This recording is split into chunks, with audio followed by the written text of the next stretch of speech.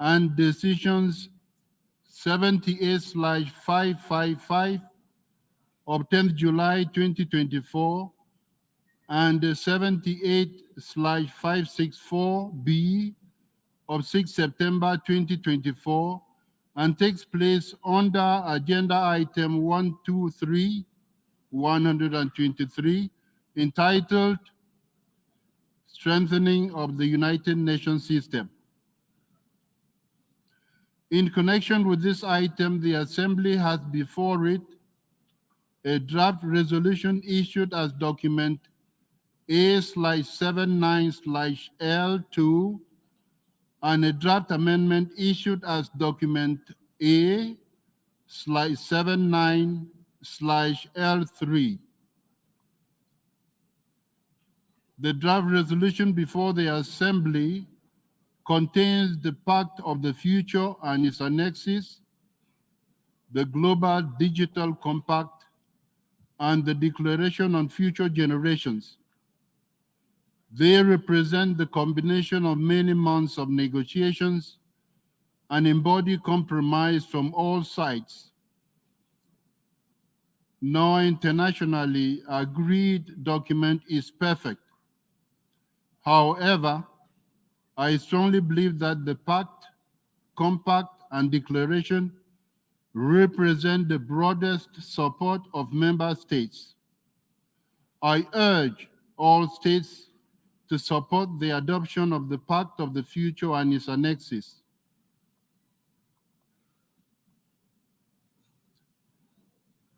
I give the floor to the distinguished representative of the Russian Federation to introduce draft amendment A/79/L3.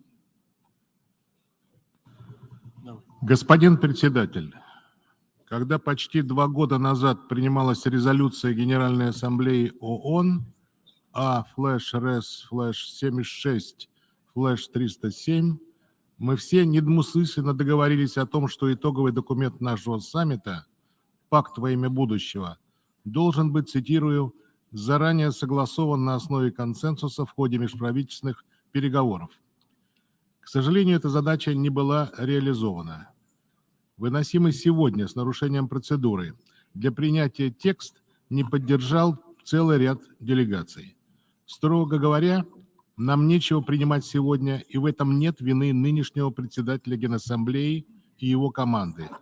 Они получили эту проблему в наследство от предшественников и честно пытались сделать все, что возможно, но у них не хватило времени.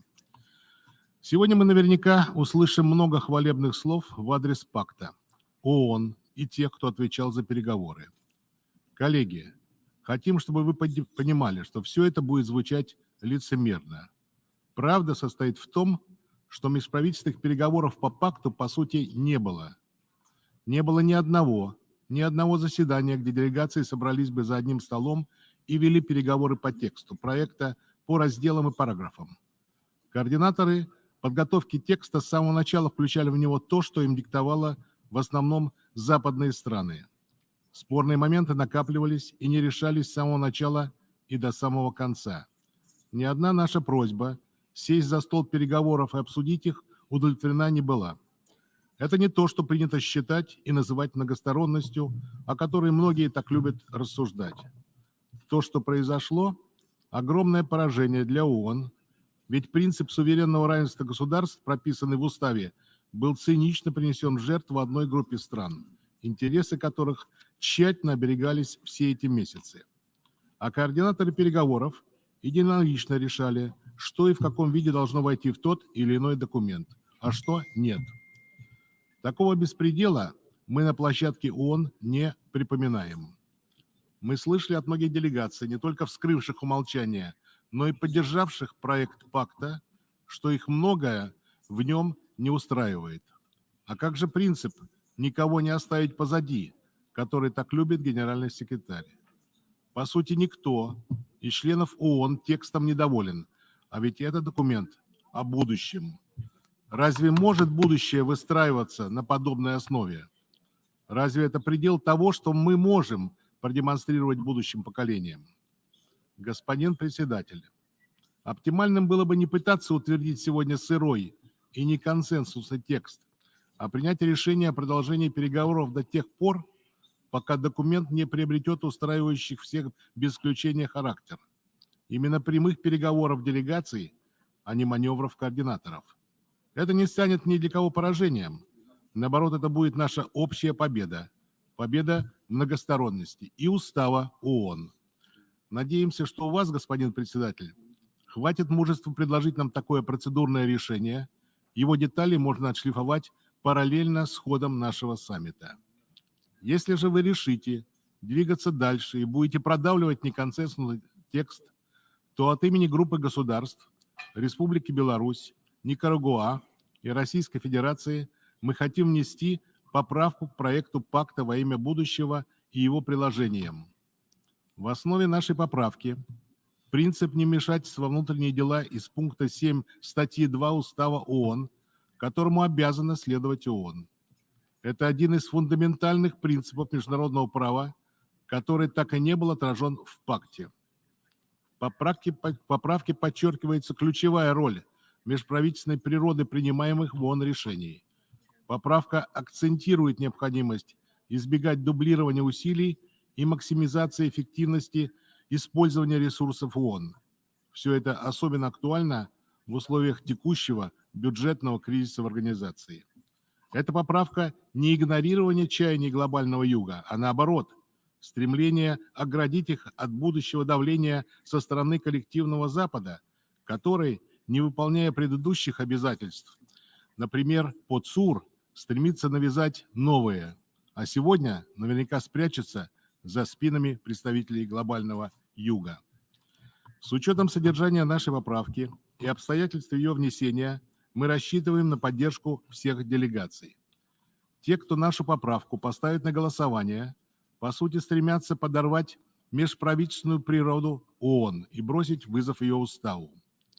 Если предложенная нами поправка не пройдет в текст пакта, то Россия дистанцируется от консенсуса по этому документу и по глобальному цифровому договору. Особенно в том, что касается положений о разоружении, вопроса участия неправительственных организаций в работе ООН и управления Верховного комиссара по правам человека. В любом случае, считаем необходимым подчеркнуть, что пакт не является документом, автоматически создающим новые мандаты и обязательства для государств-членов. Это просто декларация, причем очень размытая. Новые мандаты и обязательства могут появиться только по итогам межправительственных процессов, которые будут осуществляться принципиально иным способом, отличным от того, как была организована работа над пактом и его приложениями. Благодарю за внимание.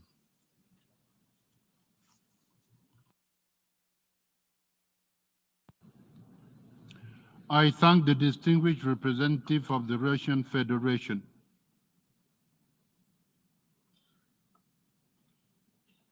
I now give the floor to the representative of the Republic of Congo on a point of order.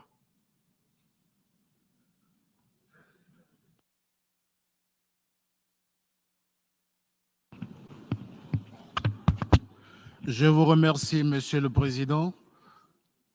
J'ai l'honneur de prendre la parole au nom du groupe africain dont mon pays assure la présidence pour le mois de septembre. Monsieur le Président, le groupe africain adresse ses vives félicitations au président de l'Assemblée générale, aux co-facilitateurs ainsi qu'au secrétaire général des Nations unies pour les efforts inlassables que, ensemble et de concert, nous avons menés à bien au cours des négociations combien difficiles et laborieuses. Le groupe africain estime qu'il est de notre responsabilité collective d'assurer et de garantir un avenir meilleur pour les générations actuelles et futures, au moment même où nous nous trouvons à la croisée des chemins. Face aux enjeux actuels qui définiront notre avenir commun, le groupe africain estime qu'il importe de démontrer notre unité et notre capacité à apporter des réponses communes et concertées sur les défis multiples et complexes auxquels nous sommes confrontés aujourd'hui. le groupe africain croit fermement que l'adoption d'un tel amendement n'est pas de nature à répondre à nos attentes et à nos aspirations légitimes. Le groupe africain soutient donc fermement le leadership du président de l'Assemblée générale et l'appuie dans tous ses efforts pour l'adoption du pacte pour l'avenir. Enfin, le groupe africain propose qu'aucune décision ne soit prise concernant le projet d'amendement A79L3. Je vous remercie, Monsieur le Président.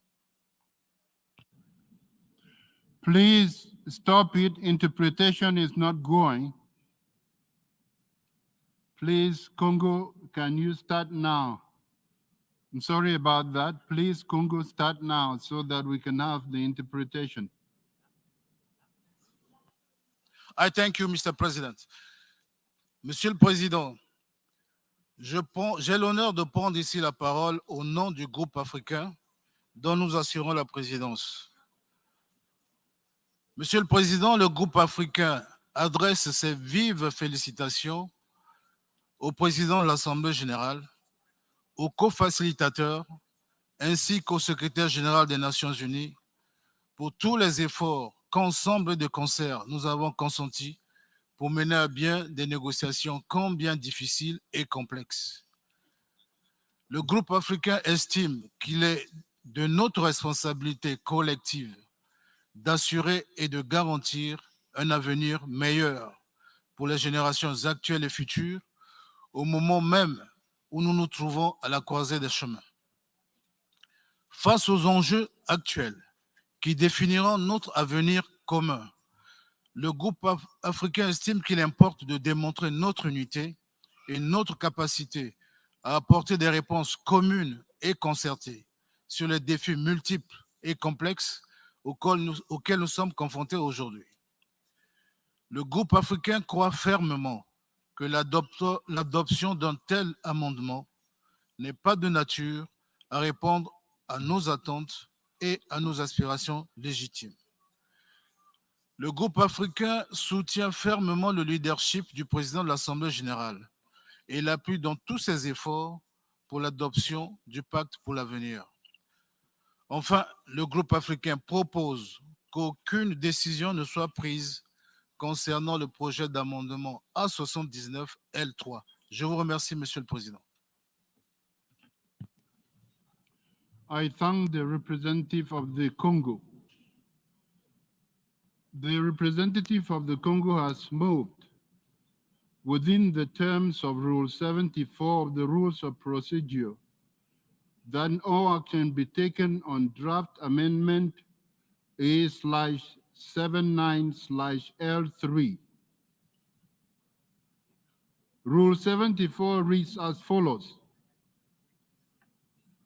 During the discussion of any matter, a representative may move the adjournment of the debate on the item under discussion.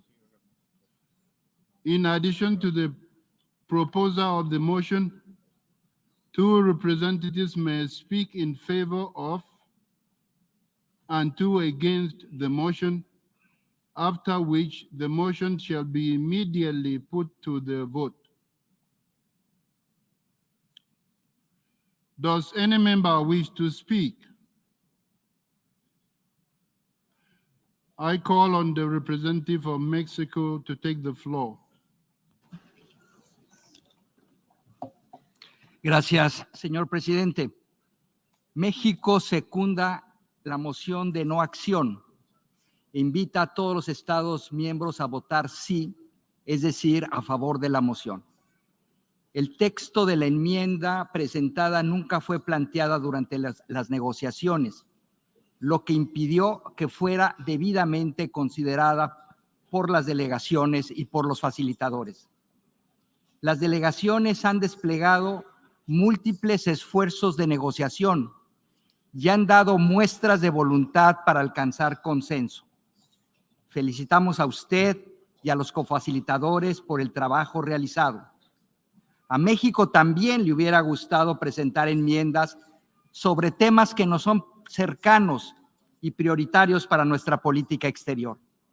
Pero creemos que el texto que ahora tenemos frente a nosotros es el mejor resultado posible y sienta las bases para el trabajo futuro de esta organización. Reiteramos nuestra voluntad de continuar participando en negociaciones constructivas, transparentes y de buena fe. Gracias, presidente.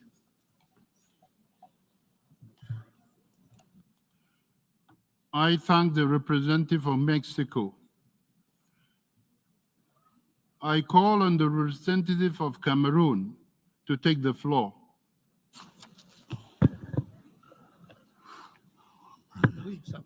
Monsieur le Président, je vous remercie de me passer la parole. Monsieur le Président, la délégation du Cameroun soutient la motion présentée par le Congo au nom du groupe africain. Le Cameroun soutient pleinement et fortement ce document. Je vous remercie. I thank the representative of Cameroon. I call on the representative of the Bolivarian Republic of Venezuela to take the floor.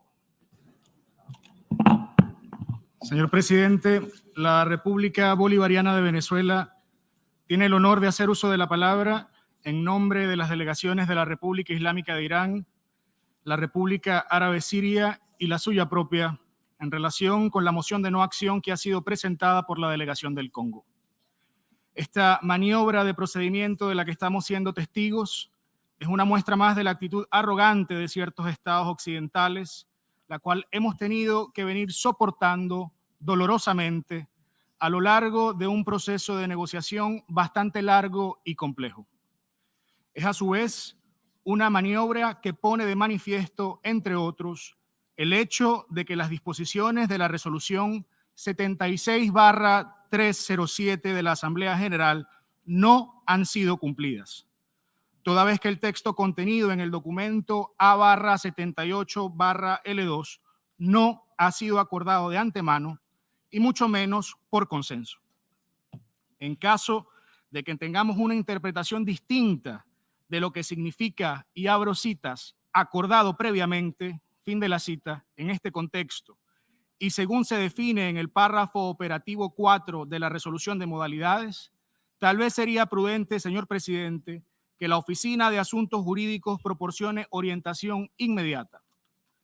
Ahora bien, aunque estos estados son conscientes de que es evidente que no hay consenso sobre el proyecto de pacto para el futuro, en gran parte debido a la falta de voluntad política de las delegaciones de esos mismos países para entablar negociaciones de buena fe a lo largo de los últimos 18 meses, en diversas cuestiones que son tan controvertidas como críticas para muchos de nosotros, siguen prefiriendo impulsar hoy un curso de acción que pretende ignorar la existencia misma de esas opiniones divergentes, en lugar de permitir a los Estados miembros que expresen libremente sus puntos de vista sobre el fondo de la enmienda, muy directa y basada estrictamente en cuestiones y lenguaje de principios que tenemos ahora mismo ante nosotros. En nuestra opinión, señor presidente, esta enmienda sí contribuiría a la realización de nuestras legítimas aspiraciones nacionales.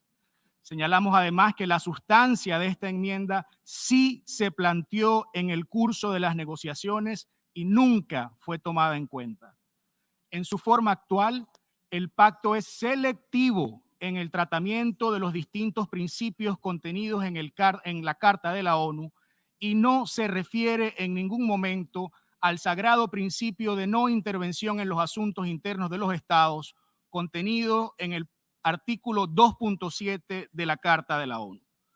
Señor presidente, conscientes de esta realidad y de conformidad con lo dispuesto en el artículo 74 del reglamento de la Asamblea General, quisiéramos instar muy respetuosamente a todos los Estados miembros a que voten en contra de esta moción de no acción y a que posteriormente voten a favor de la enmienda contenida en el documento A/79/L.3. Muchas gracias, señor presidente. I thank the representative of the Bolivarian Republic of Venezuela. I call on the representative of Belarus to take the floor. Господин председатель, благодарю за предоставленное слово. Делегация Беларуси обращается к Высокому собранию с просьбой рассмотреть по существу поправку, содержащуюся в документе А/79/L3. Спасибо за внимание.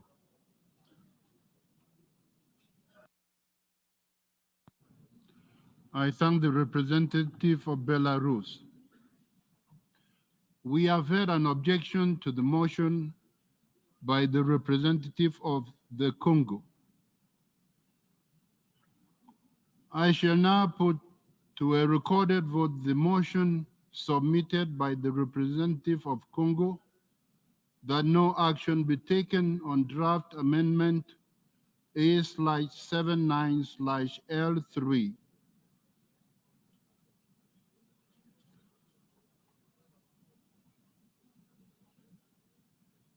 Those in favor of the motion, please signify. Against? Abstentions?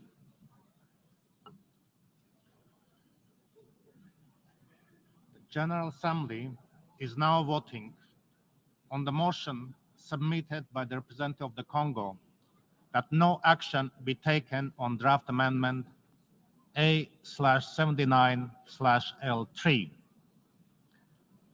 Press the green button to vote in favor of the motion by the Congo that no action be taken on the amendment. Press the red button to vote against the motion by the Congo that no action be taken on the amendment. Will all delegations confirm that their votes are accurately reflected on the screen?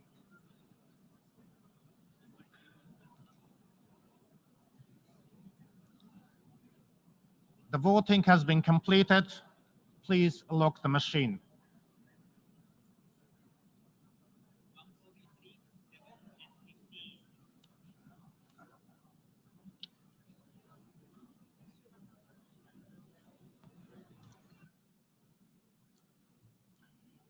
The result of the vote is as follows. Please listen carefully. The result of the vote is as follows. In favor, 143. Against, 7. Abstentions, 15. The motion is adopted.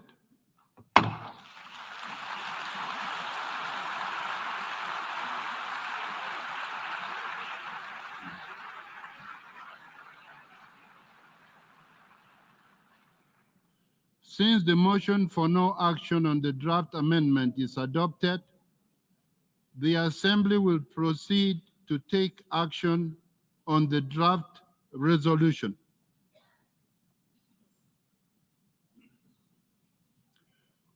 The Assembly will now proceed to consider draft resolution A/79/L2. I give the floor to the representative of the Secretariat. Thank you, Mr. President. The present oral statement on draft resolution L2 is made in the context of Rule 153 of the Rules of Procedure. The full statement has been distributed to member states. Pursuant to requests contained in paragraph 34C, 41C, 57A, 81A and B, 83E of the Pact for the future, additional resources in the range of 1.5 to 1.8 million, excluding staff assessment, would be required for the 2025, for which details would be included in the revised estimates report to be presented at the main part of the 79th session of the General Assembly. Regarding the request contained in paragraph 37F and 42B of the Pact, it is envisaged that additional resources would be required for 2025. The Secretary-General would, following consultations, submit resource requirements for 2025 in the revised estimates report. The Secretariat will further assess if paragraph 76 and 78B could give rise to budgetary implications. Additional resources which may be required for 2026 and subsequent years, pursuant to requests contained in paragraph 37F, 41C, 42B, 57A, 74A, and 81B of the Pact, would be presented in the proposed program budgets in the applicable years. With regard to the request contained in paragraph 48 and 72 of the Compact, it is envisaged that additional resources would be required for 2025. The Secretary-General would, following consultations, including with member states, submit a proposal on the resource requirements for 2025 for consideration by the Assembly during the 79th session. And with regard to the request contained in paragraph 56A, 56B, and 74 of the Compact, it is not possible to estimate implications at this time in the absence of modalities. When the modalities are determined, the Secretary-General would assess implications in accordance with the Rule 153. Additional resources which may be required for 2026 and subsequent years, pursuant to requests contained in paragraph 48 and 72 of the Compact, would be presented in the proposed program budget in the applicable years. With regard to the request contained in the third subparagraph, paragraph 43 of the Declaration of Future Generations, it is not possible to estimate implications of this time owing the absence of the modalities. When the modalities are determined, Secretary-General would assess the implication in accordance with Rule 153. And pursuant to request contained in the fourth subparagraph, paragraph 43 of the Declaration, additional resources would be required for 2028, for which details would be included in the proposed program budget for 2028. Thank you, Mr. President. I thank the representative of the Secretariat. Before proceeding further, members are reminded that pursuant to Decision 78/555, any explanation of vote on the outcome document shall be incorporated into national statements instead of being made at the opening segment. Furthermore, as indicated in the letter from the President of the General Assembly, dated 4th September 2024, member states are encouraged to use the debate on agenda item 123, scheduled for 7th October 2024, to put on record any further views on the elements of the Pact for the Future, the Global Digital Compact, and the Declaration on Future Generations. The Assembly will now take a decision on draft resolution A/79/L2 entitled The Pact for the Future. May I take it that the Assembly decides to adopt draft resolution A/79/L2? It is so decided.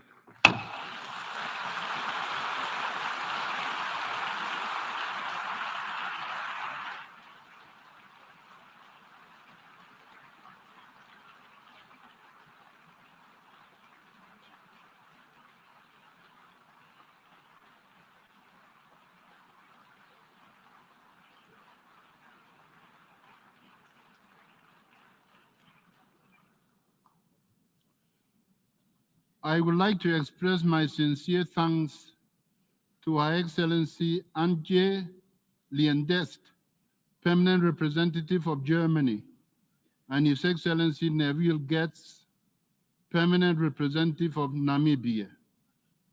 Her Excellency Anna Karin Enestrom, Permanent Representative of Sweden. His Excellency Chola Milambo, Permanent Representative of Zambia. His Excellency Brian Wallace, Permanent Representative of Jamaica, and Her Excellency Joka Brandt, Permanent Representative of the Kingdom of the Netherlands, who ably and patiently conducted discussions and complex negotiations on the Pact for the Future, the Global Digital Compact, and the Declaration on Future Generations. I also express my sincere thanks to His Excellency Thomas Zarneysen, Chargé d'Affaires ad interim of the Permanent Mission of Germany, for its work in the final stage of the process. Finally, I wish to recognize the hard work of the teams that supported the 6 co-facilitators over multiple sessions, including Agnes Julin, Audrey Gatana Namases, Cornelia Jarash, Ernst Reuter Marcel, Jan Bush, Johan Shekeni, Julia Fielding, Marcus Kreft, Moses Jere, Regelia Voges, Sevelina Ashipar, Tilman Chef, Yannick Da Costa, and many more. I am sure members of the Assembly will join me in extending to them our sincere appreciation.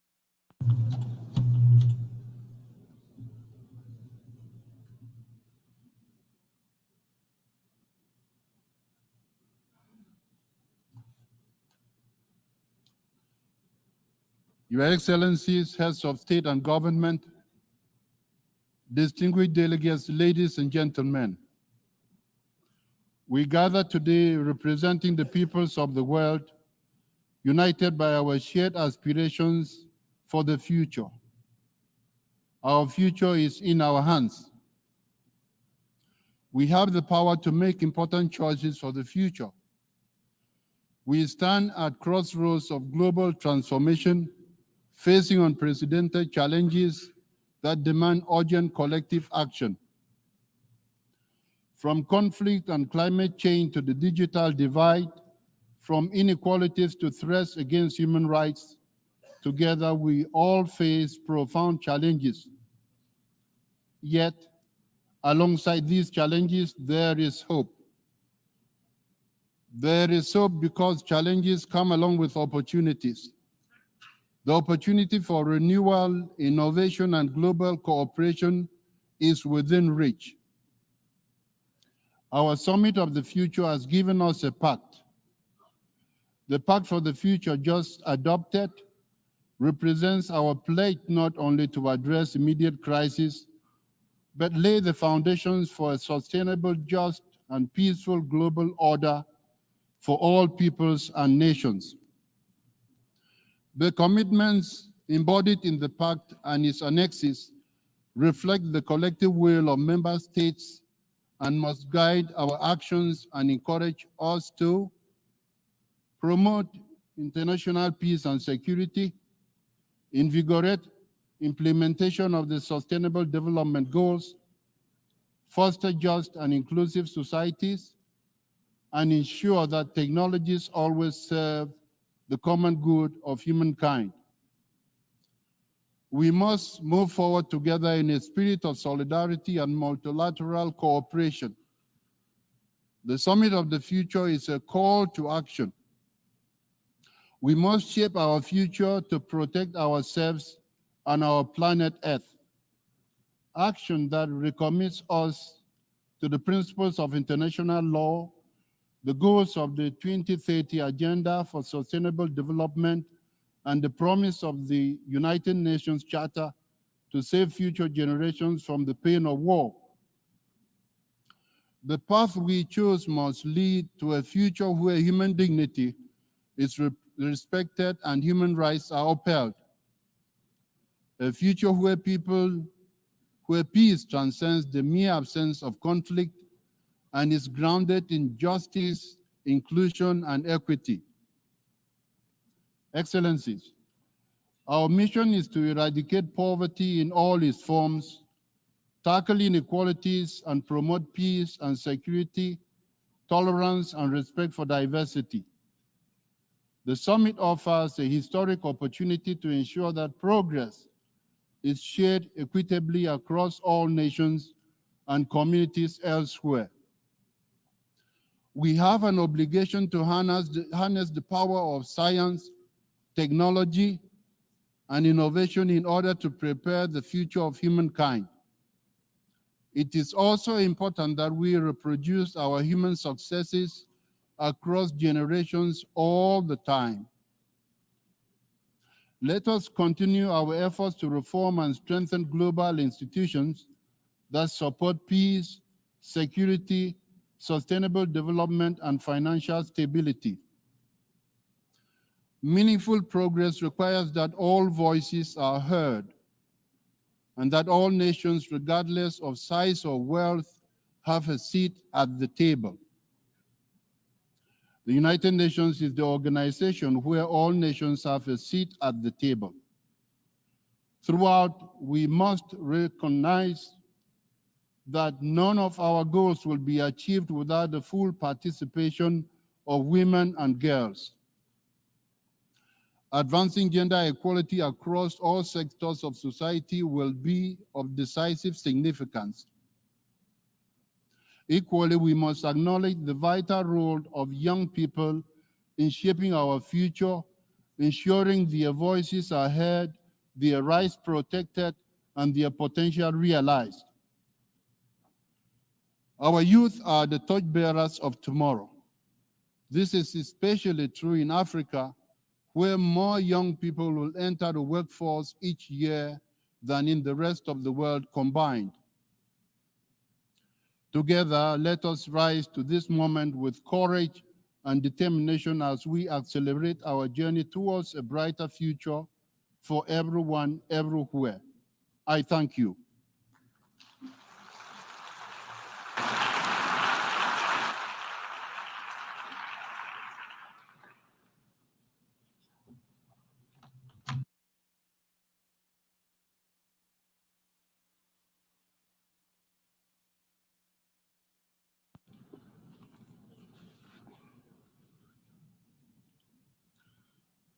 I now give the floor to His Excellency António Guterres, the Secretary-General of the United Nations.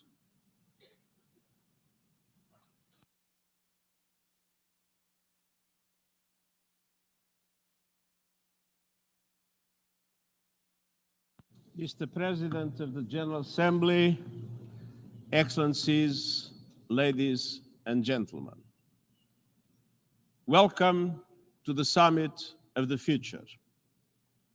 I thank the co-facilitators, the former and current presidents of the General Assembly, and all member states for their strong engagement, creativity, and spirit of compromise, and all my colleagues for their invaluable efforts over the past 3 years. We are here to bring multilateralism back from the brink. I called for this summit to consider deep reforms to make global institutions more legitimate, fair, and effective based on the values of the UN Charter. I called for this summit because 21st century challenges require 21st century solutions, frameworks that are networked and inclusive, and that draw on the expertise of all of humanity. I called for this summit because our world is heading off the rails and we need tough decisions to get back on track. Conflicts are raging and multiplying, from the Middle East to Ukraine and Sudan with no end in sight. Our collective security system is threatened by geopolitical divides, nuclear posturing, and the development of new weapons and theaters of war. Resources that could bring opportunities and hope are invested in death and destruction. Huge inequalities are a brake on sustainable development. Many developing countries are drowning in debt and unable to support their people. And we have no effective global response to emerging, complex, and even existential threats. The climate crisis is destroying lives, devastating communities, and ravaging economies. And we all know the solution: a just phase out of fossil fuels, and yet emissions are still rising. New technologies, including AI, are being developed in a moral and legal vacuum without governance or guardrails. And in short, our multilateral tools and institutions are unable to respond effectively to today's political, economic, environmental, and technological challenges. And tomorrow's will be even more difficult and even more dangerous.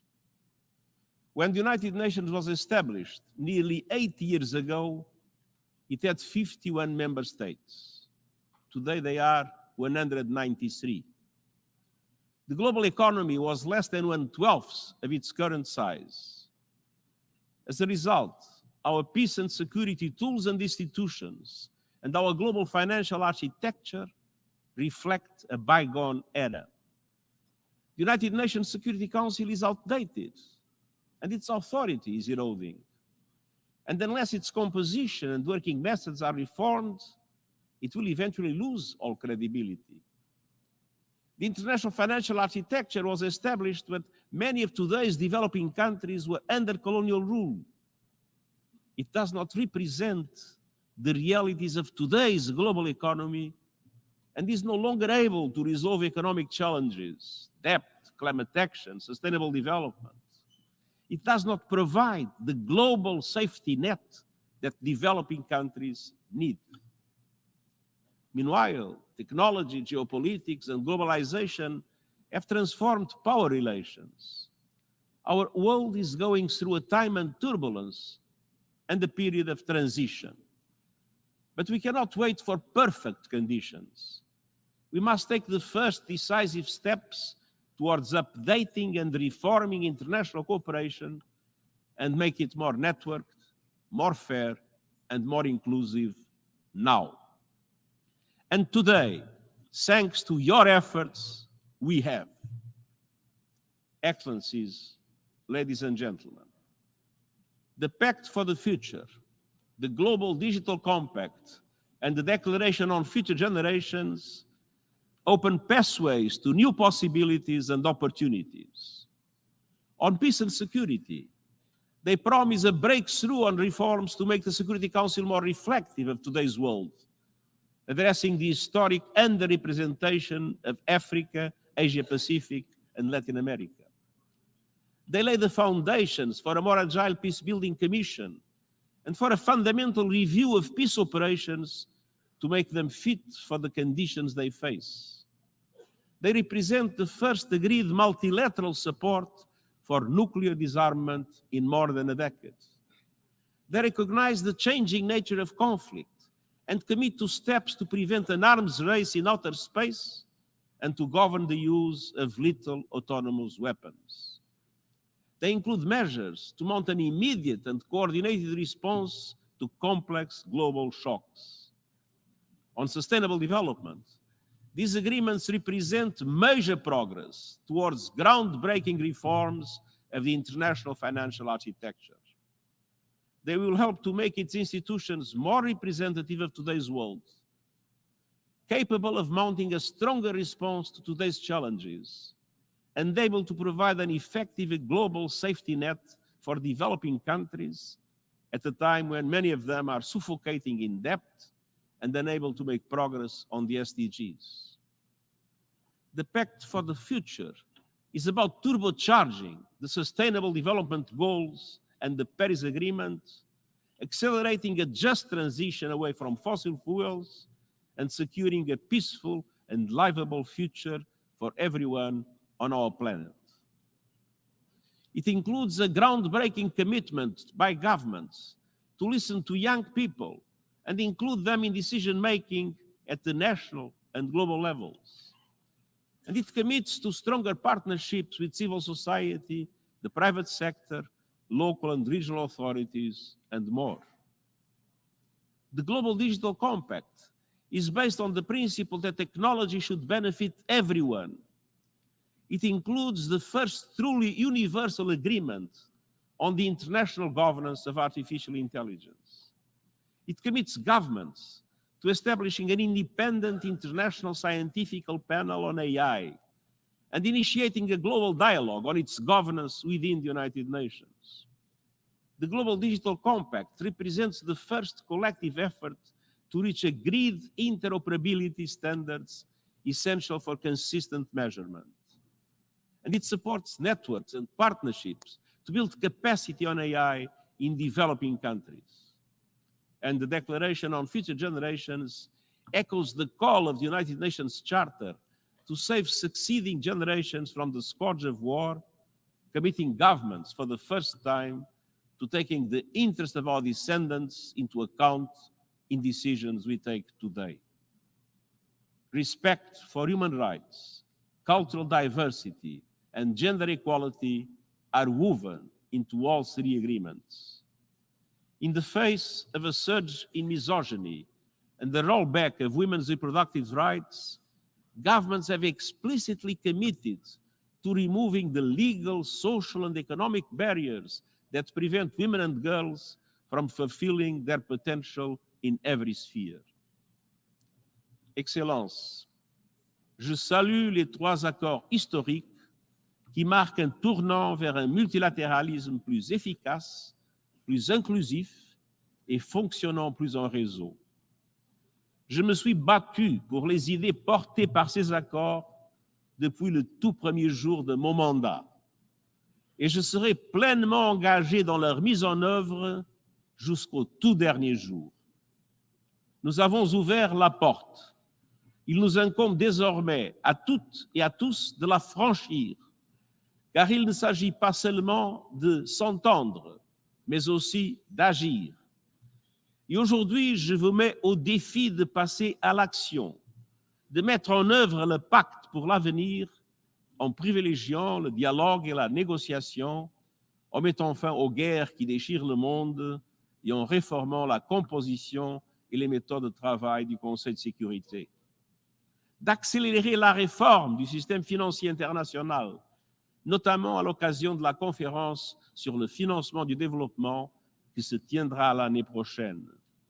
De placer les nouvelles technologies au service de l'intérêt supérieur de l'humanité.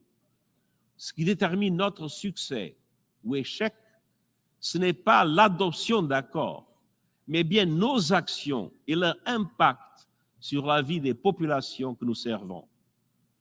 Excellences, tout au long de ma vie, que ce soit en tant que militant politique ou aux Nations Unies, j'ai appris que les gens ne sont jamais d'accord sur le passé. Pour rétablir la confiance, nous devons partir du présent et regarder vers l'avenir. Et partout dans le monde, les gens aspirent à la paix, à la dignité et à la prospérité.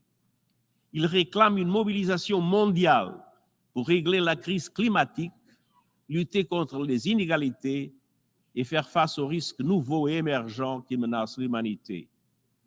Et ils considèrent que l'ONU est indispensable pour résoudre ces défis. Tout cela a été confirmé pendant les 2 journées d'action inspirantes qui viennent de se dérouler. Le sommet de l'avenir trace la voie pour une coopération internationale qui soit à la hauteur de leurs attentes. Alors que nous franchissons ensemble cette première étape cruciale, je tiens à féliciter tous les États membres pour leur contribution. Maintenant, mettons-nous au travail et je vous remercie.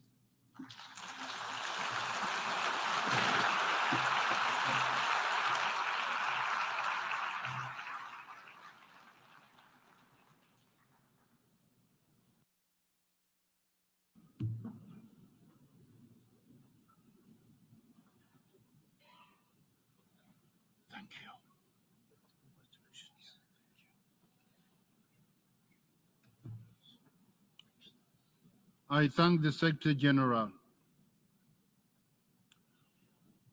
In accordance with Resolution 76/307, we will now hear from youth representatives. I now give the floor to Mr. Ghanim Mohammed Al Mufta from Qatar.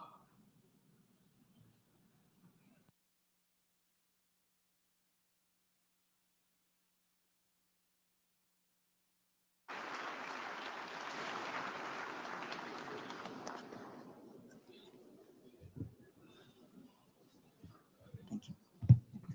Oh, it's falling down.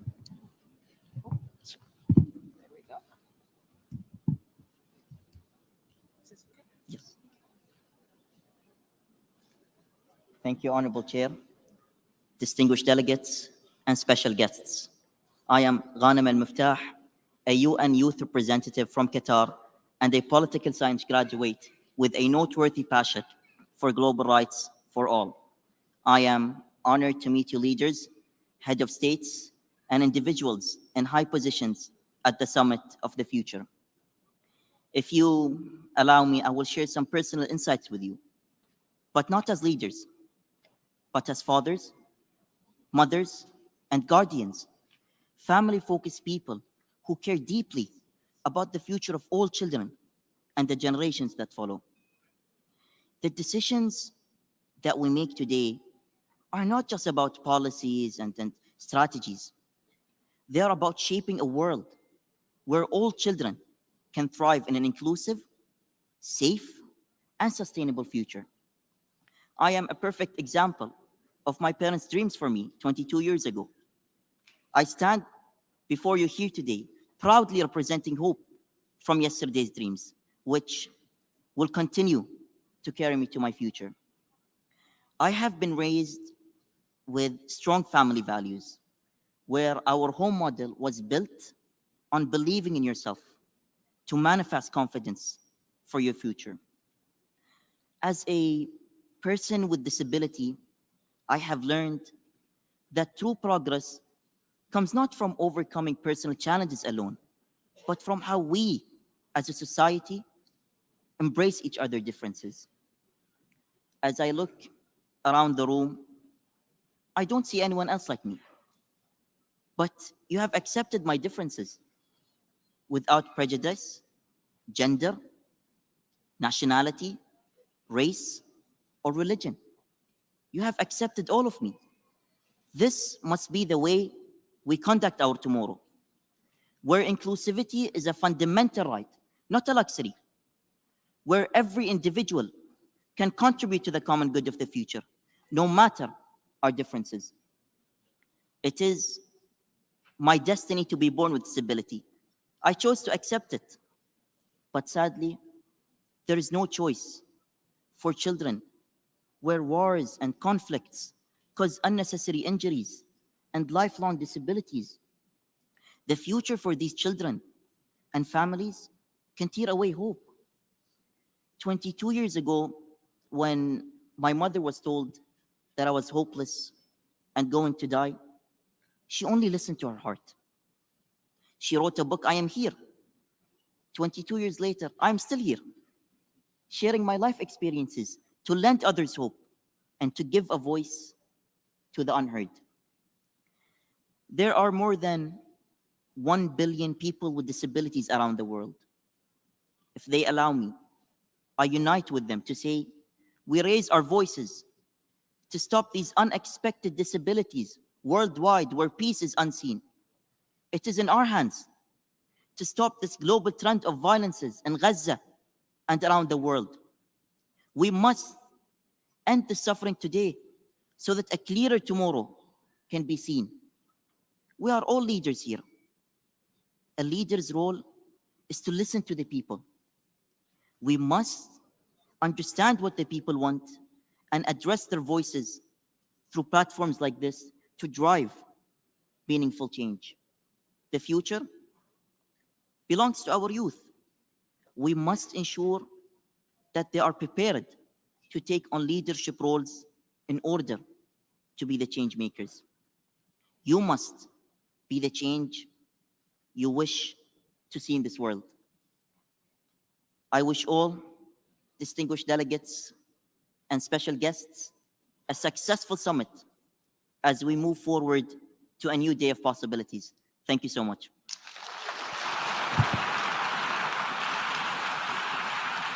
I thank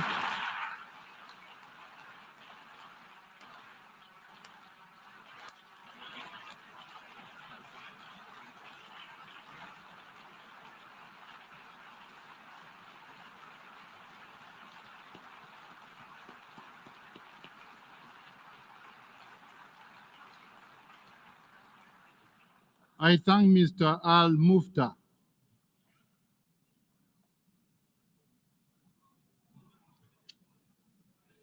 I now give the floor to Ms. Niria Alicia Garcia from the United States.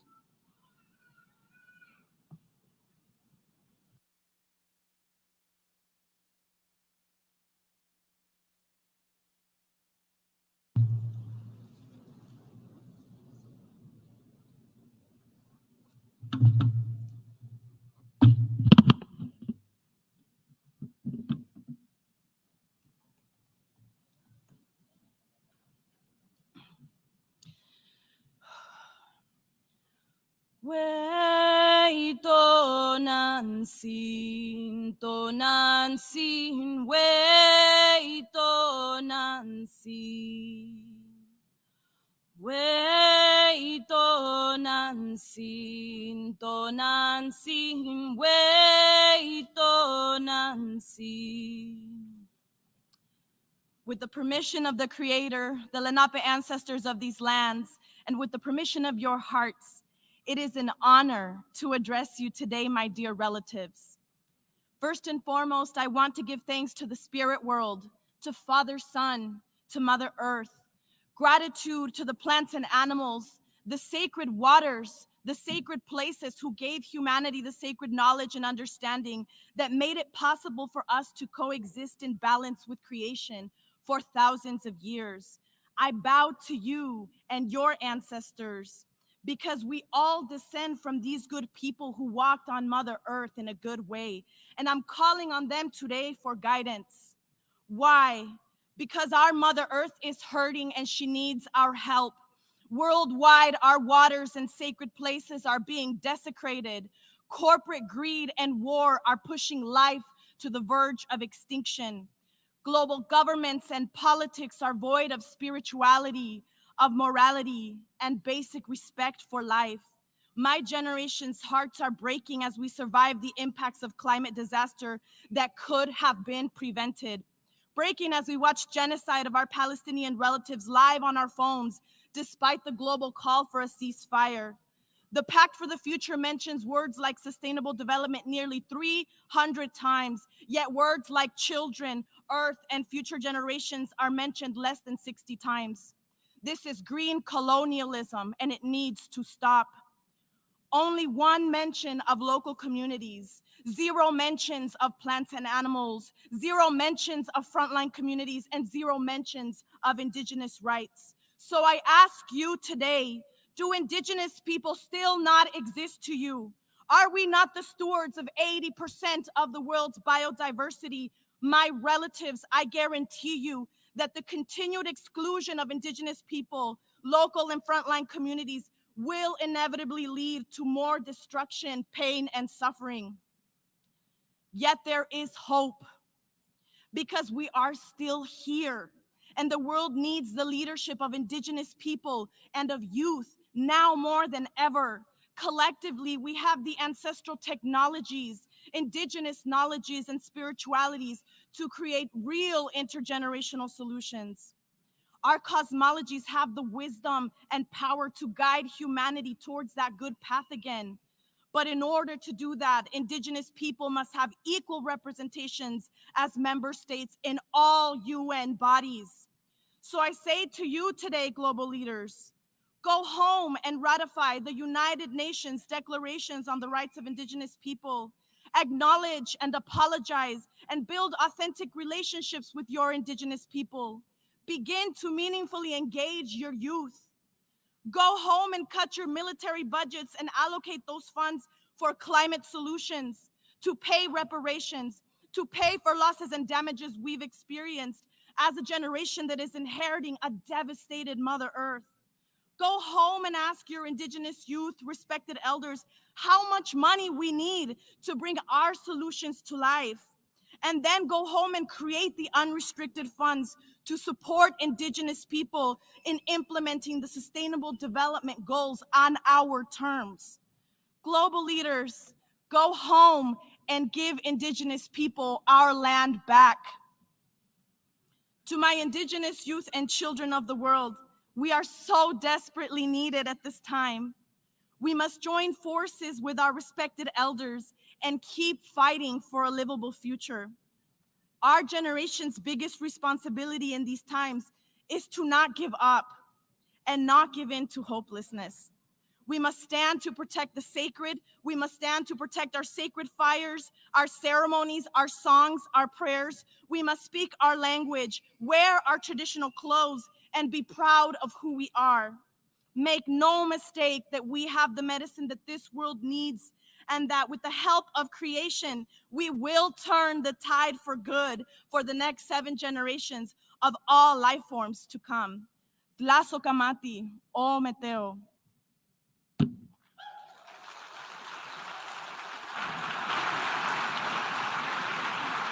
I thank Ms. Garcia. I now give the floor to Ms. Monica Malit from South Sudan.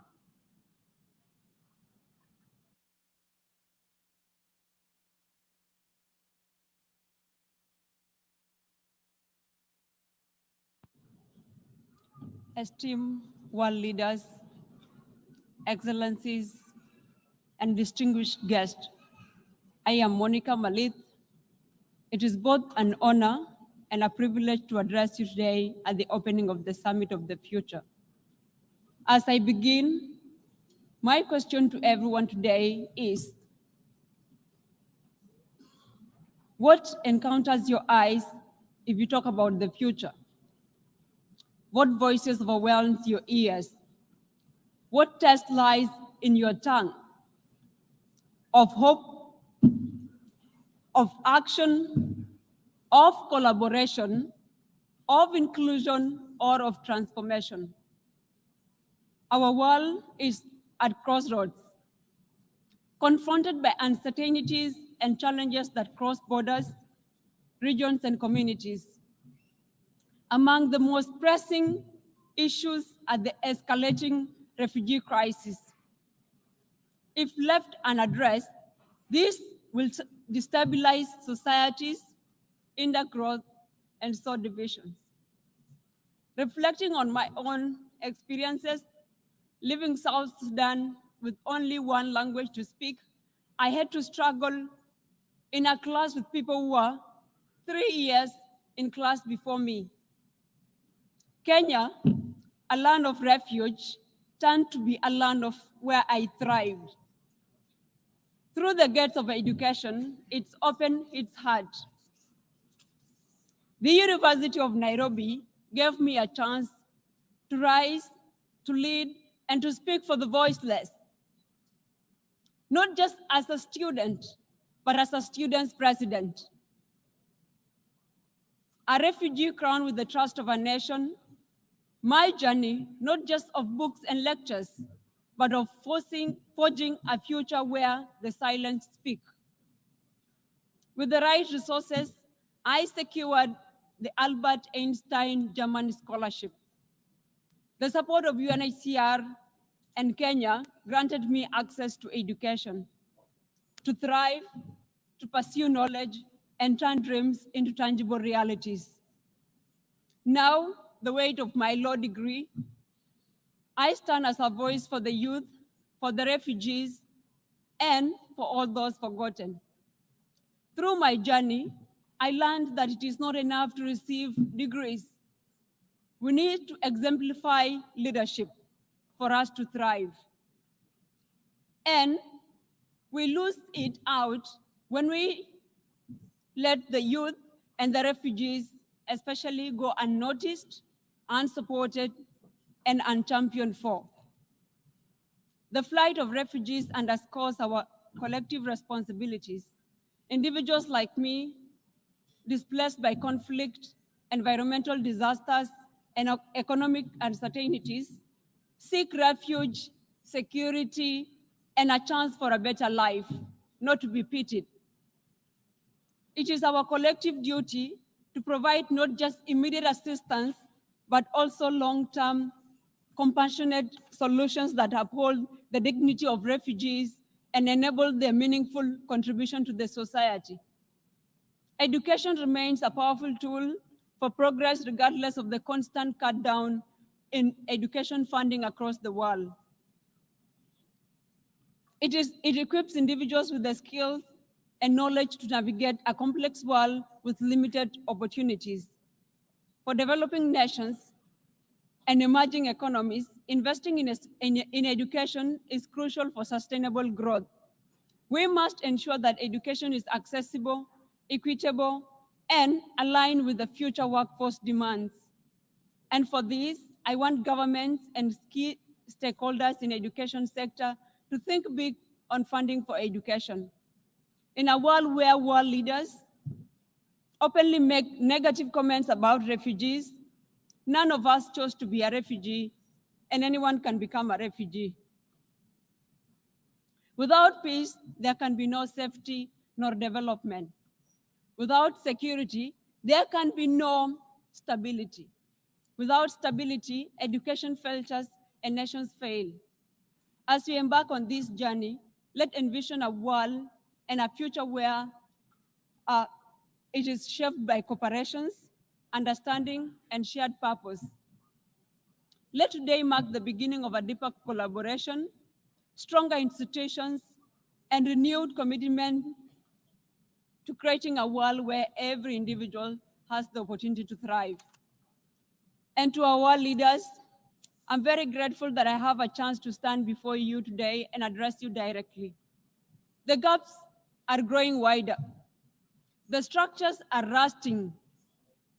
While you talk of reforms, our future deliberations must not be rehearsed platitudes, but revolutions of thoughts.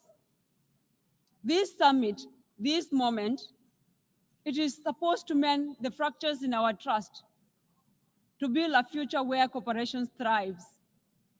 And to the youth, the future is ours to forge, not theirs to cling to, not theirs to pass down like spoils of war, because there are those who went for the war but were left in the war.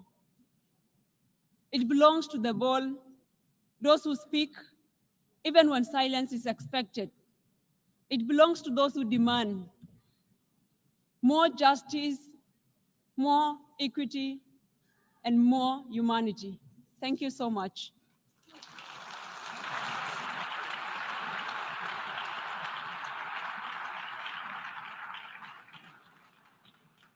I thank Ms. Malith.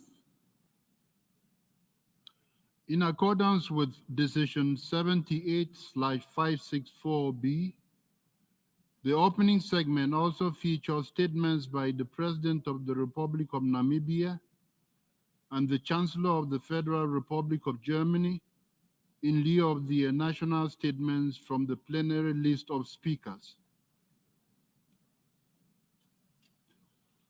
I invite His Excellency Olaf Scholz, Chancellor of the Federal Republic of Germany, to address the Assembly.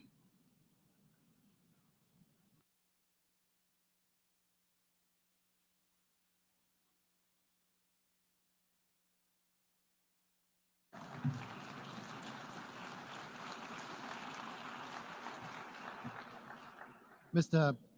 President, colleagues, ladies and gentlemen, I would like to thank all the previous speakers, especially the youth representatives, for their important input. It is for them, the youth around the world, that we have come together today. It is about their hopes for a better world. It's about their future. A special word of gratitude goes to you, Mr. President. Your leadership has proven of vital importance. At a time of great tension and uncertainty, we need the Pact for the Future more than ever. The previous speakers have already explained how deeply our fates are linked by the global challenges we are facing.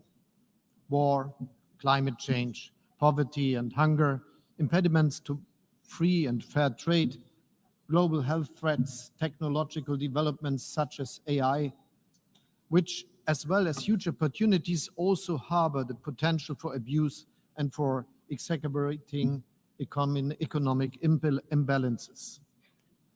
The Pact does not just acknowledge these challenges. It expresses our commitment to confronting them, not alone, not one by one, but together, East and West, North and South. The Pact for the Future can serve as a compass for us, a compass whose needle points towards more cooperation and partnership instead of towards more conflict and fragmentations. A compass guiding us to a more just, inclusive and cooperative world. The Pact shows our determination to restore trust in our common institutions. It shows that all the talk of division, polarization and uncertainty will not be the end of the story of the United Nations. Because we still cooperate. We are still placing trust in one another. We are still committed to the principles of the Charter. And we are still willing to treat each other with respect and fairness.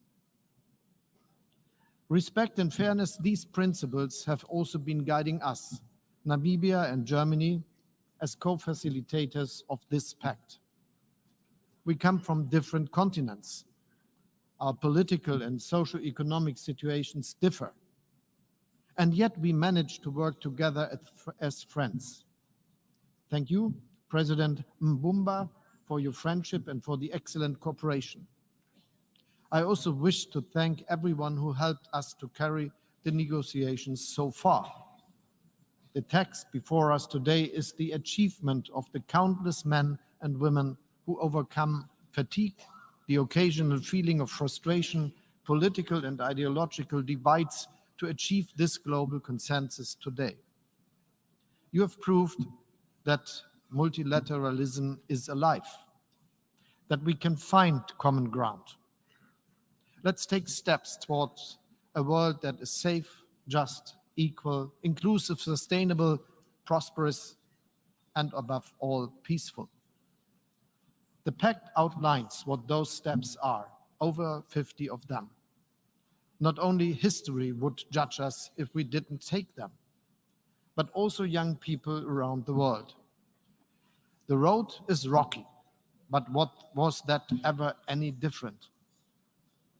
Germany will extend its hand to anyone who wants to walk this road with us. Let's get moving. The future starts now. Thank you.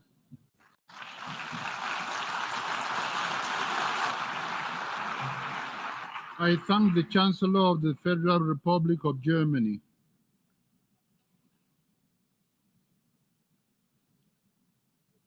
I invite His Excellency Nangolo Mbumba, President of the Republic of Namibia, to address the Assembly.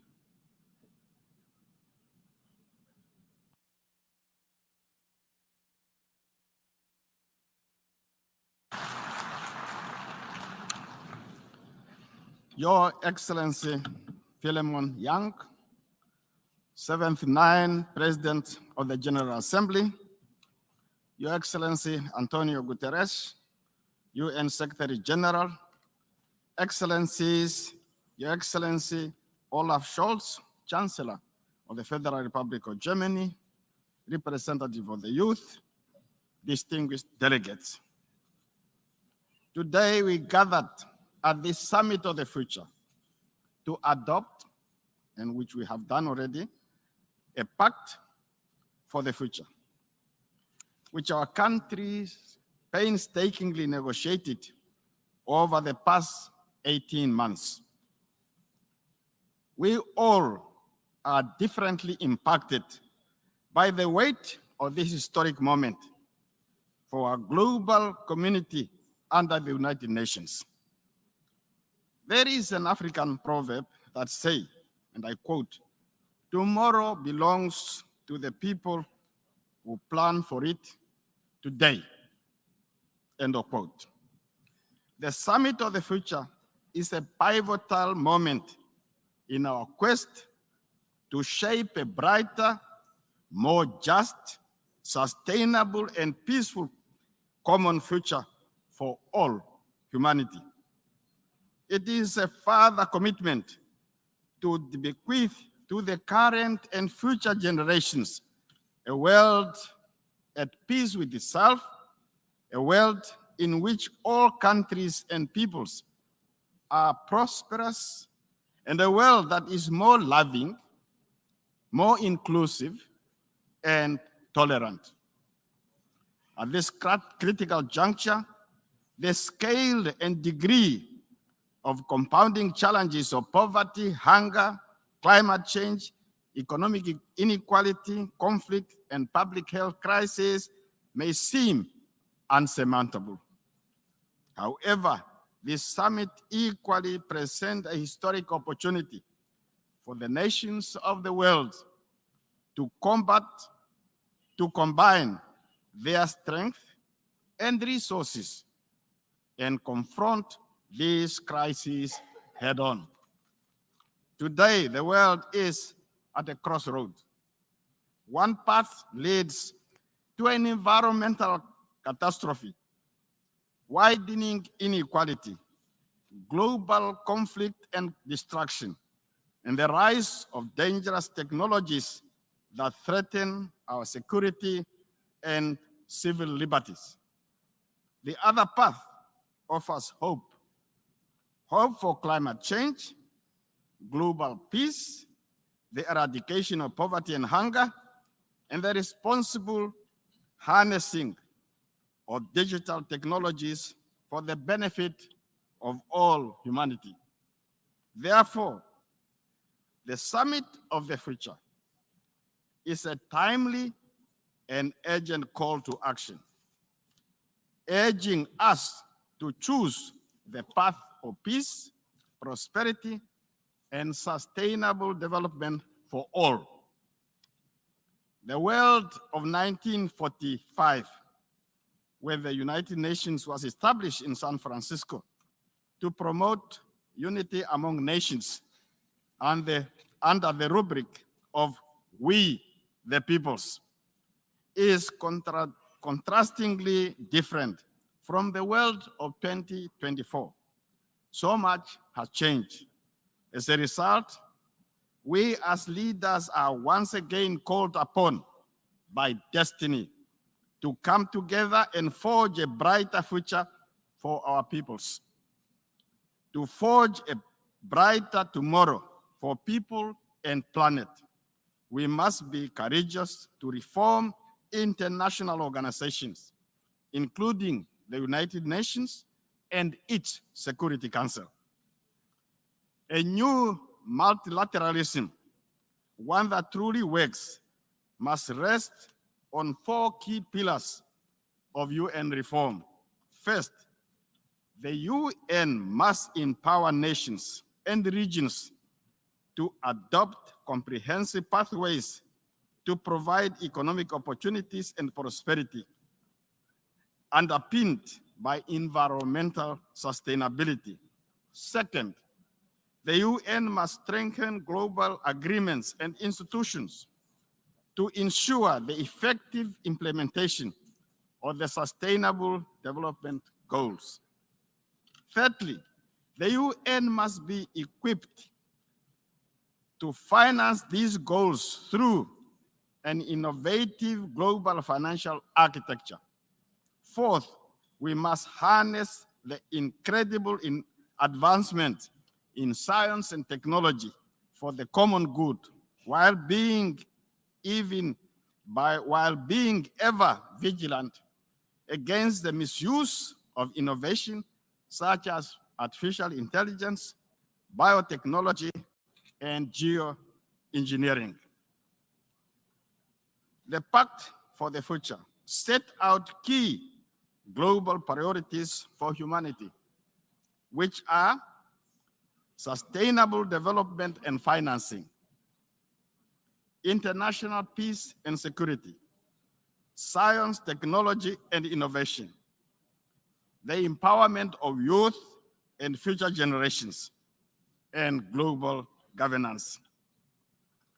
I extend heartfelt congratulations to the respective facilitators and all member states of the United Nations for this profound accomplishment.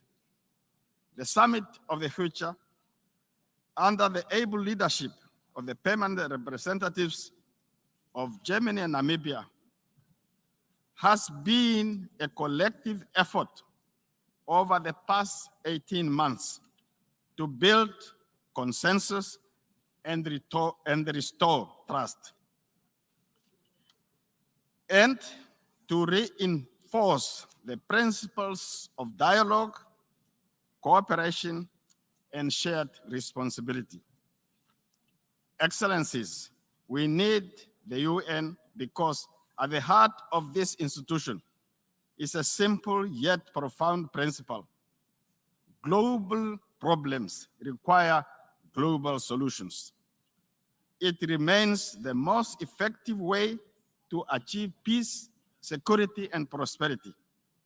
The Namibian government recognizes the profound significance of this summit for the future, for our planet, to meet the targets set forth in the 2030 Agenda for Sustainable Development and the Paris Agreement. Sustainable development must be our guiding principle, summarized by 5 Ps: people, planet, prosperity, peace, and partnership. People signify our commitment to leave no one behind. Planet signifies the urgent need to live within planetary boundaries. Prosperity calls for extending the benefits of modern education and technology to all. Peace in the nuclear age requires nations to live together under international law and the UN Charter. Partnership between governments, civil society, and business are essential to achieving our shared goals. We must leave this summit with renewed commitments and concrete action plans to eradicate poverty, eliminate hunger, tackle climate change, and build a global economy that works for all. Future generations will judge us not by our words, but by our actions. Excellencies, guided by the principles of the UN Charter, we must reaffirm our commitment towards peaceful coexistence and shared development. We have the tools, the knowledge, and the opportunity to shape a better world. I am confident that together we can rise to the occasion and seize this moment in history for a brighter future that is peaceful, just, and sustainable. I thank you very much.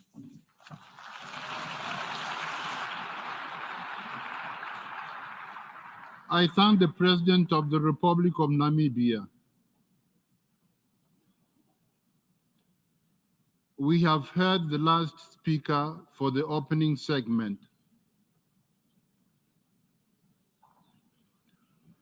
Before giving the floor to the first speaker on the list of speakers, delegations are reminded that statements are limited to 5 minutes for participating states and 3 minutes for other statements. Pursuant to Rule 72 of the Rules of Procedure, when a representative exceeds her or his allotted time, the President shall call the speaker to order without delay, which will be done by means of automatic microphone cutoff.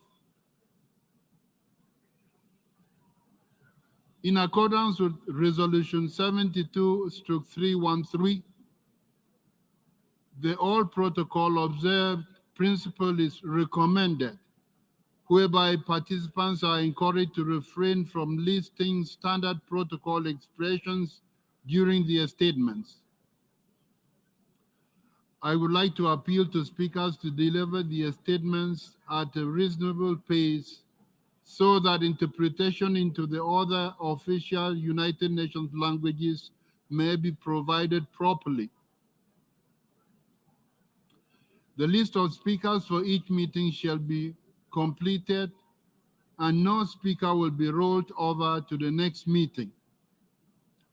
Speakers who are not present when their speaking turn comes will be automatically moved to the next available speaking slot within their category at the same time.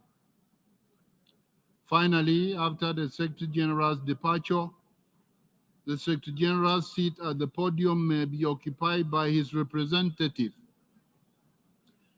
If I hear no objection, we shall proceed accordingly. It is so decided.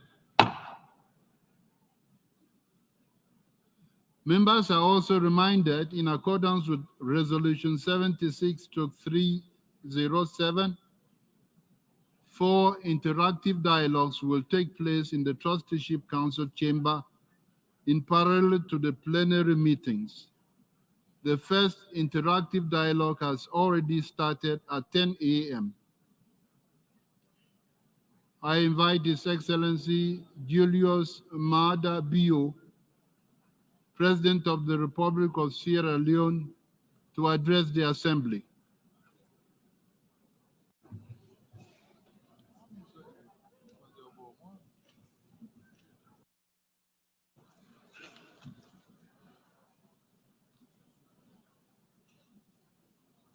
Mr. President of the General Assembly, the Secretary-General of the United Nations, colleagues, heads of state and government, distinguished ladies and gentlemen,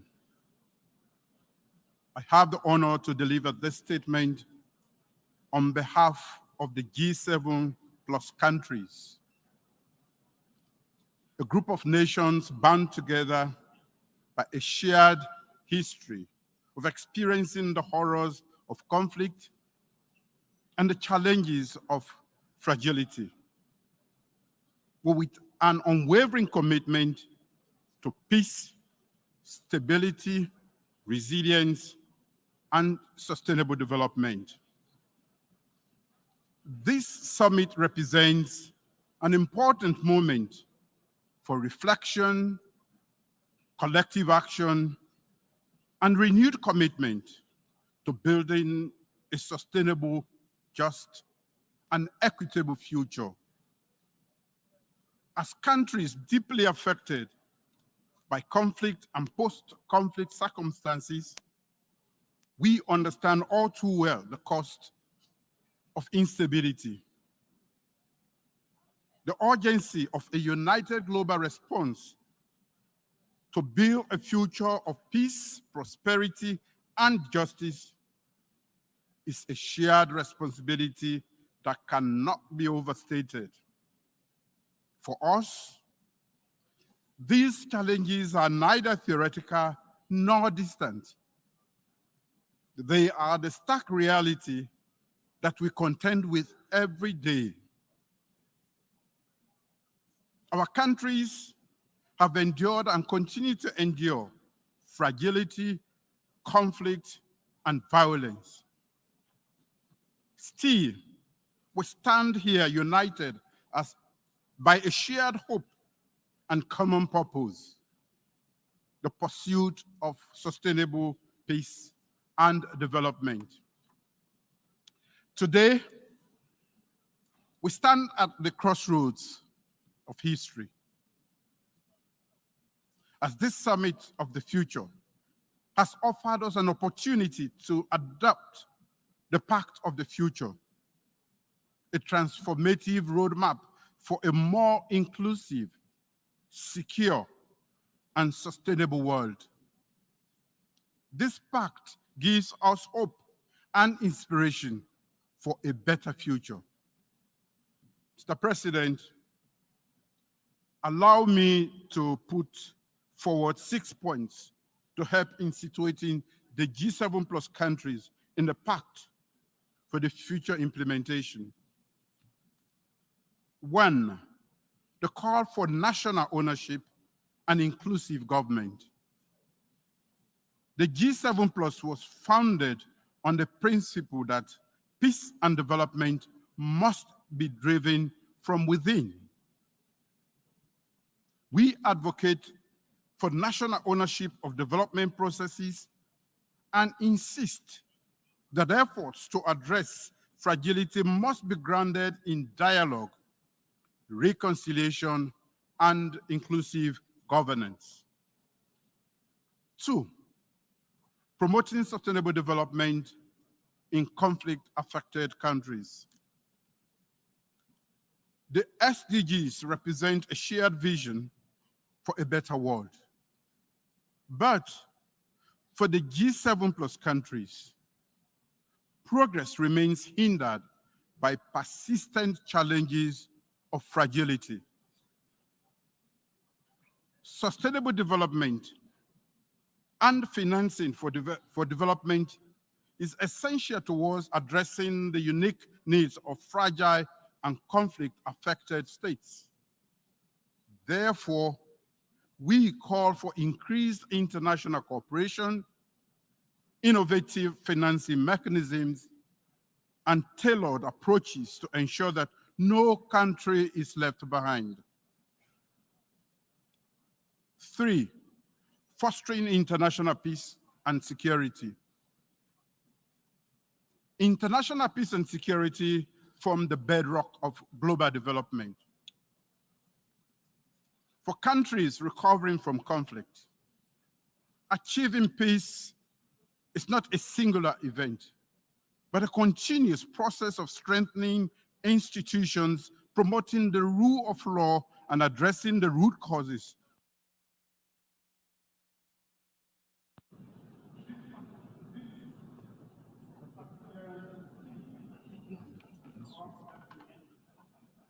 I thank the President of the Republic of Sierra Leone.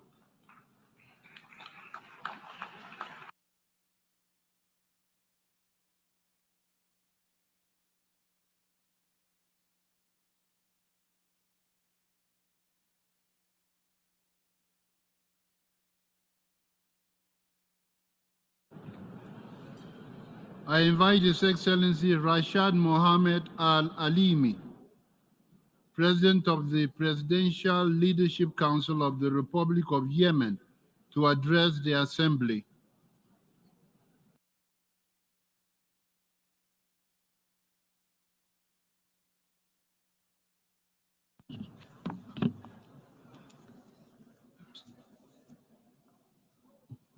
بسم الله الرحمن الرحيم. أصحاب الجلالة والفخامة والسمو، أصحاب المعالي والسعادة، الحضور الكرام، إنها فرصة ثمينة أن نتحدث إليكم اليوم في هذا الحدث الهام الذي نجدد فيه معا التزامنا المشترك بمبادئ التضامن العالمي والاحترام المتبادل والتعاون الوثيق، وهي المبادئ التي تأسست عليها هذه المنظمة. السيدات والسادة، لقد كانت رحلة اليمن خلال العقد الأخير مليئة بالمعاناة والتحديات الصعبة التي جلبتها حرب الميليشيات الحوثية الإرهابية المدعومة من النظام الإيراني، مخلفة دماراً هائلاً في كافة مناحي الحياة. لذلك فإن أولوياتنا قد تبدو مختلفة عن أجندة معظم بلدانكم، خصوصاً تلك التي تنعم بالسلام والاستقرار، لكن تطلعاتنا واحدة نحو المستقبل الواعد الذي تستحقه شعوبنا جميعاً. اليمن هو اليوم أحد أكبر الأزمات الإنسانية في العالم، وتثقله تداعيات الحرب على مختلف المستويات، بما في ذلك تعثر الوفاء بالتزاماته المرتبطة بأهداف الألفية والتنمية المستدامة. لكن وعلى الرغم من تلك التحديات الهائلة، يبقى صمود وتصميم الشعب اليمني قوياً وثابتاً في السعي نحو مستقبل أفضل.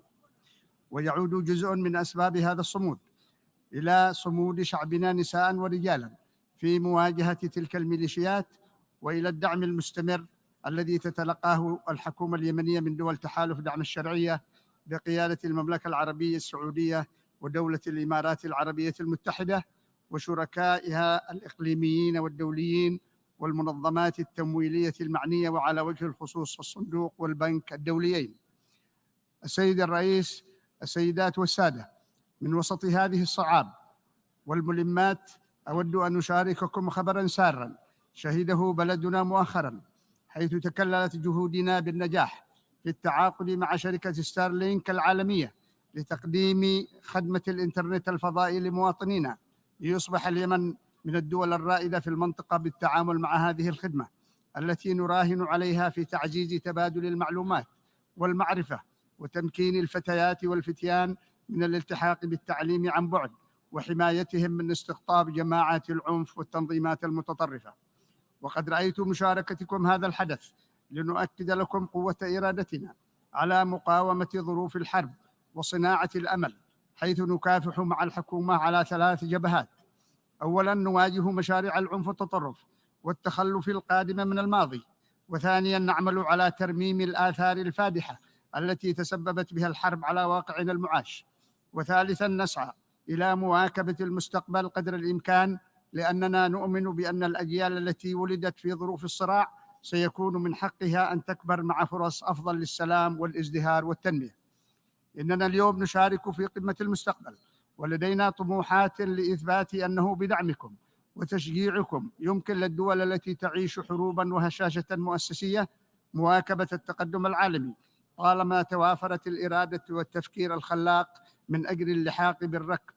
ومن جانبنا يعمل مجلس القيادة الرئاسي مع الحكومة منذ عامين على مواكبة أجندة قمة المستقبل، سواء على صعيد تعزيز دور المعادل التكنولوجي في البلاد كحق من حقوق الإنسان، أو من خلال تمكين المرأة والشباب الذين أطلقنا من أجلهم برنامجاً طموحاً لتطوير القدرات في العاصمة المؤقتة عدن، كما عقدنا في مدينة تعز مؤتمراً موسعاً في هذا السياق.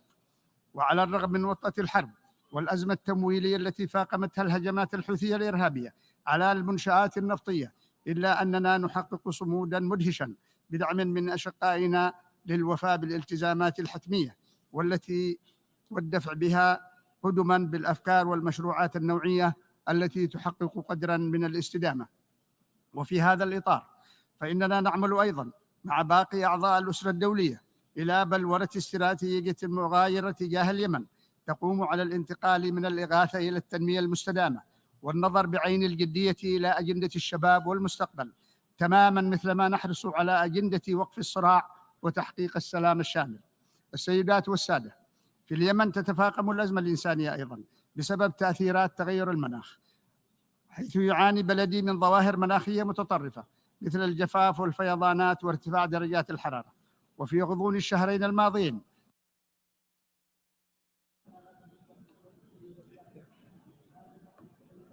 I thank the President of the Presidential Leadership Council of the Republic of Yemen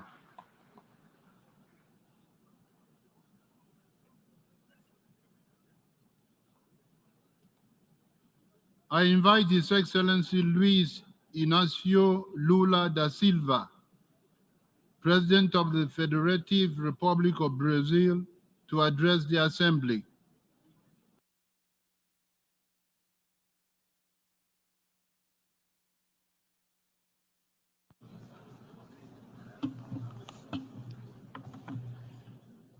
Agradeço ao Secretário-Geral António Guterres pela iniciativa de promover essa cúpula do futuro.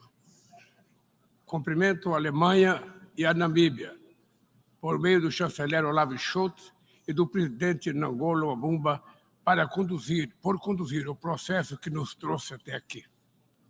Há quase 20 anos, o então secretário-geral Kofi Annan nos convidou para pensar em como revigorar o multilateralismo para fazer frente aos desafios do novo milênio. Naquela ocasião, ressaltei nesta tribuna a necessidade de reformas para que a ONU pudesse cumprir seu papel histórico.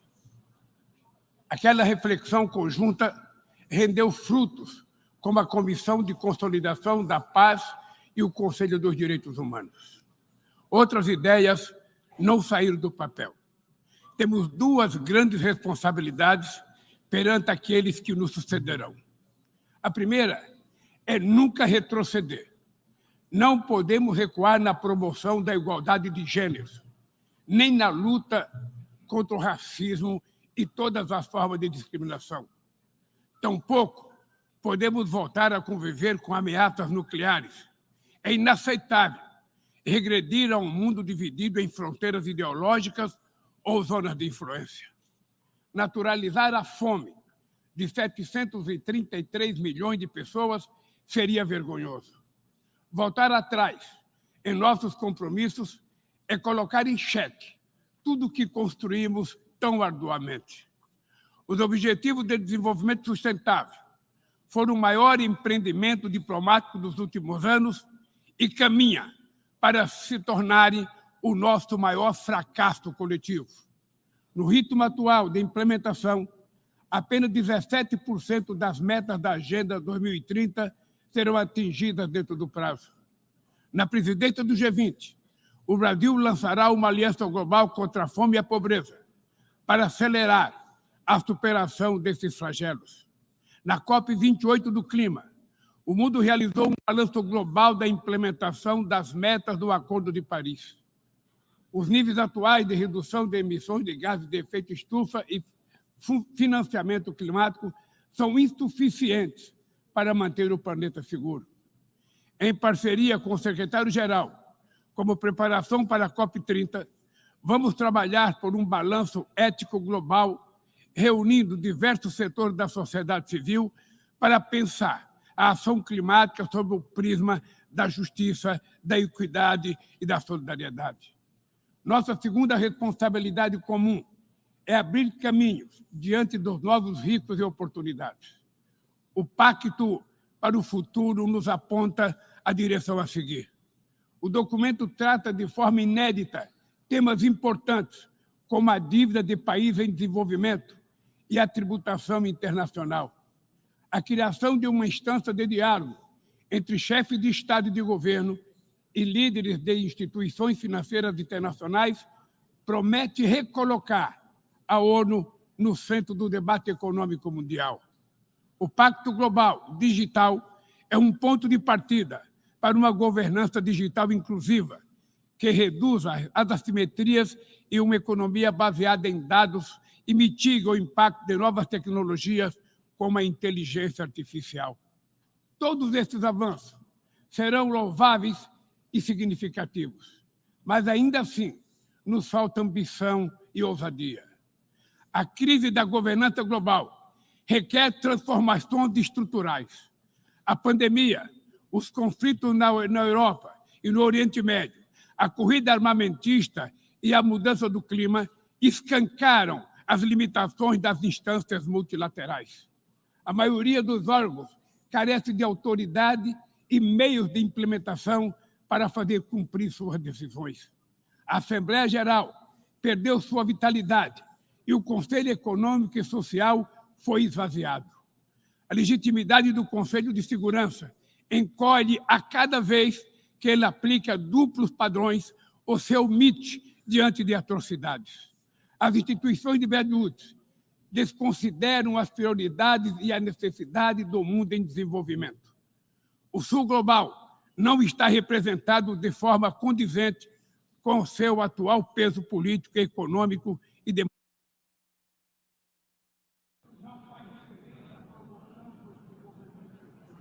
I thank the President of the Federative Republic of Brazil.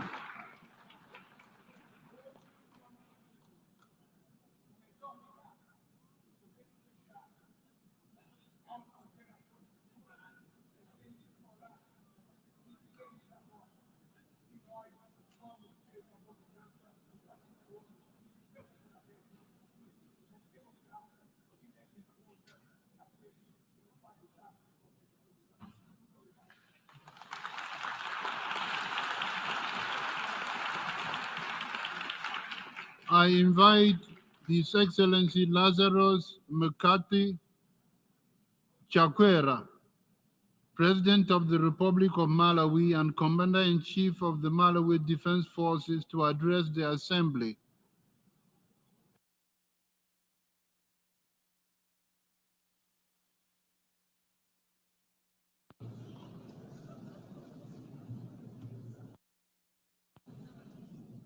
Your Excellency, Mr. Philemon Young, President of the 79th session of the United Nations General Assembly,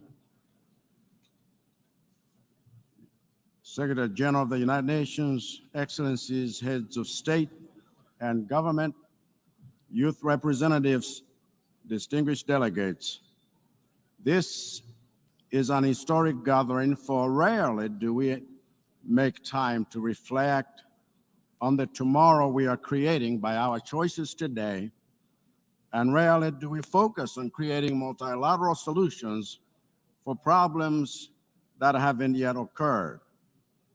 As things stand, we are not likely to meet the targets we set for Sustainable Development Goals, SDGs, because we seem more interested in moving with speed in destroying the future than we are in replenishing it. So now we must reflect on the extra gear we need to engage between now and 2030 to sustain the hope of young people all over the world that the old men and women in this assembly have what it takes to build solutions for a future that is not ours to inherit. This summit of the future is not about us, but about the next generation and their children, and we must make this pact of the future without rigging it with the prejudices of yesterday and the conflicts of today. Let me be blunt, Mr. President. Sustainable development is untenable without sustainable financing. As such, I call for urgency in remodeling development financing. I call for financing facilities that are more robust, inclusive, and humane. I call for financing that will categorize global development in developing countries, because the underdevelopment of LDCs is a drain on the potential of the global South and the global North alike. What this means is we must shift from the mere provision of aid to the cultivation of self-sufficiency through robust private sector engagement. I am deeply concerned that many conflicts around the world not only remain unresolved, but are actively being stroked towards escalation, even here at this 79th Assembly. I'm sure that no one in this room still lives under the naive illusion that we live in a world where a war can be won, for that world does not exist anymore. We must pursue a rules-based approach that seeks peaceful solutions to disputes, for it is evident that the current multilateral system has proven significantly inadequate in resolving these conflicts.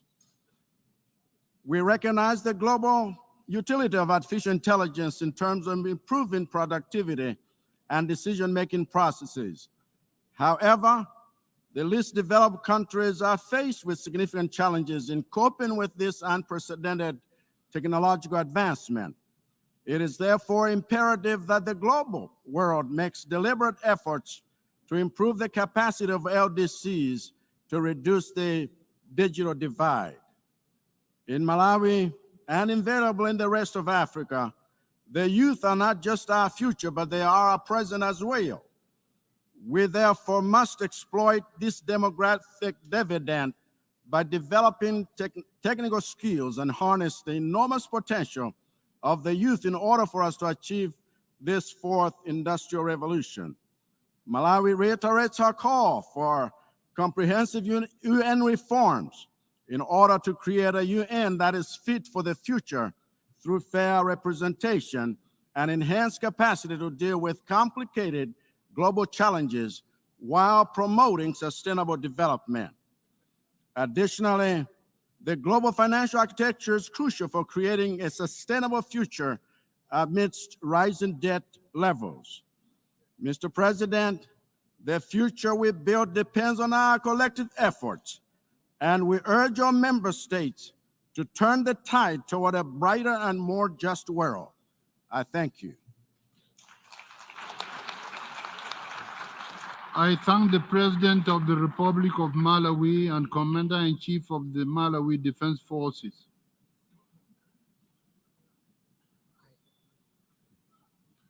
I invite His Excellency Sadir Zaparov, President of the Kyrgyz Republic, to address the Assembly.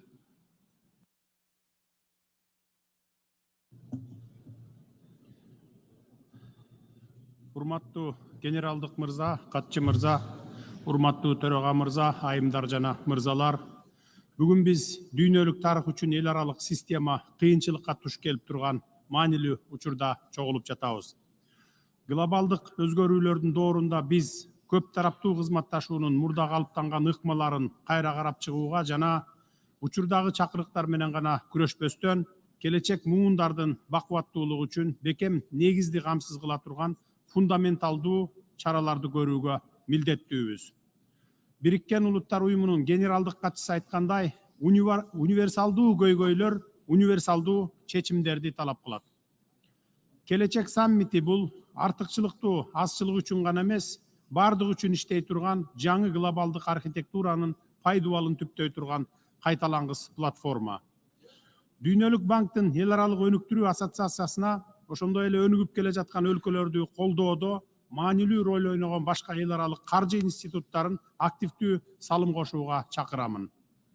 Дал ушул эл аралык өнүктүрүү ассоциациясы жана ушул сыяктуу уюмдар жакырчылыкты жоюуга, инфраструктураны өнүктүрүүгө жана глобалдык чакырыктарга туруктуулукту жогорулатууга көмөктөшүп, кирешеси төмөн өлкөлөргө маанилүү жардам көрсөтүп келүүдө. Менин сөздөрүм Бириккен Улуттар Уюмунун генералдык катчысы тарабынан 2023 жылдын февралында сунушталган 2030 күн тартибин ишке ашыруу үчүн туруктуу өнүгүү максаттарын стимулдаштыруу документине түздөн-түз дал келет. Ал үчүн негизги иш-чараны камтыйт, карыздын жүгүн азайтуу, узак мөөнөттүү жана жеткиликтүү каржылоону кеңейтүү, ошондой эле кризистерге тез жооп берүү механизмдерин түзүү. Азыркы мен келечектин ортосунда бекем көпүрөлөрдү куруу үчүн биз элдердин ортосундагы байланыштарды бекемдешибиз керек. Коронавирус пандемиясы кызматташуунун учурдагы механизмдери заманбап чакырыктарга жооп бербей тургандыгын ачык көрсөттү. Ошондуктан келечек саммитти глобалдык мамилелерди кайра карап чыгуу үчүн маанилүү платформа болуп эсептелет. Бүгүнкү күндө дүйнөлүк коомчулук көптөгөн кыйынчылыктарга туш болууда. Аргасыз мигранттардын санынын өсүшү, климаттык коркунучтардын күчөшү, ошондой эле ресурстардын жана байлыктардын адилетсиз бөлүштүрүлүшү. Биз жетишкен ийгиликтер көбүнчө коомдун аялуу катмарларына жетпейт. Көп тараптуу башкаруубуз үчүн адилеттүүлүккө таянган жаңы ыкмалар керек. Ошондуктан тез арада чечкиндүү аракеттерди башташыбыз керек. Күтүп олтуруунун убактысы бүттү. Кыргыз Республикасы бул улуу ишке өз салымын кошууга даяр. Биз кабыл алып жаткан келечек пакты, ошондой эле келечек муундар жөнүндө декларацияны кабыл алууну колдойбуз. Анткени дал ушул кийинки муундар биздин бүгүнкү чечимдерибиздин жүгүн мойнуна алышат. Туруктуу өнүгүү максаттарынын аткарылышын тездетишибиз керек. Биз өтө жакырчылыкты жоюуда, инфраструктураны өнүктүрүүдө жана санариптештирүүдө, ошондой эле жашыл экономикага өтүүдө олуттуу ийгиликтерге жетиштик. Туруктуу өнүгүү максаттарды аткарууда биздин тажрыйбабыз көрсөтүп тургандай, туура көз караш жана саясий эрк менен ресурсу чектелген өлкөлөр дагы аткара аларын көрсөттү. Урматтуу саммиттин катышуучулары, биз азыр кабыл алган чечимдерибиз бир эмес, бир нече муундун тагдырын аныктайт. Эсиңиздерде болсун, келечек абстрактуу түшүнүк эмес, бул биздин жамааттык жоопкерчилигибиз. Муну биз балдарыбызга, неберелерибизге жана бизден кийинкилердин баарына мурас кылып калтырабыз. Бүгүн биз түптөп жаткан дүйнө алардын үмүтүн жана кыялдарынын башаты болот. Мен сиздерди, урматтуу лидерлер, өз ара ишенимге, өз ара пайдалуу кызматташтыкка жана кынтыксыз адилеттүүлүккө негизделген келечектин архитекторлору болууга чакырамын. Биз бул жерден чечкиндүү иш аракетсиз тарап кетүүгө акыбыз жок. Келечек бизден убакытты создуктурбай, тайманбастык менен жана дымактуу иш аракетке өтүүнү талап кылып турат. Көңүл бурганыңыздар үчүн рахмат. I thank the President of the Kyrgyz Republic. I invite His Excellency Cyril Ramaphosa, President of the Republic of South Africa, to address the Assembly.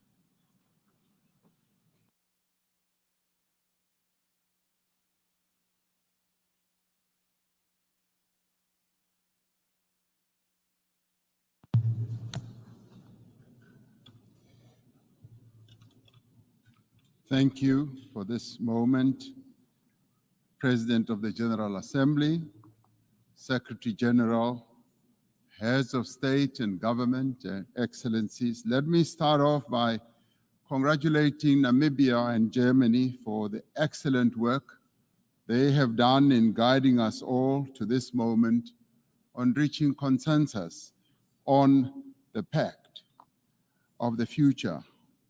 We meet, President, at a time when the world faces many challenges and threats as well.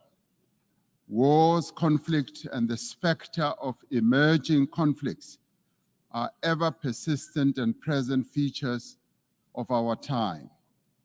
Climate change and public health challenges are not only an existential threat, but they are also reversing economic growth and developmental gains in many parts of the world.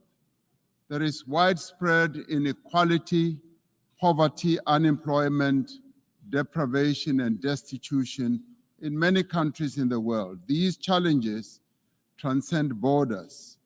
Through this summit of the future, we must therefore forge global consensus on how to implement the solutions that are embedded in the Pact. This Pact must bridge the developmental divide. It must provide practical solutions to the challenges of today and tomorrow. The Pact for the Future is a great opportunity to change and also to reinvigorate the multilateral system so that it is fit for purpose to address the challenges that the world faces. It is an opportunity also to make good on the promises to reform the global governance architecture, including the international finance institutions and the United Nations Security Council, placing the fate of the world's security in the hands of a select few when it is the vast majority of the peoples of the world who bear the brunt of the various threats is unjust, unfair, and unsustainable. We agree with the UN Secretary-General that the Summit of the Future is a once-in-a-generation opportunity to forge global consensus and make progress on priorities such as sustainable development goals. For African countries, the summit must focus on global action in support of the continent's development agenda, Agenda 2063. To be meaningful, this summit of the future should reinforce the work towards ending poverty and realizing the fundamental right of development. This summit, therefore, must accelerate our collective efforts to advance development. The key element of the summit is working towards an agenda for peace, and this must involve strengthening the multilateral actions that need to continue taking place. We do believe that this is the time to recommit ourselves to adopting concrete actions, so we should leave this summit with a more ambitious, clearer, and concrete call to action to build a world for future generation that is far better for young people and for women than the world that we live in today. Our failure will in the end be a betrayal for future generations. And I do believe that we dare not fail. Action is what is required now. Thank you very much.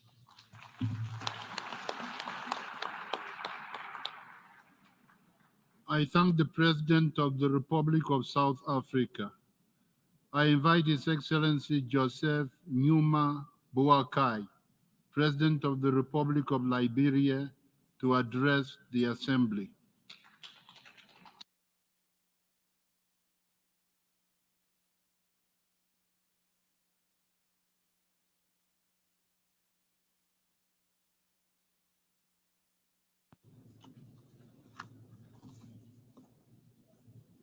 Honorable Presiding, colleagues, Your Excellencies, esteemed representatives of partner governments and institutions, distinguished ladies and gentlemen, I extend my warmest greetings to you and pay due respect to all standing protocols. I am pleased to bring you heartfelt greetings of the people of Liberia, who with great anticipation look forward to the outcomes of these discussions. As you may know, our recent presidential and general elections, conducted in the spirit of peace and democracy, paved the way for a smooth transfer of power just 8 months ago and set the objective path to development. In light of this, we have introduced ambitious agenda focusing on agriculture, roads, rule of law, education, sanitation, and tourism as the foundation for achieving our sustainable development goals. We are gathered here with a common mission to find ways to work together to make the world a better place for everyone. Even though we are facing difficult challenges, I believe we are more determined than ever to overcome them. Liberia has encountered significant obstacles in making progress towards sustainable development goals, but we are determined and dedicated to overcoming these challenges. Our experience reflects the struggle of many developing nations, which are hindered by social and economic pressures. Recent report shows a concerning trend in global development. The 2023-2024 Human Development Report revealed that the world's poorest countries are falling behind, leading to greater inequalities and political divisions.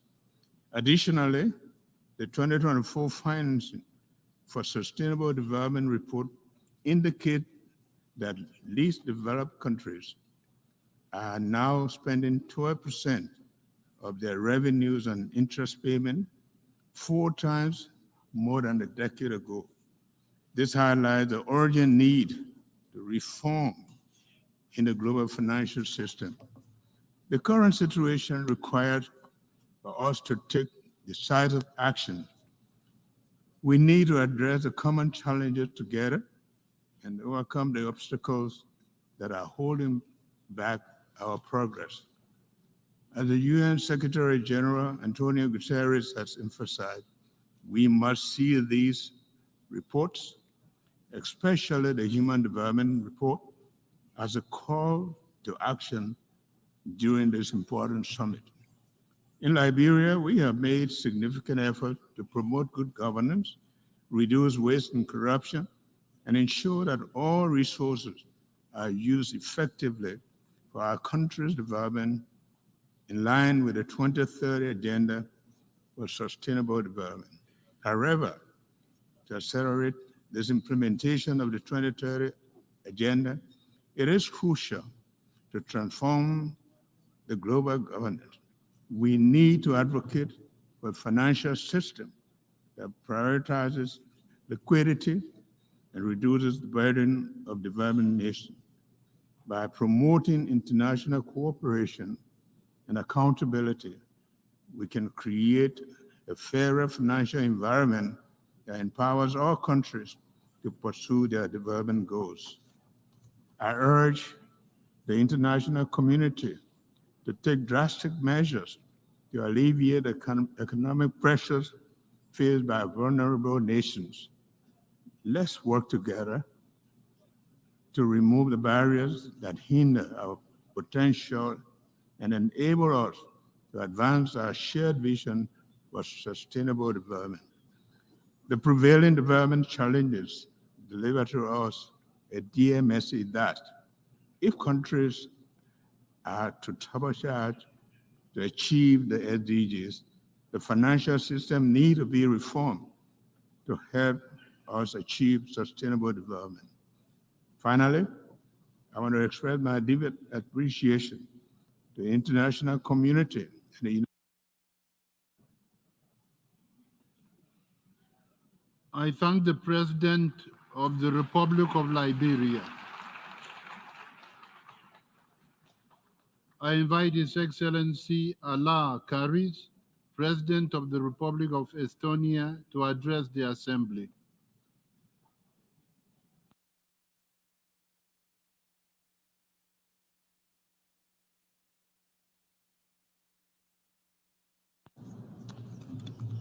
President Young, Secretary-General Guterres, Excellencies, ladies and gentlemen.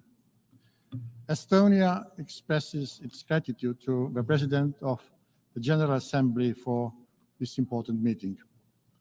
We also commend Germany and Namibia for their enormous work in co-facilitating the Pact for the Future and bringing it successfully to a conclusion.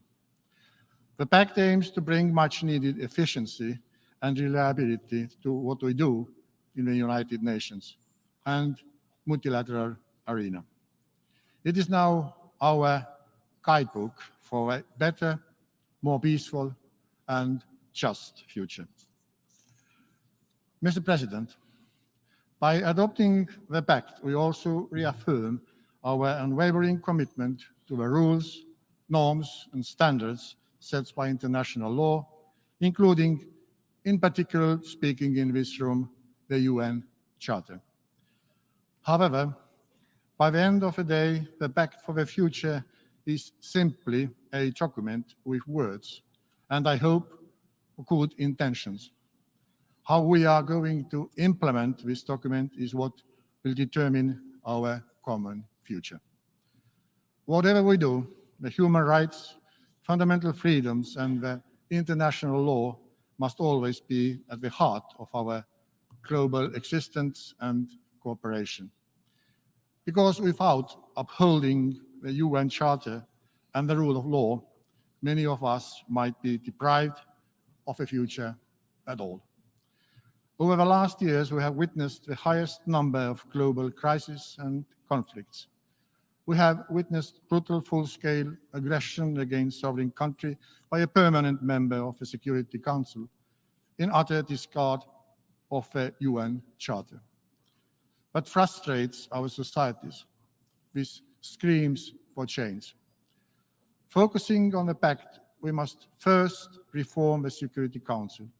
It is important to deter and delegitimate aggression as a rogue tool for statecraft. To deter crimes against humanity, war crimes.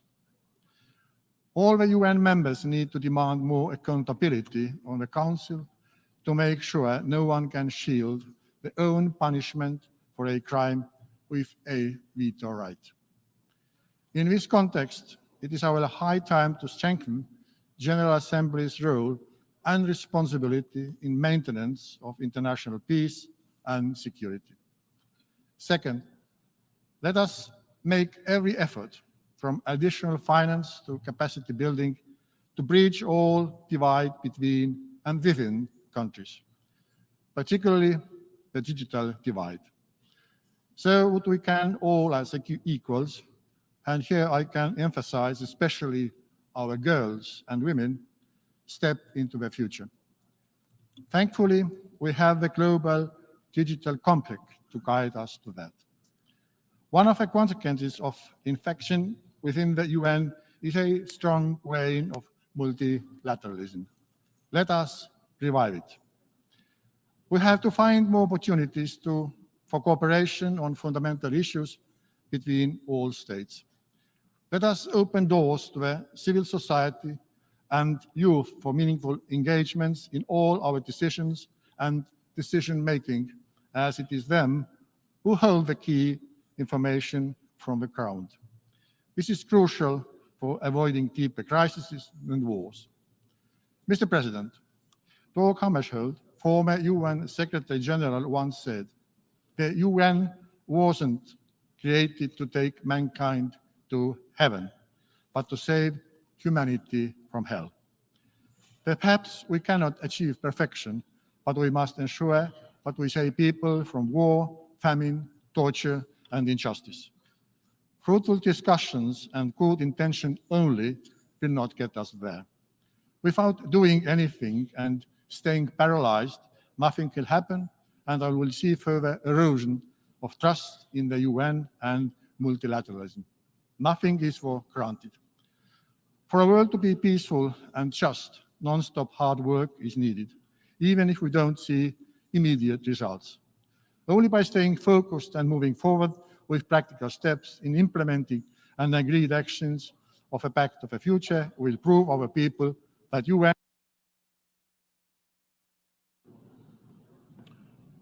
I thank President of the Republic of Estonia. I invite His Excellency Nana Addo Dankwa Akufo-Addo, President of the Republic of Ghana, to address the Assembly.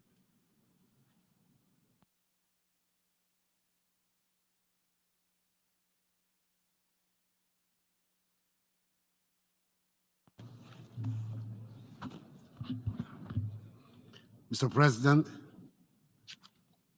we gather here as members of a global family, not pursuing narrow national interests. The future is not distant. It is here, and the choices we make here will determine the fate of generations to come. Our theme, multilateral solutions for a better tomorrow, reminds us that no nation, however powerful, can resolve today's challenges alone. The climate crisis, inequality, pandemics, terrorism, and violent extremism, these are not local problems. They are global and demand global solutions. We live in an era of division. Too often, we allow lines of wealth, geography, or ideology to define our responses to global challenges. In doing so, we forget that standing apart leads to failure, while standing together ensures progress. The pandemic showed us how interconnected we are. It revealed that no nation can shield itself from a world in disarray. Yet, in its aftermath, we have seen irrational isolationism and blind nationalism resurge. This, my friends, is a path that leads to failure. We must return to the founding principles of the United Nations: cooperation, solidarity, and shared commitment to peace, which underline the UN 2030 Sustainable Development Goals, whose fulfillment presents humanity with its most progressive charter. At the heart of today's crisis is the climate emergency, which threatens humanity's very existence. Africa, whilst contributing the least to global emissions, bears the heaviest burden. From floods to desertification, we're already experiencing its devastating effects. Despite the promises, the vulnerable remain abandoned. We're told to adapt and be resilient. But how does one adapt to famine or build resilience when farmers cannot predict the seasons? Africa cannot continue to pay for a crisis she did not create. We demand fairness, not charity. Climate justice requires an economic system that works for everyone, not just the privileged few. Mr. President, the vast gulf between rich and poor should be a stain on our collective conscience. Over 700 million people, that is 8.57% of the world's population, still live in extreme poverty, deprived of basic human rights: education, food, healthcare, housing, and the dignity of work. The pandemic exacerbated this inequality, pushing millions more into poverty, whilst the wealth of the richest soared. This is unsustainable, and it is immoral. We must build a new global economic order, one that promotes inclusivity and equity for all. The multilateral system, especially the United Nations, should be at the forefront of this effort. This leads me to a critical issue, the reform of the United Nations Security Council, the body charged with the maintenance of international peace and security. In its current form, the Council does not reflect the realities of today's world. It remains an outdated post-Second World War relic, with Africa, a continent of 1.4 billion people, grossly underrepresented. We cannot speak of multilateralism when the structures of global governance are rooted in an unjust and unequal order. Mr. President, the time for half measures is over. Bold reforms are needed to ensure that every nation, large or small, rich or poor, has an equal voice at the table. Only then can we achieve a fair and inclusive system of governance. History will judge us, not by our words, but by our actions. The world is watching. The future is watching. We cannot be the generation that stood by as the world burned, whilst inequality widened and promises of justice went unfulfilled. That is why Ghana supports fully the Global Pact of the Future and its supporting documents. I thank you for your attention.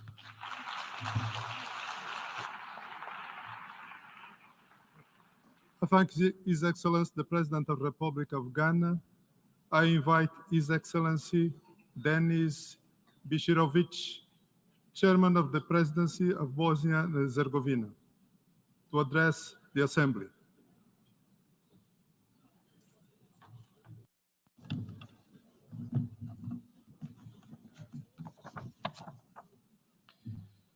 Respected Mr. President, ladies and gentlemen, dear friends, it is my honor to address the UN Summit of the Future, which aims to chart a path toward a more prosperous future. Bosnia and Herzegovina is firmly committed to the fundamental principles of the United Nations. We are aware of numerous global threats and challenges, which far exceed the capacities of any individual country. We believe that global challenges can only be addressed through good quality international cooperation, implying an efficient and coordinating global response. It is imperative to establish a strong multilateral system that ensures inclusiveness. We can only create a world of security, justice, and prosperity through joint work, solidarity, and mutual respect.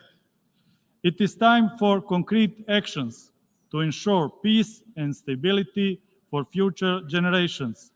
Bosnia and Herzegovina is dedicated to its mission of contributing to global stability and prosperity. The Pact for the Future is very necessary at this time of crisis for democracy and multilateralism. The UN should be more effective in preventing conflicts, building peace, and fighting terrorism. The painful experience of my country shows that indecisiveness of the UN, even in the UN safe areas, leads to tragic consequences.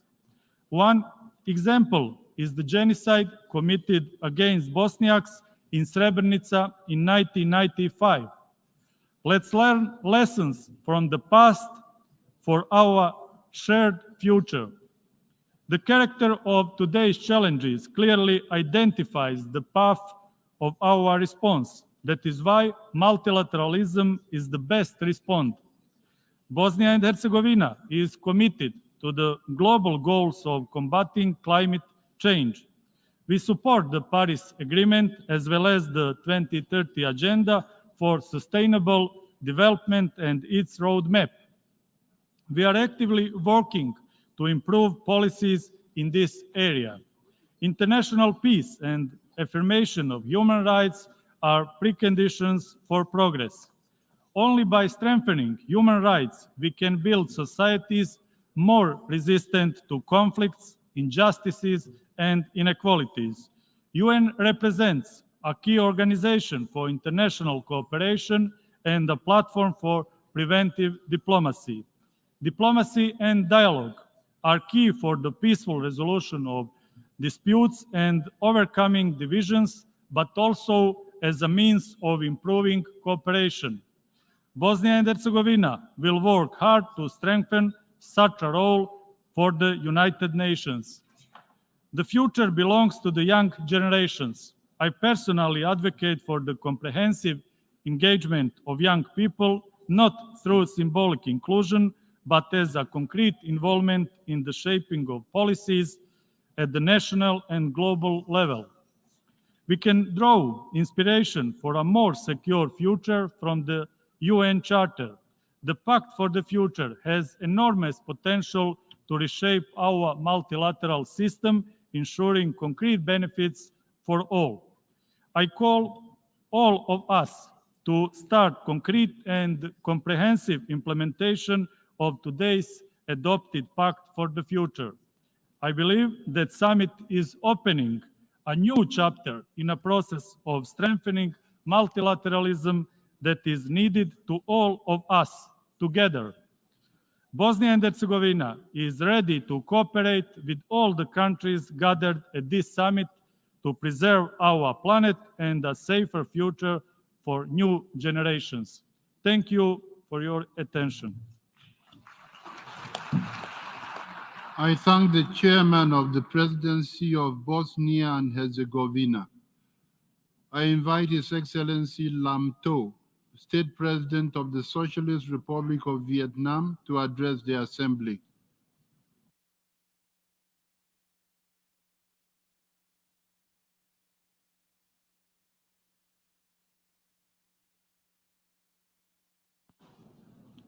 Thưa Ngài Chủ tịch Đại hội đồng Liên Hợp Quốc, thưa Ngài Tổng thư ký Liên Hợp Quốc, thưa các quý vị, lịch sử phát triển của loài người đến nay đã chứng kiến những tiến bộ to lớn. Trí tuệ con người đã giúp thay đổi thế giới, giúp cho cuộc sống nhân loại tốt đẹp hơn, phát triển hơn, hoàn thiện hơn về mọi mặt. Song cũng chính con người là tác nhân gây ra những khó khăn thách thức mà nhân loại đang phải đối mặt. Cụ thể, đó là nguyên nhân gây ra biến đổi khí hậu, bệnh dịch, sự suy kiệt tài nguyên hay chế tạo các loại vũ khí hủy diệt hàng loạt. Ngay lúc này đây, sự lựa chọn ở hiện tại sẽ quyết định hình cho tương lai của chúng ta. Trước sự phát triển như vũ bão của khoa học công nghệ, mục tiêu phát triển bền vững của thế giới và lợi ích con người phải được đặt ở vị trí trung tâm là mục tiêu cao nhất của chúng ta. Thành tựu khoa học công nghệ phải phục vụ cho tiến bộ xã hội, hướng về con người, giải phóng con người, phát triển con người toàn diện, không ngừng cải thiện đời sống, bảo đảm lợi ích và hạnh phúc của nhân loại và vì thế hệ tương lai. Thành tựu khoa học công nghệ cần thúc đẩy hợp tác, không trở thành công cụ chống lại các quốc gia, đi ngược lại khát vọng hòa bình, phát triển công bằng và công lý của các dân tộc. Thành tựu của trí tuệ con người phải tập trung vào sự phát triển kinh tế, xây dựng xã hội công bằng, văn minh, nâng cao chất lượng cuộc sống của người dân, xóa đói giảm nghèo. Theo đó, chúng tôi đề nghị tăng cường đẩy mạnh đầu tư, nghiên cứu, y học, giáo dục đào tạo, chuyển đổi số, chuyển đổi xanh và các giải pháp để phục vụ quảng đại quần chúng nhân dân, giảm thiểu đầu tư, nghiên cứu, chế tạo các loại vũ khí hủy diệt với mục tiêu hòa bình, ổn định, phát triển bền vững, bình đẳng giữa các quốc gia, các dân tộc trên toàn thế giới. Trong giai đoạn mang tính bước ngoặt này, chúng ta cần phải tăng cường đoàn kết, hợp tác và tôn trọng lẫn nhau, tuân thủ luật pháp quốc tế và hiến chương Liên Hợp Quốc và giải quyết các bất đồng tranh chấp bằng các biện pháp hòa bình. Các nước lớn cần có hành xử có trách nhiệm, phải chia sẻ thành tựu chung trong nghiên cứu khoa học công nghệ để cùng phát triển. Liên Hiệp Quốc, các tổ chức khu vực, trong đó có ASEAN, cần phải đi đầu trong sứ mệnh thúc đẩy hợp tác, phối hợp hành động trong ứng phó với các thách thức toàn cầu và tận dụng những cơ hội có được từ tiến bộ khoa học công nghệ. Chúng ta đang đứng trước cơ hội lịch sử để đưa thế giới bước vào thời đại mới, kỷ nguyên phát triển mới tốt đẹp hơn, vì sự phát triển tiến bộ, công bằng xã hội, vì cuộc sống ấm no, tự do, hạnh phúc của người dân khi chúng ta thống nhất nhận thức, cùng hành động, cùng nỗ lực và hợp tác chặt chẽ, hiệu quả. Việt Nam hoan nghênh những văn kiện được thông qua tại hội nghị và hy vọng những nội dung văn kiện sẽ được triển khai quyết liệt, hiệu quả. Chúng tôi mong muốn Liên Hiệp Quốc với vai trò trung tâm điều phối các tổ chức quốc tế tiếp tục có những đóng góp thiết thực hơn, hiệu quả hơn, mạnh mẽ hơn trong mục tiêu ngăn ngừa hiểm họa đối với sự phát triển nhanh, bền vững của thế giới ngay từ ngày hôm nay. Việt Nam cam kết sẽ đóng góp tích cực, hiệu quả vào các nỗ lực chung nhằm xây dựng thế giới hòa bình, phát triển, bình đẳng vì cuộc sống ấm no, hạnh phúc của nhân loại. Xin trân trọng cảm ơn.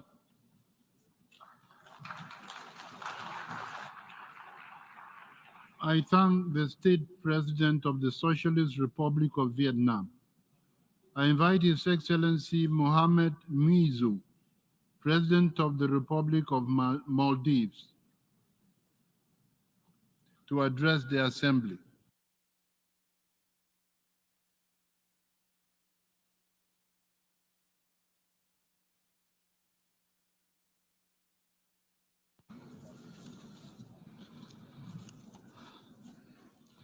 Bismillahirrahmanirrahim. Mr. President, Mr. Secretary-General, good afternoon. Imagine a world where the United Nations is no longer an ivory tower, distant, remote, and inaccessible.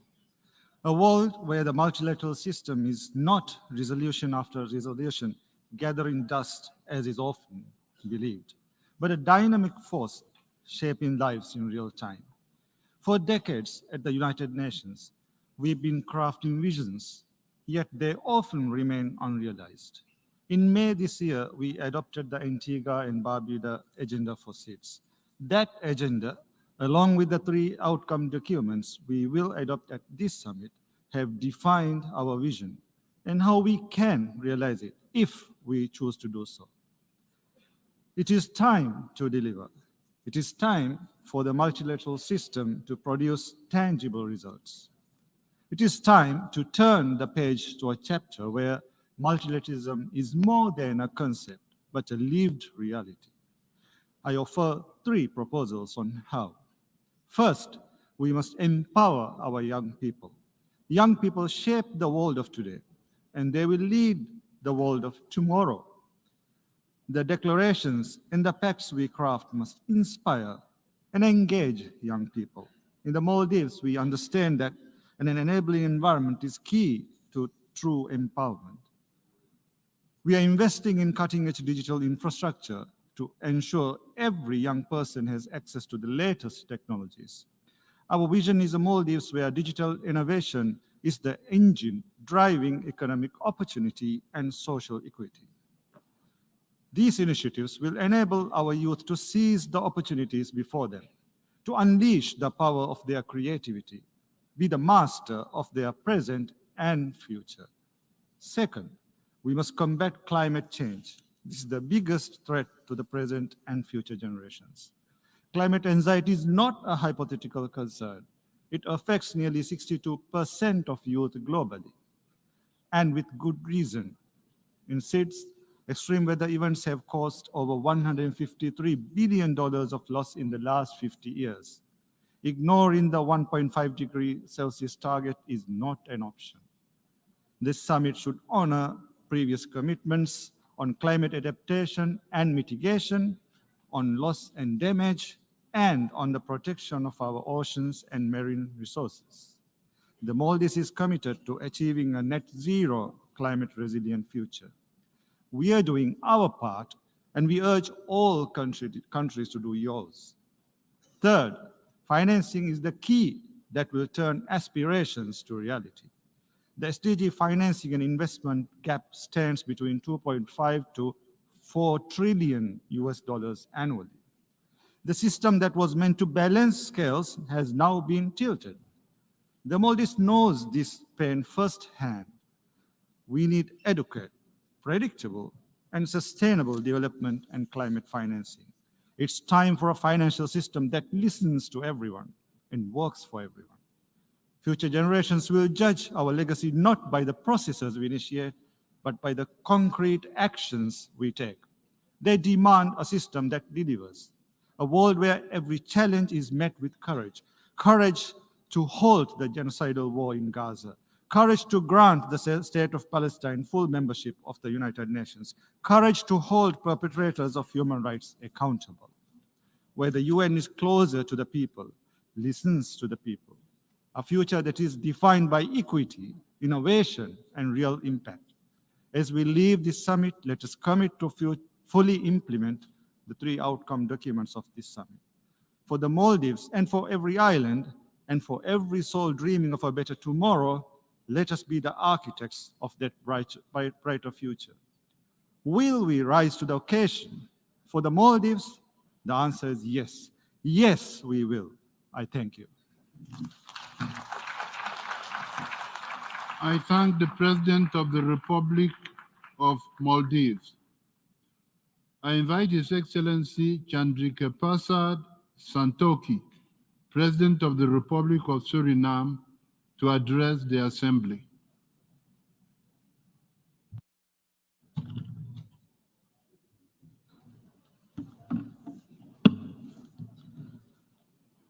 Thank you, Mr. President.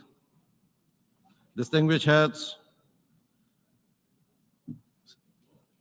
distinguished honorable delegates, ladies and gentlemen, good morning.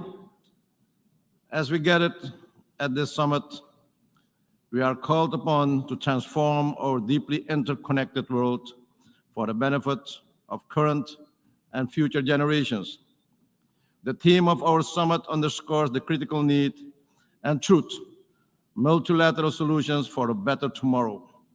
Today, I find myself reminding ourselves of the reality that many of the commitments and declarations made today echo those that have been voiced time and time again.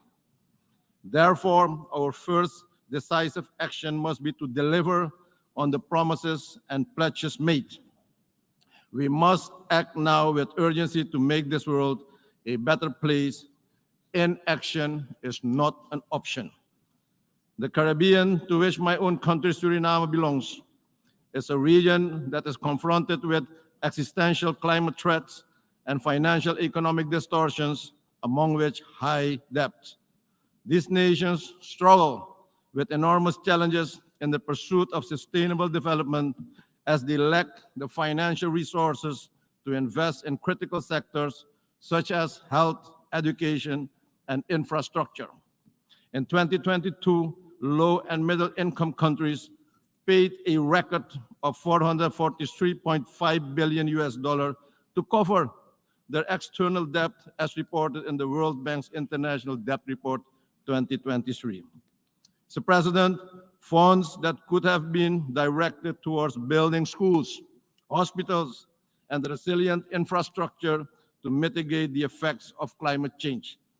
Yet, the global financial system continues to disadvantage and at times alienate these nations. Now that the multi-dimensional vulnerability index has been adopted, we expect that this mechanism will be effectively introduced in the operations of international financial institutions. My country, Suriname, for instance, a carbon-negative nation with an abundance in resources, is burdened by significant financial and economic challenges.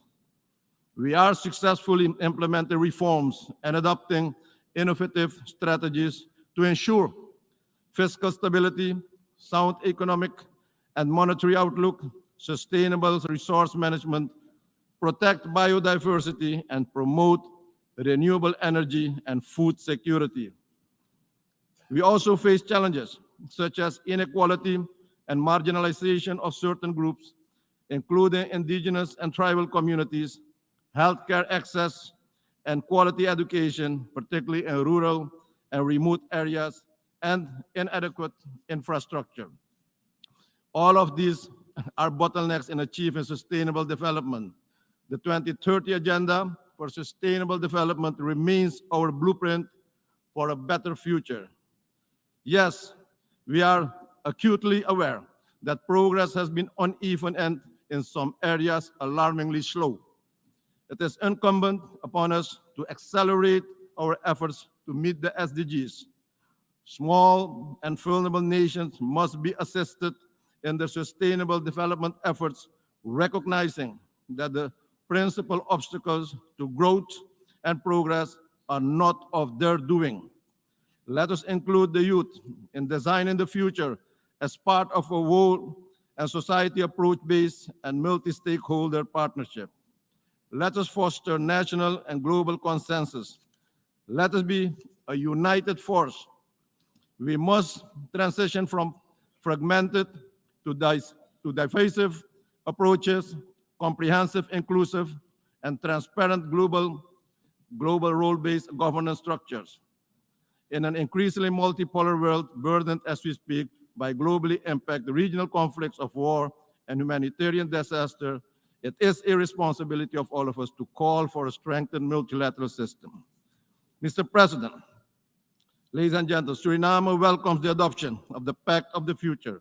More importantly now is the time to effectively implement the Pact to the benefit of all of us. I thank you, and may God bless you all. I thank the President of the Republic of Suriname. I invite His Excellency Jose Maria Pereira Neves, President of the Republic of Cabo Verde, to address the Assembly.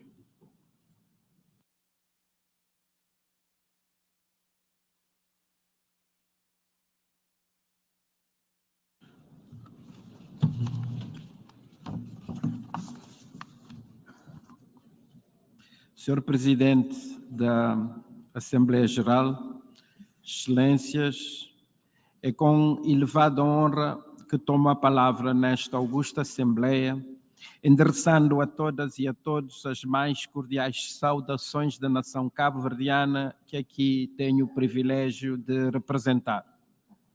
Temos todos presente o processo que nos trouxe a esta cimeira, particularmente desde a adoção em 2015 da Agenda 2030 sobre os ODS, o balanço em 2020 dos 75 anos das Nações Unidas, com as realizações alcançadas pelo multilateralismo, mas também o caminho ainda por percorrer para atingir os ideais da Carta das Nações Unidas. Desse balanço, nasceu a iniciativa do Secretário-Geral António Guterres em nos propor a nossa agenda comum, assim como a realização da Cimeira do Futuro para deliberar sobre as ações que deverão acelerar a implementação dos ODS. Esta nossa Cimeira do Futuro tem de ser ambiciosa, com efeito o futuro que queremos e as Nações Unidas de que precisamos devem poder ambicionar objetivos que estejam à altura de responder aos desafios que o mundo tem vindo a enfrentar, cada vez mais globais e com consequências cada vez mais impactantes, em particular junto dos países mais vulneráveis. A realização dos ODS, incluindo a mitigação e adaptação aos eventos extremos associados às mudanças climáticas, não tem sido inclusiva no sentido de não deixar ninguém para trás e, ao mesmo tempo, tem estado aquém das metas traçadas. Uma causa essencial que tem impedido a aceleração dos resultados nesse âmbito é o persistente gap de financiamento entre os anúncios feitos e os desembolsos efetuados, o que justifica plenamente uma reforma da arquitetura financeira internacional consentânea com o imperativo de financiamento ajustado às necessidades globais e diferenciadas do desenvolvimento. A ausência de paz, de segurança, tem-se acentuado por motivo da proliferação em todos os continentes de guerras, de agressão, de conflitos intraestatais e de ações terroristas. Por outro lado, verifica-se que, mesmo nas situações de ausência de guerra, tem vindo a aumentar os casos de tensão governativa, subversão da ordem constitucional, com recurso à força e violação dos direitos humanos e incapacidade de resposta aos anseios e às aspirações das pessoas. Outro sim, divisões políticas e ideológicas têm impedido o normal funcionamento das instituições multilaterais globais e regionais e afetado a capacidade destas últimas em encontrar soluções duráveis para esses conflitos e tensões. O acesso aos benefícios da ciência, da tecnologia e da inovação, principalmente por parte do Sul global, os riscos associados à cibersegurança e à militarização das tecnologias, incluindo da inteligência artificial, assim como a capacidade de resposta aos questionamentos e sonhos dos jovens e das futuras gerações de homens e mulheres, são outros desafios globais e que tornam imperioso um quadro mais eficaz de cooperação internacional. O desafio da governança global impõe a revisão do sistema multilateral nos 3 eixos das Nações Unidas: paz e segurança, direitos humanos e desenvolvimento sustentável. Muito em particular, o Conselho de Segurança ganhará em efetividade com uma reforma que contemple, nomeadamente, a expansão do número de membros, o equilíbrio de representação regional e uma menor interferência do veto no processo decisional. Todavia, importa sublinhar que a aposta na reforma da governança multilateral não pode nem deve desobrigar-nos daquilo que devemos fazer nos planos nacional e regional no atinente à consolidação do Estado de Direito democrático, a afirmação de sociedades inclusivas e de plena vivência democrática, bem como ao desenvolvimento das experiências de integração e complementariedade regionais. Auguramos que o Pacto nos proporcione não apenas esperança num futuro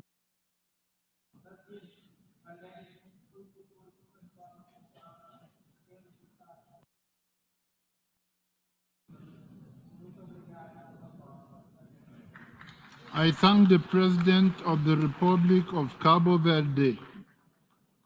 I invite Her Excellency Viola Amherd, President of the Swiss Confederation, to address the Assembly.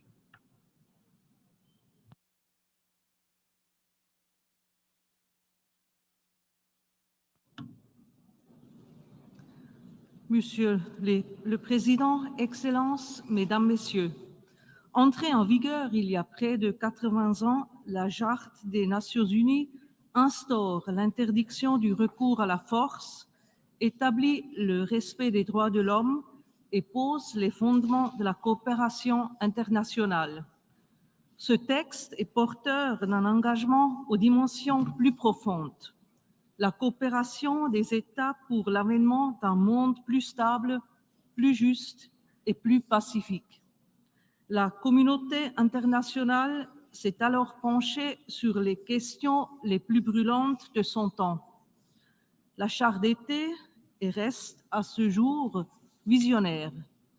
Plus que jamais, nous sommes aujourd'hui tenus de suivre l'exemple de nos prédécesseurs et prédécesseuses. La constante est le multilatéralisme avec l'ONU au centre.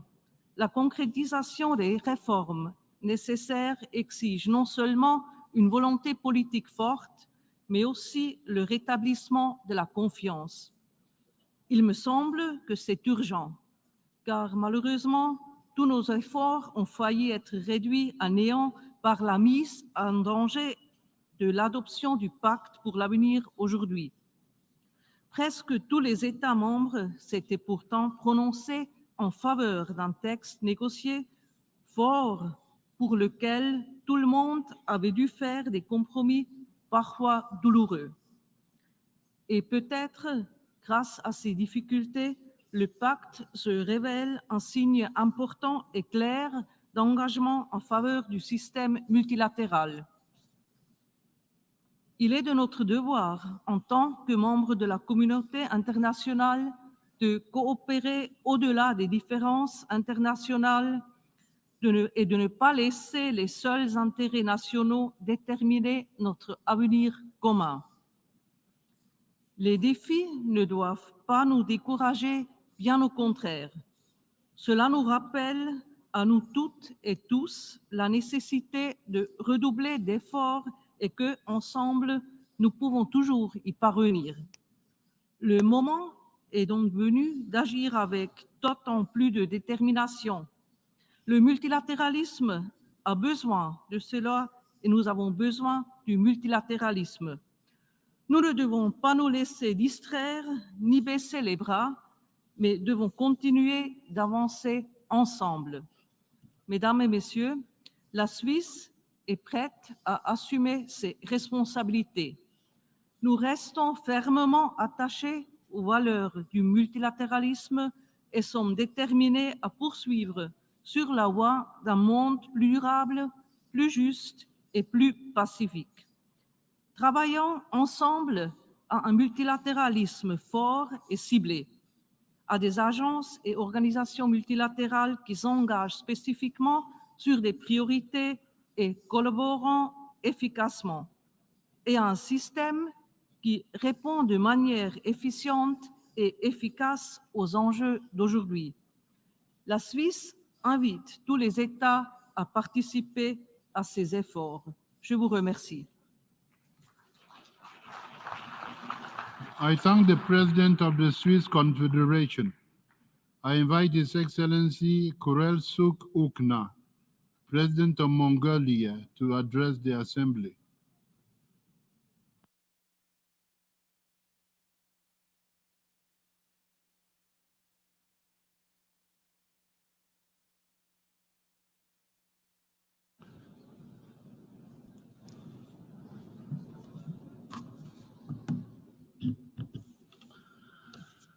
Эрхэм хүндэт ерөнхий нэрийн бичгийн дарга, эрхэм хүндэт зочид төлөөлөгчдөө, хатагтай ноёдоо. Ирээдүйн асуудал энэхүү дэд түвшний чуулга уулзалт нь нэгдсэн үндэсний байгууллагын ерөнхий нэрийн бичгийн дарга Антонио Гутеррешийн бидний нийтлэг зорилго илтгэлдээ дурдсан, инх тайван, тогтвортой, хүртээмжтэй, дасан зохицсон, цэцэглэн хөгжсөн ирээдүйд хүрэх арга замыг тодорхойлох энэ цаг үеийн нэгэн чухал арга хэмжээ болж байна гэж үзэж байна. Энэхүү дээд түвшний уулзалтын бэлтгэл ажлыг хариуцсан зохицуулагчийн үүргийг амжилттай гүйцэтгэсэн Намиб улс болон холбооны бүгд найрамд Герман улсын байнгын төлөөлөгч нарт гүн талархал илэрхийлье. Тогтвортой хөгжил 2030 хөтөлбөрийн хэрэгжилтийн бодит нөхцөл байдлыг дүгнэн цэгнэж, хөтөлбөрийн хэрэгжилтийг хангахад шинэ эрч хүч өгч, үйл ажиллагааг нь улам эрчимжүүлэх зорилгоор өнөөдрийн энэхүү ирээдүйн асуудал гарах дээд түвшний уулзалтыг санаачлан зохион байгуулж байгаа нэгдсэн үндэсний байгууллагын ерөнхий нэрийн бичгийн дарга Антонио Гутеррешт бас гүн талархал илэрхийлж байна.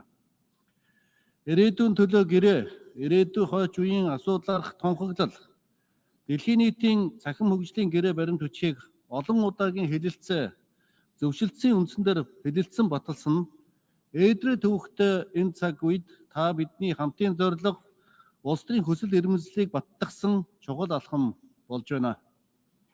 Монгол улс инхийг эрхмэлсэн нээлттэй бие даасан олон тулгуурт гадаад бодлогыг тууштай баримтлагдаг орны хувьд дэлхийн улс орнуудын түүх, соёл иргэншил, шашин шүтлэг, үндэсний язгуур эрх ашиг, хөгжлийн замналаас үүдэлтэй олон ургалч үзлийг хүндэтгэн үзэж, олон улсын харилцааг олон тулгуур зарчмаар зохицуулахыг эрмэлздэг юм а. Мөн манай улс олон улсын эрх зүй нэгдсэн үндэсний байгууллагын дүрмийг дээдэлсэн олон талт хамтын ажиллагааг бэхжүүлэх нь олон улсын инх тайван, аюулгүй байдлыг хангах гол арга зам хэмээн үздэг бөгөөд түүний дотор яриа хэлэлцээ, харилцан ойлголцол, харилцан итгэлцлийг бэхжүүлэх нь дэлхийн нийтрийн тогтвортой байдал, инх тайвнаар зэрэгцэн уршихын гол үндэс суурь хэмээн үздэг юм а. Инх тайвныг тогтоох, уур амьсгалын өөрчлөлтөө тэмцэх, бүх нийтийн эрүүл мэндийг хамгаалах, эдийн засгийн тэгш бус байдлыг бууруулах, шудраг ёсыг тогтоох, шинжлэх ухаан, технологи, инновац, залуучууд, засаглалын шинжилт зэрэг тогтвортой хөгжлийн зорилтуудыг ханган хэрэгжүүлэхэд энэхүү ирээдүйн асуудал гарах дээд түвшний уулзалт нэн чухал үүрэг гүйцэтгэх нэгдэгт бид итгэл төгс байна. Манай улс энэхүү дээд түвшний уулзалтын бэлтгэл ажлын хүрээнд нэгдсэн үндэсний байгууллагатай хамтран олон арга хэмжээнүүдийг зохион байгуулсан бөгөөд өнгөрсөн 8 дугаар сард дэлхийн эмэгтэйчүүдийн чуулга уулзалтыг ногоон ирээдүйн төлөө урайндор эх орондоо амжилттай зохион байгуулж, тогтвортой ирээдүйн төлөөх Улаанбаатарын тунхаглал төгсгөлийн баримт бичгийг баталсныг онцлон тэмдэглэж хэлэхэд таатай байна. Энэхүү дэлхийн эмэгтэйчүүдийн чуулга уулзалтаас гарсан тунхаглалын гол үзэл санаанууд өнөөдрийн дээд түвшний уулзалтаар батлж байгаа баримт бичгүүдэд тусгалаа олж байгаад бид өхөн баяртай байна.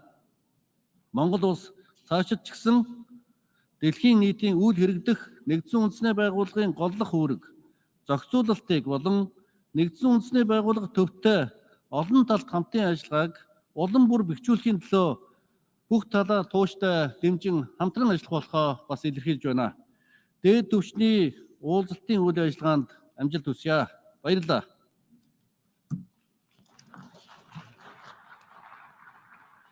I thank the President of Mongolia. I invite His Excellency Wavel Ramkalawan, President of the Republic of Seychelles, to address the Assembly.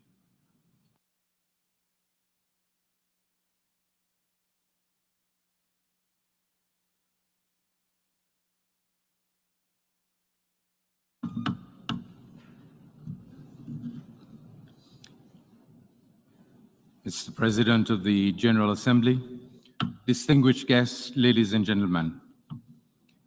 In this era of a multipolar world, we stand at a crossroads, grappling with existential challenges that not only threaten the very fabric of our global community, but tear at its increasingly fragmented seams. The stakes of our deliberations at this summit cannot be emphasized enough. The Pact for the future must not just mirror the aspirations of all nations, it must embody the hopes and dreams of the most vulnerable among us.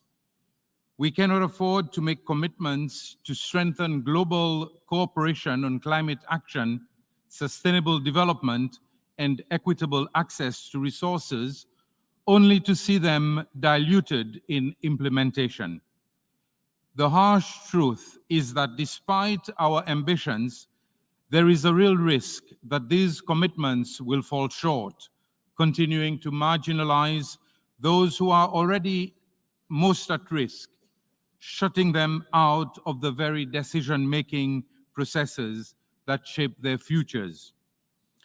To ensure that the Pact for the Future truly represents all sectors of society, we must actively engage young people in the development process, as their involvement is crucial to building a more resilient, inclusive, and sustainable world today.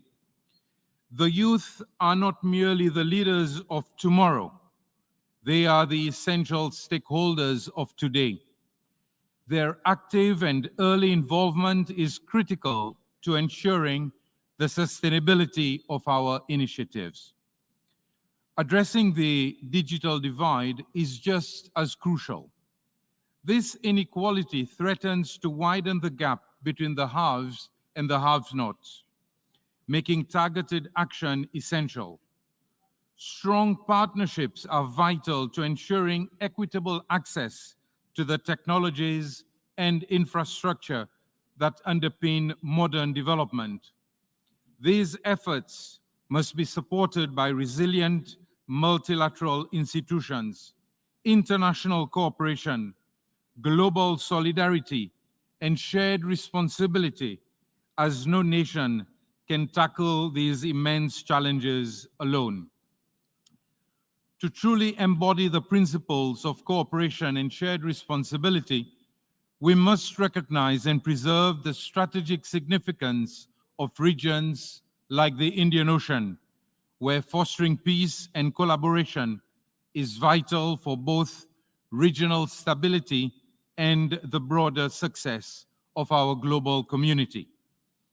Just as the stability of the Indian Ocean is crucial to our collective prosperity, so too is the success of initiatives like the Antigua and Barbuda Agenda for Seeds, which demands our unwavering commitment and the active support of the international community to turn its promise into reality. To ensure that the Antigua and Barbuda Agenda for Seeds truly succeeds, we must move beyond rhetoric and into action. We urge multilateral institutions to recognize the critical importance of the MVI Index and to implement it as a key tool in their policies, ensuring that the unique vulnerabilities of the most at-risk nations are given the priority they deserve in global financing strategies. Excellencies, ladies and gentlemen, our collective future depends on the strength of our multilateral institutions and the solidarity of our global community. The challenges we face are daunting, complex, and deeply interconnected. No single country can hope to overcome them alone. Let us remember that decisions we make today will determine the world of tomorrow. For my small nation, the stakes could not be higher. We are ready, eager to contribute to a future that is sustainable, equitable, and just. But we cannot do this alone. It is only through cooperation, mutual respect, and shared responsibility that we can hope to tackle the enormous challenges. Let us ensure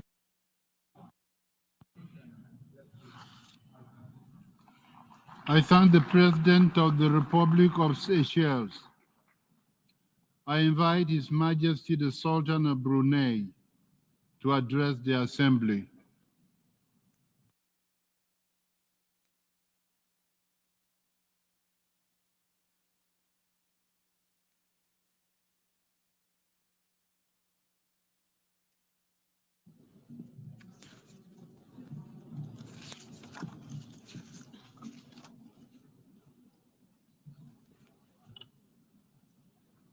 Bismillahirrahmanirrahim. Assalamu alaikum wa rahmatullahi wa barakatuh. Your Excellency Philemon Yang, President of the 79th session of the General Assembly. Your Excellency António Guterres, Secretary-General of the United Nations. Distinguished heads of delegation, ladies and gentlemen. Over 80 years ago, the United Nations emerged from a world torn apart by conflicts, embodying our collective aspiration for a future forged on unity rather than division. This resilient institution has navigated the rise and fall of empires and the impact of natural disasters and pandemics. Amidst these difficulties, the UN's core humanitarian principles have remained our guiding lights as we confront new and emerging global challenges. In line with our summit's theme of multilateral solution for a better tomorrow, would like to highlight three main points. First, in our interconnected world, the digital divide threatens to deepen disparities between nations and within societies.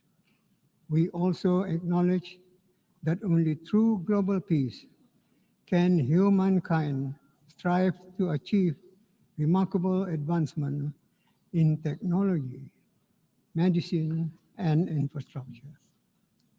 Maintaining global peace ensures we continue to strive for partnerships that facilitate fair and inclusive technological progress for all nations.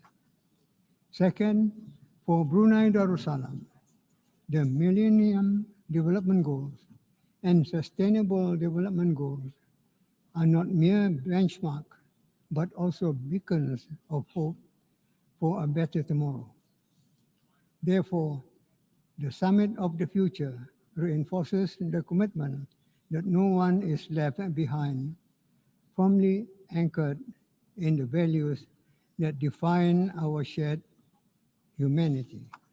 Third, as a member of the United Nations and the regional bloc of ASEAN, for the past 4 decades, Brunei Darussalam has embraced its global role by advocating multilateralism and rules-based international order to preserve peace, security, and sustainable in our region and beyond.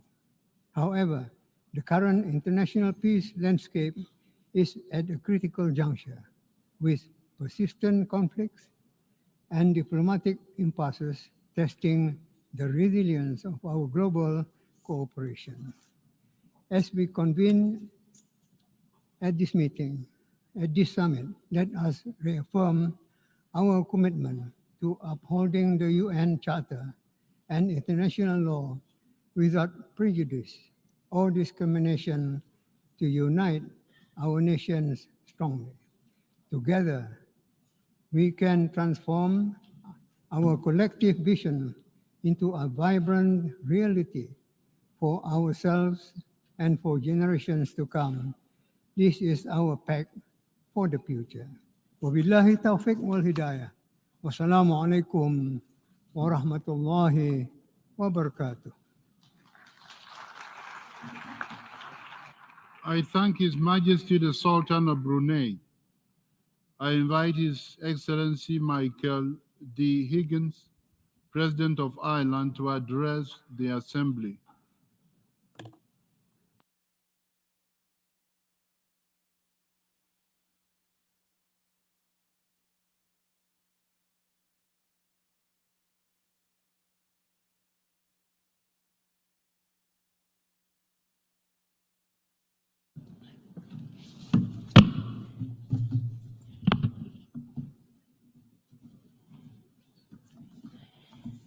President of the General Assembly, distinguished heads of state and government, Secretary-General, Excellencies Akoija Ilyog. We find ourselves in the gravest of circumstances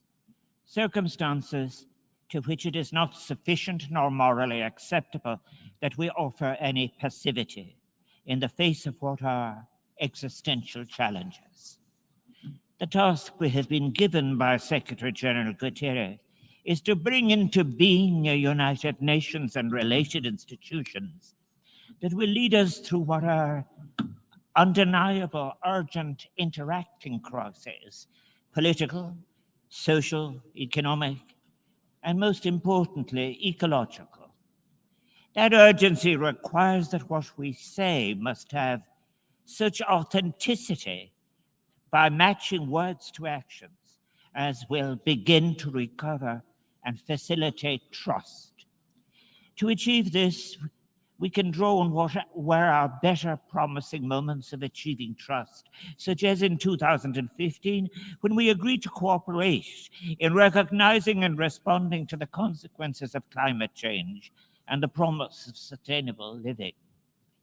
Those agreements released an intergenerational feeling of hope among the people of nation states that we were willing to change our assumptions as to how we saw the connection between society, economy, and ecology. We are challenged, however, by the fact that our delivery on commitments made on sustainable development and climate change have been so much less than what was committed. We too are living through a pervasive and deepening inequality that scars our world. Never have so many had so little, and so few accumulated so much without responsibility. What we are wrestling with are the consequences of a globalization from above, led by the powerful without transparency, without consideration as to social justice or to ecological consequences. As a response, it is my strong belief that a new inclusive globalization from below can achieve a new invigorated United Nations that will, starting with food sufficiency and led by those on the ground, accompanied by delivering universal basic services, which will enhance democracy, improve participation, and give the transformative leadership we need. In envisaging a United Nations of the future, a United Nations that can serve the peoples of the planet, we must have the courage to look at not only its current weaknesses, but at those abuses of power that have consciously undermined the United Nations since its foundation in 1945. the failure to achieve peace, eliminate acute global poverty, hunger, or the consequences of climate change and biodiversity loss have been accompanied by a return to an arms race. Last year, global military expenditure increased by 6.8% to $2.44 billion, the highest ever recorded. Achieving food security and economy of sufficiency, the delivery of the Sustainable Development Goals, urgency requires, of course, debt sustainability. We cannot continue to ignore the debt burden hanging around the necks of the world's poorest, who have such little fiscal space to do the things being suggested to them, be it in responding to climate change or achieving sustainability. 3.2 billion people, let us remember, live in countries that spend more on debt interest payments than on the essential basic services of education or health. We need to give our fullest support then to campaigns that seek to eliminate hunger and poverty. In the interest of all, the few must indicate their willingness to change if we are to avoid the horrific consequences of climate change, lose prospects for sustainability, and effectively prevent the conclusion that as a species we have failed to achieve peace, have instead become addicted to war, have rewarded investors in instruments of debt rather than promoting sustainability. We can achieve the change that is necessary.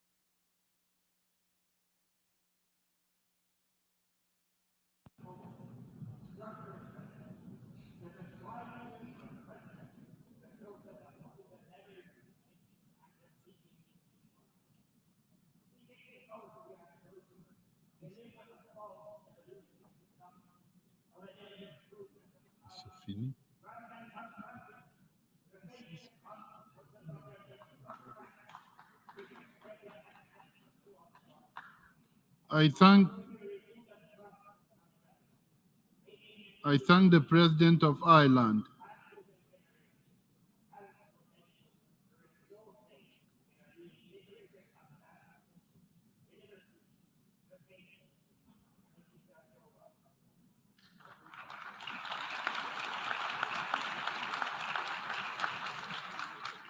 I invite His Excellency Charles Michel to address the President of the European Council to address the Assembly.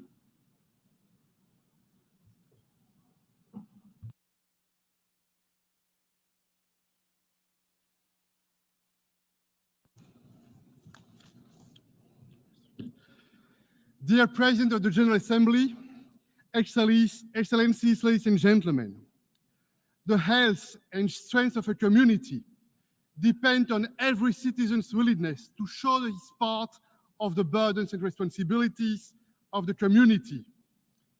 These are the memorable words of former Secretary-General Dag Hammarskjöld. And that is why each of us is here today to do our part and to share the responsibilities. Ladies and gentlemen, dear friends, finding the best way to tackle our common challenges is the shared mission of our generation. And this summit is a unique moment to boost our ambition, and the EU is fully on board. We want a pact for the future that will invigorate multilateral trust and put the United Nations back at the heart of our actions.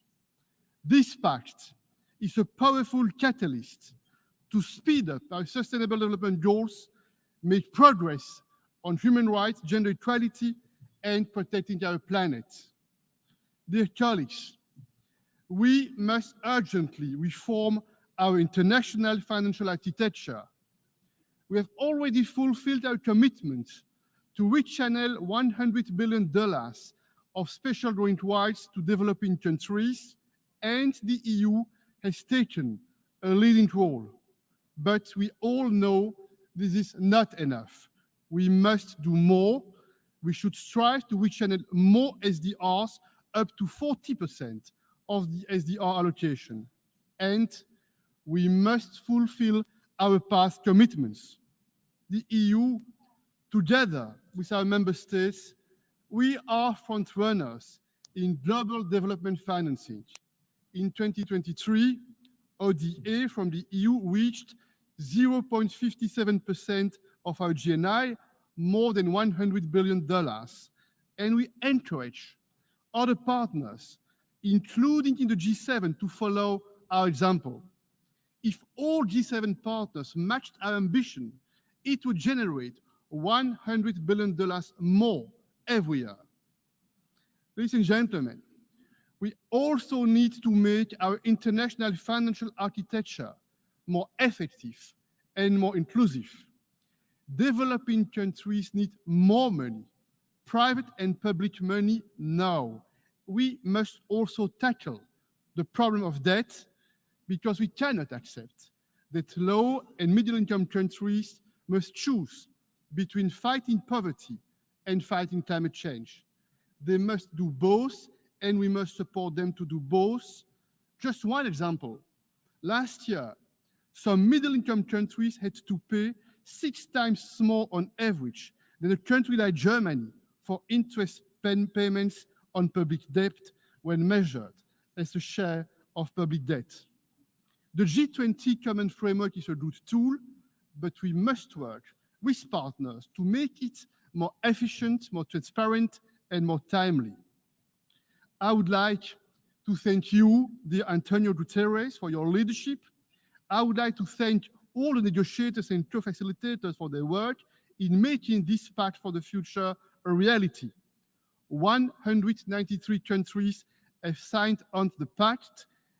Developing countries, together with the EU, we have tried to play a particularly positive role in helping reach consensus among all nations of the world, and this signals a path for future cooperation for the benefit of multilateralism and humanity, diversity, tolerance, and mutual respect.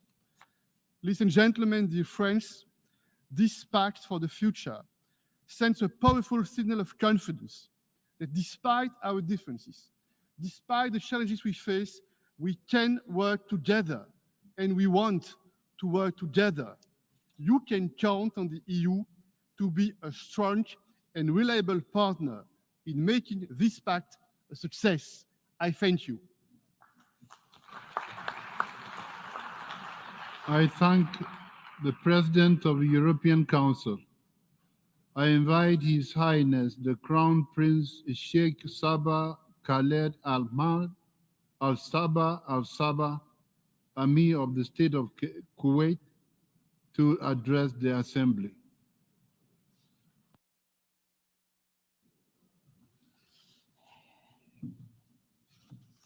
بسم الله الرحمن الرحيم. سعادة السيد فيلمون يانغ رئيس الدورة 79 للجمعية العامة للأمم المتحدة، معالي السيد أنطونيو غوتيريش الأمين العام للأمم المتحدة، أصحاب الفخامة والمعالي والسعادة. بداية يسرني أن أنقل لكم تحيات حضرة صاحب السمو أمير دولة الكويت الشيخ مشعل الأحمد الجابر الصباح حفظه الله ورعاه، وتمنيات سموه بنجاح أعمال هذه القمة.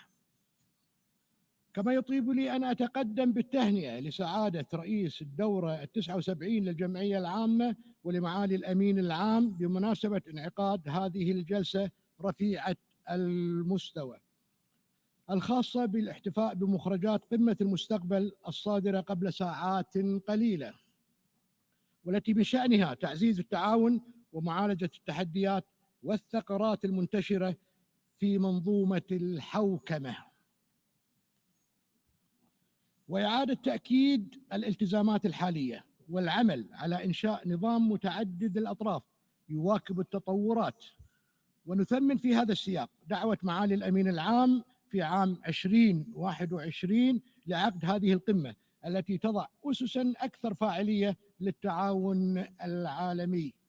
سيد الرئيس، تابعنا جميعاً وبشكل مستمر التحديات التي تواجهها الدول النامية والأقل نمواً، ولعل ما يأتي من بين هذه التحديات العابرة للحدود تلك المتعلقة بالمجال الإنمائي الأوسع والتحديات المرتبطة بالمناخ ومتغيراته المتسارعة، والتي بيّنت لنا الحاجة لمراعاة التطبيق الفعلي لمبدأ التمثيل الجغرافي العادل والابتعاد عن التمييز والتسييس. ونشاطر هنا ما أدلى به معالي الأمين العام حين قال استحالة بناء مستقبل لأحفادنا من خلال نظام بني لأجدادنا دون أن نراعي مستقبل شبابنا، وأننا مطالبون اليوم بالعمل على إدخال تغييرات جادة وعملية في منظومة الحوكمة الاقتصادية العالمية وشبكات الأمان المالي والتعاون الضريبي الدولي وإصلاح المصارف الإنمائية المتعددة الأطراف ومعالجة مشكلة الديون السيادية. سيد الرئيس، فيما يتعلق بالفصل الثاني للميثاق من أجل المستقبل الخاص بالسلم والأمن الدوليين، نجدد مناشدتنا على ضرورة التزامنا جميعا بالقانون والمواثيق والمعاهدات الدولية، مع التأكيد على أهمية التعامل بمسطرة واحدة بعيدا عن ازدواجية المعايير. ولعل ما يحدث في فلسطين من إبادة جماعية راح ضحيتها أكثر من 41,000 فلسطيني غالبيتهم من النساء والأطفال، وعجز مجلس الأمن عن إيقاف هذا العدوان له مثال قاطع مؤسف على نهج الكيل بمكيالين في تطبيق القانون الدولي، الأمر الذي يجب ألا يكون له مكان في مستقبلنا حتى لا ننزلق إلى عالم تسوده سياسة الغاب. وبالنسبة للفصل الخامس لميثاق القمة المعنون بأحداث تحول في الحوكمة العالمية وتحديدا الفقرات المتعلقة بعملية إصلاح مجلس الأمن، نناشد المجتمع الدولي للدفع بشكل أكبر للتفاوض والعمل على تسريع وتيرة إصلاح منظومتنا الدولية حتى تترجم واقعنا القائم وتحديات الراهنة وصولا إلى مجلس أمن شامل فعال شفاف خاضع للمساءلة. سيد الرئيس، لقد حرصت دولة الكويت بعد استقلالها بفترة وجيزة في العام 1961 على تأسيس الصندوق الكويتي للتنمية الاقتصادية العربية، إيمانا منها بأهمية الدفع بتعزيز الأسس الإنمائية للكثير من الدول النامية والأقل نموا، حيث قدم الصندوق منذ تلك الحين تمويلات ميسرة وصل عددها إلى 1073 ما بين قرض ومنحة، مساهما في تنفيذ مشاريع تنموية متنوعة في 105 دول. هذا ونستذكر باعتزاز جهود دولة الكويت وتقدمها المحرز في تنفيذ خطة التنمية الوطنية والسعي نحو تحقيق أهداف التنمية المستدامة 2030 ورؤية الكويت 2035، حيث سجلت دولة الكويت العديد من النجاحات الملموسة ضمن جهودها في ذلك.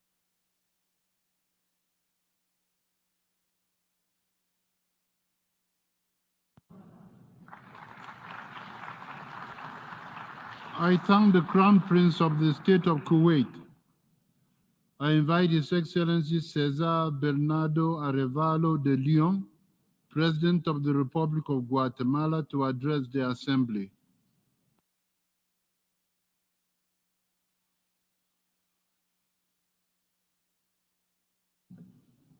Estimados amigos y amigas, es un honor para mí dirigirme a ustedes en esta cumbre en la que estamos compartiendo y haciendo reales objetivos comunes ambiciosos. Esta es una nueva oportunidad que tenemos para proteger las necesidades e intereses de las generaciones presentes y futuras a través de acciones concretas que estamos adoptando en este pacto del futuro, que no es un simple acuerdo más, sino que nos hace comprometernos con responsabilidades que son la renovación de los compromisos que hemos adoptado con principios fundamentales para fortalecer el sistema multilateral y avanzar en la realización de compromisos en los 3 pilares de nuestra organización: la paz y la seguridad internacional, los derechos humanos y el desarrollo sostenible, los cuales se interrelacionan y se refuerzan mutuamente. Reconocemos que el mundo ha evolucionado y que en este momento estamos en condiciones muy distintas a aquellas que existían cuando se creó el sistema de las Naciones Unidas hace 79 años, lo cual nos permite comprender la necesidad de trabajar para fortalecer el multilateralismo sobre los principios y objetivos de paz, cooperación, derechos humanos y libertad que nos animaron hace 79 años, pero que para hacerlo tenemos que dotarlo de nuevos mecanismos que permitan adaptarnos a estos nuevos tiempos. Esta cumbre del futuro, el pacto que acabamos de aprobar, son hitos importantes en un momento crucial que atravesamos los distintos pueblos del mundo y representa la voluntad colectiva para abordar conjuntamente los retos y los desafíos de la humanidad con una perspectiva hacia el futuro que se construye a partir de lo que hemos logrado en nuestra trayectoria como organización. Como gobiernos, debemos comprometernos a tomar medidas para enfrentar los retos de nuestra época, desde las crecientes desigualdades económicas que niegan a miles de millones de personas sus derechos o a una triple crisis climática que está cobrando un precio cada vez mayor en vidas y medios de subsistencia en todo el mundo, o a la renovada amenaza de las guerras que se están expandiendo. Hoy más que nunca, la cooperación internacional tiene un papel importante en la consecución de los objetivos del desarrollo sostenible y las metas que esta cumbre nos plantea. Por eso debemos enfocarnos en la reducción de la desigualdad y la pobreza y en la construcción de la paz en cada uno de los esfuerzos que hagamos. La interdependencia nos exige actuar con mayor responsabilidad, solidaridad y rendición de cuentas para fortalecer el Estado de Derecho, tanto a nivel nacional como a nivel internacional, y poner fin a la impunidad por el incumplimiento de las responsabilidades que asumimos bajo la Carta de las Naciones Unidas, bajo el derecho internacional y bajo el derecho internacional humanitario. Si fracasamos en este esfuerzo, la guerra, la violencia, la hambruna, la miseria que hoy asoman en el horizonte volverán a regir la vida de las naciones. Estimados amigos, en un mundo más cambiante, la reforma del Consejo de Seguridad es esencial para cumplir los objetivos del nuevo Pacto del Futuro, buscando hacer al órgano más representativo y adaptado a las realidades geopolíticas actuales. Ampliar la participación de países en desarrollo y potencias emergentes fortalecerá la legitimidad de las decisiones globales, promoviendo una gobernanza más equitativa y justa.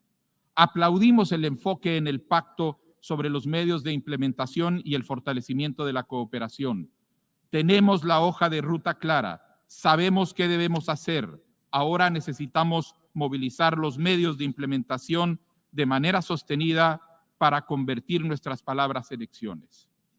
Nosotros buscamos fortalecer la democracia, combatir la corrupción y avanzar hacia una sociedad más inclusiva en un momento en el que el mundo también está en una etapa de...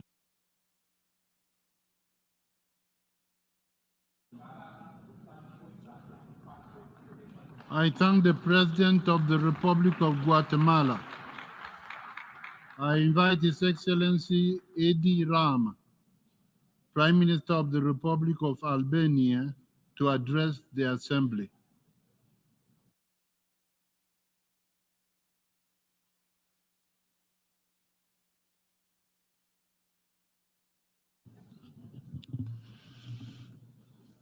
Today, the eyes of the world must be focused on this gathering.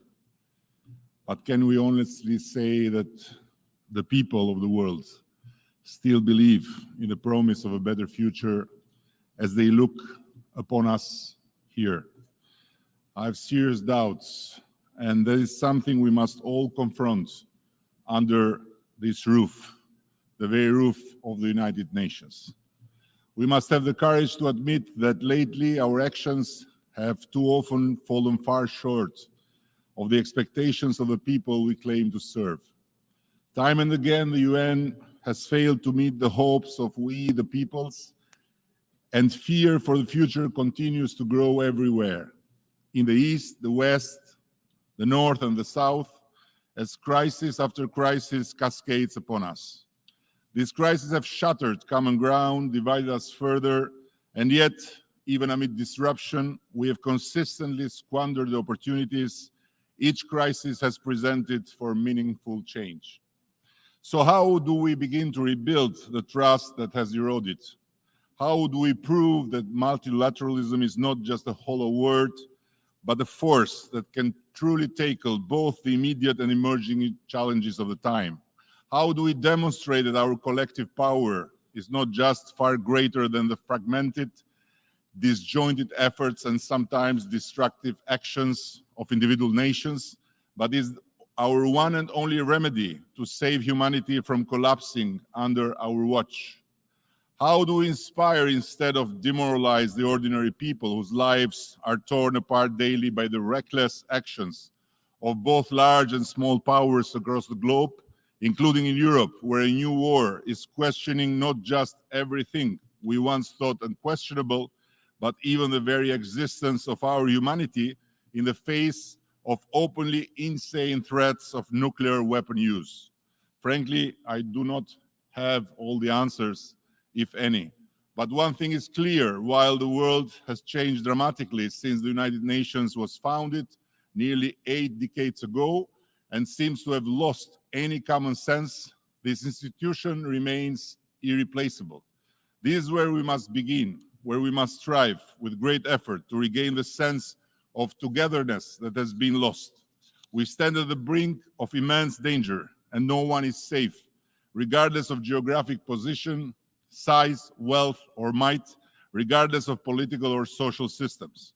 Our challenges are deeply interconnected, and if we do not tackle them through a reinvigorated multilateralism, we will fail altogether. Multilateralism is not a choice, it is an urgent necessity. The problems we face today, whether the result of our own actions or inactions, demand a collective response. They are too extreme, too global, to be addressed through isolated effort or let alone confrontational actions. Albania fully endorses the Pact for the Future and all its commitments. But let me stress, commitments alone are far from enough, more so than ever. They must be fulfilled. Albania may be a small nation, but we have given the world good examples of standing up for our shared humanity. During World War II, Albania became the only country in Europe to have more Jews after the war than before.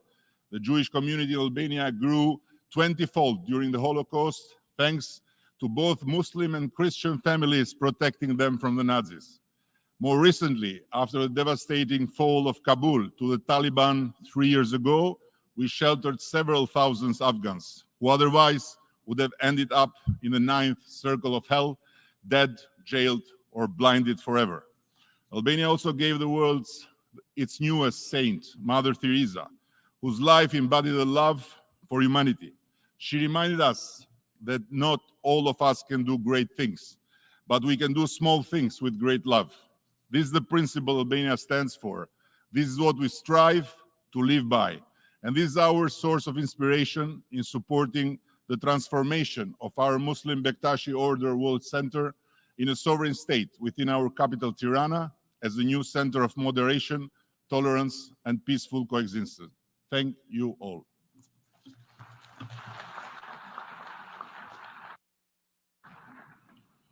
I thank the Prime Minister of the Republic of Albania. I invite His Excellency Mohammed Shia al-Sudani, Prime Minister of the Republic of Iraq, to address the Assembly.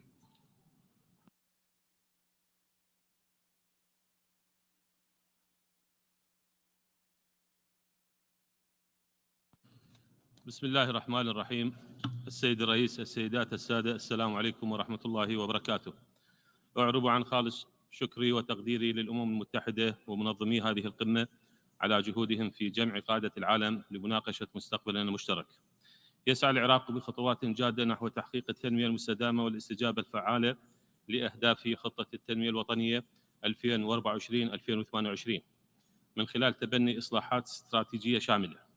نعمل في العراق على تعزيز الإصلاح الاقتصادي لضمان التحول نحو أنماط جديدة من الاستهلاك والإنتاج وتحسين أوضاع الفئات الأكثر هشاشة عبر استراتيجية لنظم اجتماعية ترتقي بهذه الفئات من حيث العدالة الاجتماعية والمشاركة الفاعلة في التنمية الاقتصادية.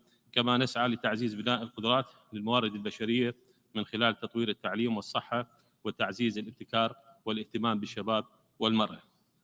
إن تحقيق التوازن بين أبعاد التنمية المستدامة الثلاثة يعد أولوية لنا، وذلك عبر النمو الاقتصادي المستدام وتكافؤ الفرص وحماية البيئة.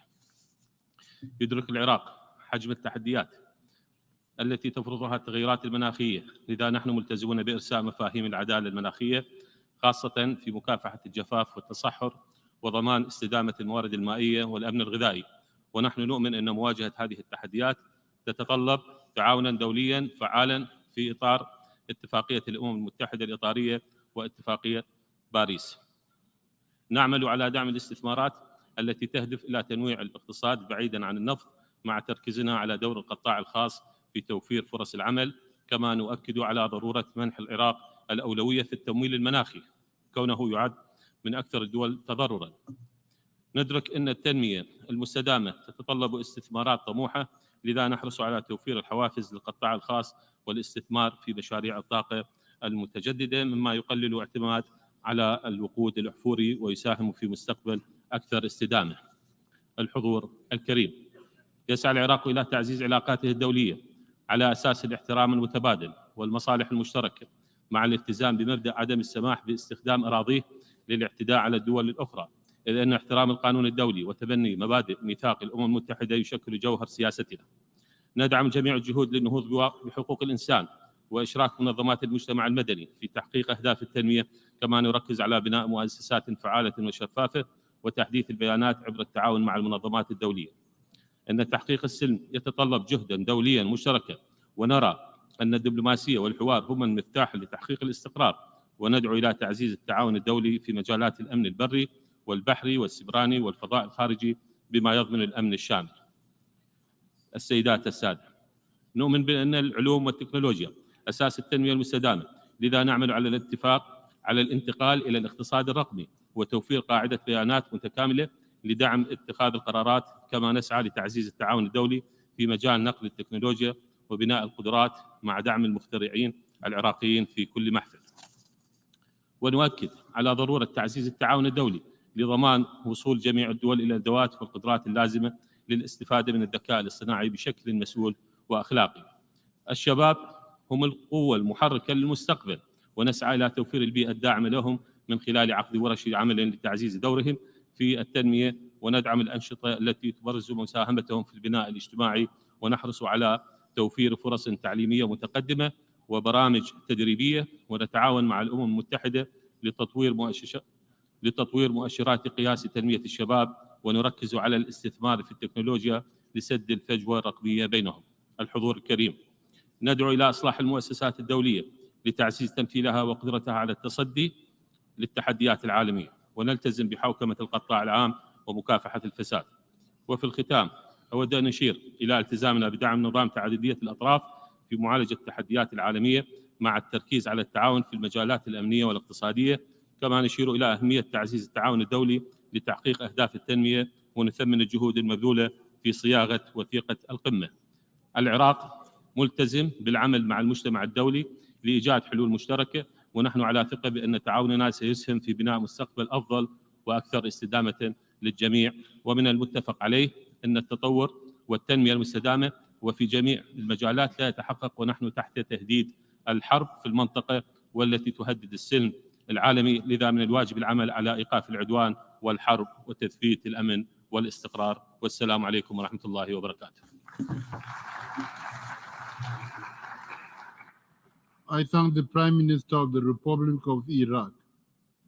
I invite Her Excellency Mia Amo Motley, Prime Minister, Minister for National Security and the Public Service, and Minister for Finance, Economic Affairs and Investment of Barbados to address the Assembly.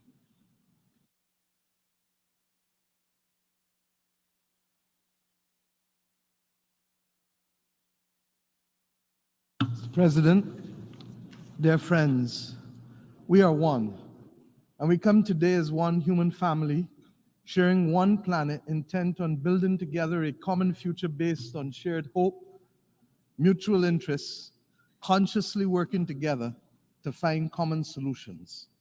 Our interconnectedness has long been recognized in spiritual traditions and practices around the world, and in the philosophy, the African philosophy of Ubuntu. Desmond Tutu explained that it is the expression that my humanity is bound up in yours. I am because you are, I am because we are. This interconnectedness compels us, as it did generations before us, to find the moral courage and take the decisive steps to end the horrors faced by humanity and to create new structures and new opportunity. Generations before us ended wars. They canceled debt. They dismantled slavery. They ended apartheid. They acted to stop genocide. They declared all people equal, and they gave women the vote, and they ended colonialism, and they built new nation states. They generated prosperity from deep poverty. I ask you today, will we summon the global moral strategic leadership necessary? I want to congratulate the Secretary-General and his deputy and the team of ambassadors from Namibia and Germany who have led us safely to this pact over the course of the last 2 years of negotiations. My friends, we will not succeed in overcoming our existential challenges if we are not prepared to change the global governance structures that are rooted in the outcome of World War II and have become unsuited to today's world. The distrust in our institutions of governance, the mistrust between the governors and the governed will continue to foster social alienation the world over at the very time that we need to find as many people as possible to shape a new world, not governance, but people. This approach to governance reinforces the notion that it is acceptable to have first-class and second-class citizens, a notion that we all find, I hope, repugnant. The tentacles of power today remain almost as it was a century ago. If, my friends, we do not create the space and the new voices are not heard, we will not secure the transformation needed to save people and to save planet. What the world needs now is a reset. What the world needs now is a little more love. A reset to embrace our common future. A reset that allows us to work together to navigate spaces together. We've seen the floods and the hurricanes, the droughts, the wildfires. They've affected us all. The failure to share the world's resources, which are more than adequate for everyone, will continue to drive us to war and to social disintegration and to migration. The absence of access to digital technologies and even basic electricity in Africa will condemn us to living in two separate worlds and may even, with AI, if unregulated, threaten completely the existence of human civilization as we know it. We know what the world needs, as I said. And what our people want to hear from us today is that we can overcome these challenges by working together, and that the visible actions that are necessary are being agreed today and tomorrow to secure the future in this pact.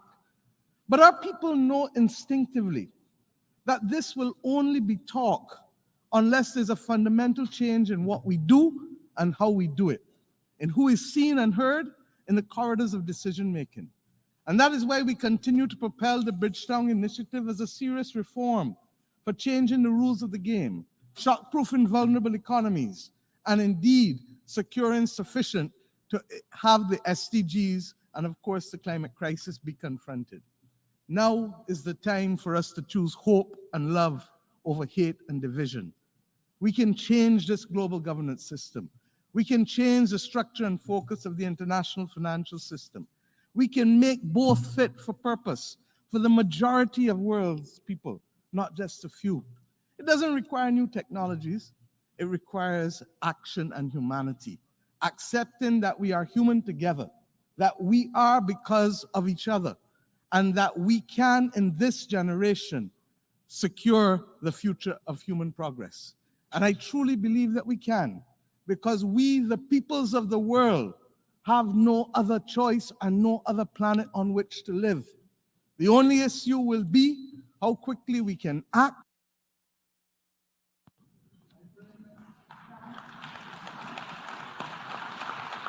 I thank the Prime Minister of Barbados. I invite His Excellency Chuakane Samuel Matekane, Prime Minister and Head of Government and Minister for Defense, National Security and Environment of the Kingdom of Lesotho, to address the Assembly.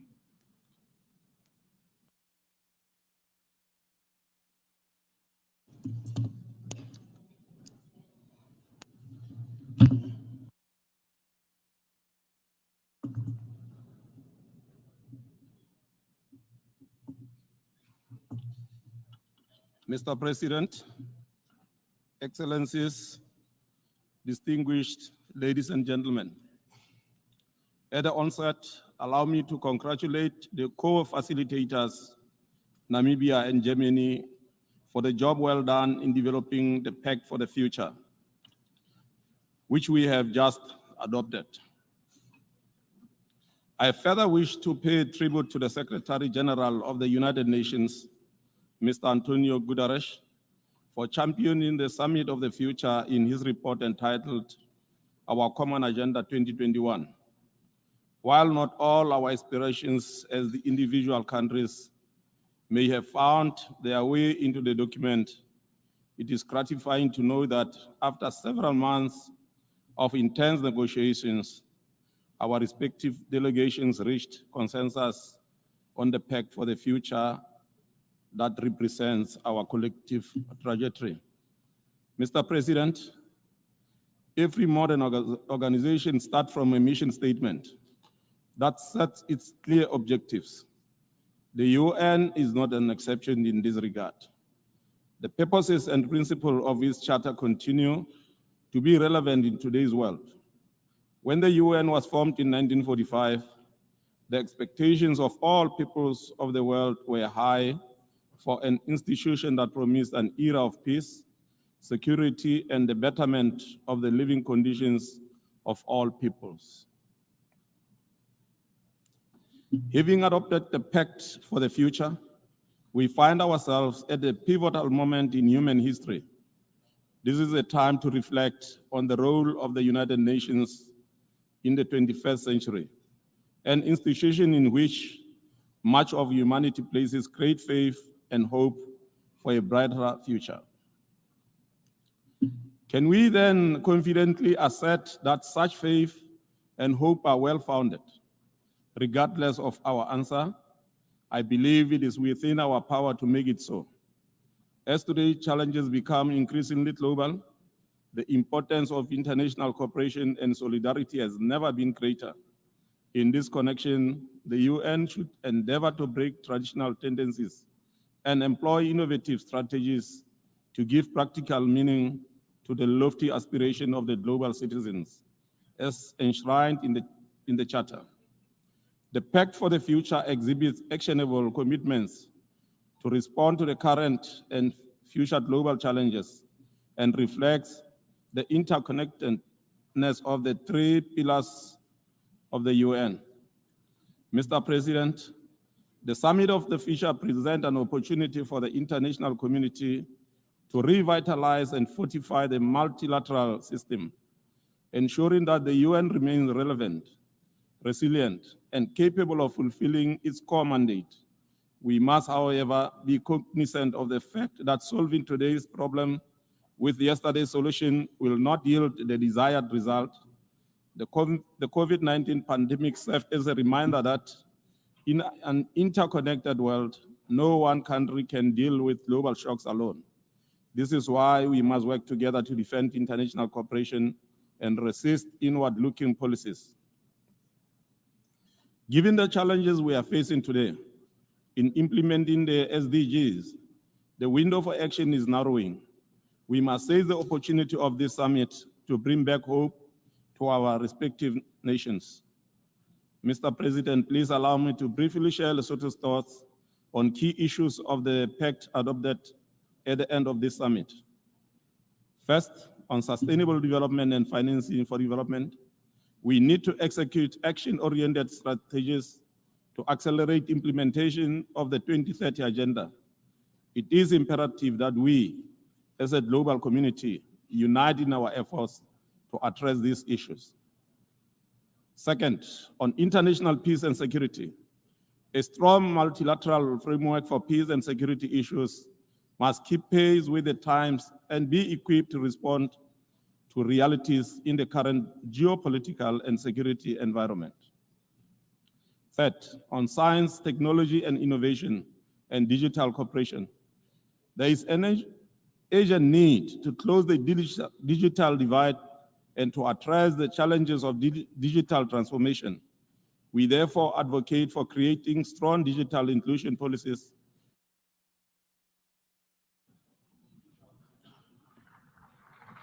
I thank the Prime Minister and Head of Government of the Kingdom of Lesotho. I invite His Excellency Sheikh Mohammed bin Abdurrahman bin Jassim Al Thani, Prime Minister and Minister for Foreign Affairs of the State of Qatar, to address the Assembly.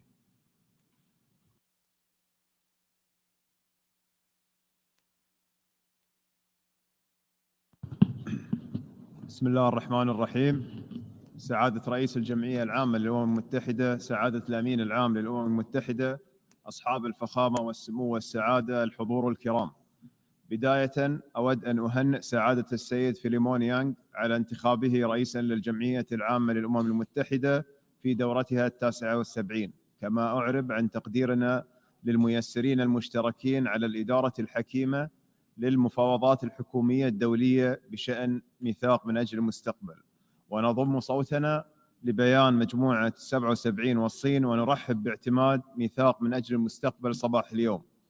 السيدات والسادة، إن دولة قطر على قناعة تامة بأن أجندة عام 2030 وتحقيق أهدافها للتنمية المستدامة تفرض المزيد من الجهود الدولية والوطنية امتدادا لدعمها لتوصيات الأمين العام للأمم المتحدة في تقريره حول خطتنا المشتركة، ومشاركتها في قيادة المفاوضات بشأن الإعلان السياسي لقمة الأمم المتحدة للتنمية المستدامة التي عقدت العام الماضي.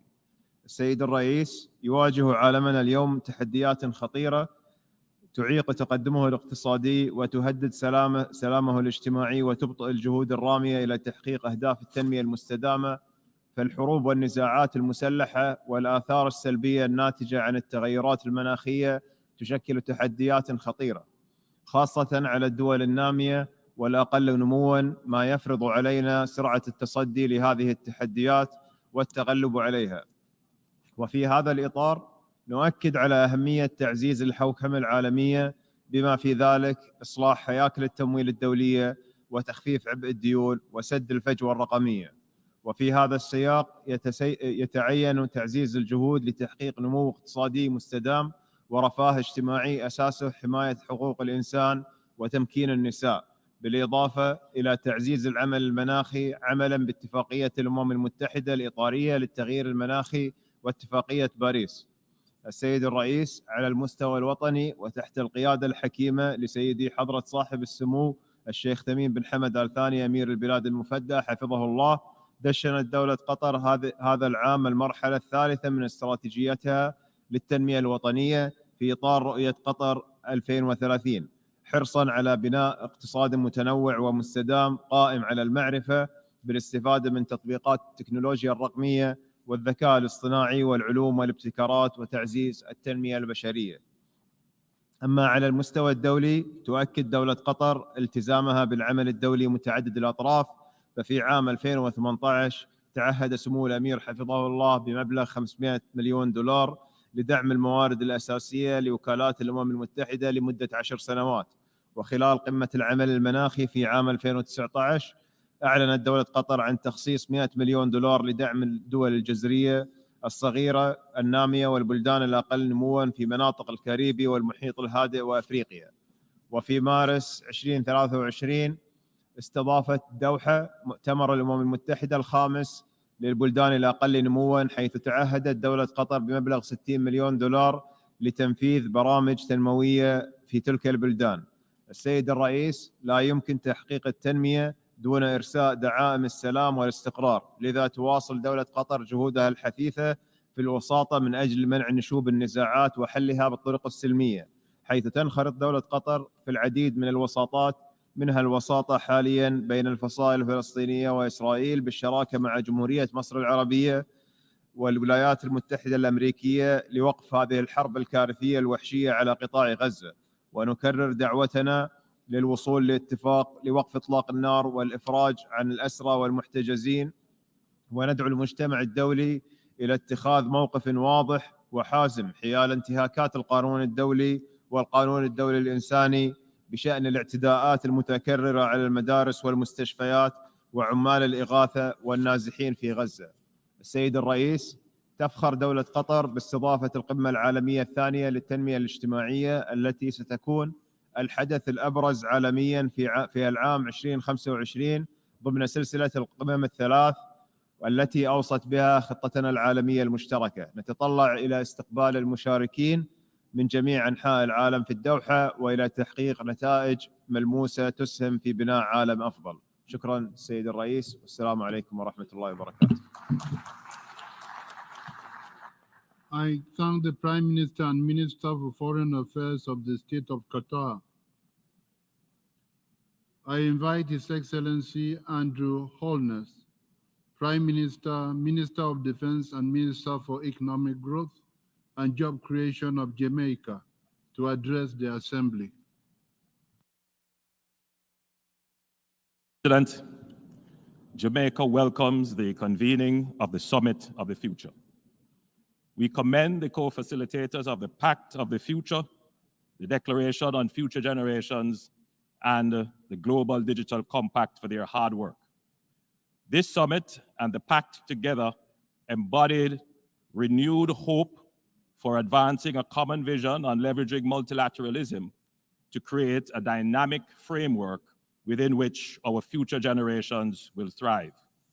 Jamaica is proud to have contributed to this historic process, particularly as co-facilitator for the Declaration on Future Generations.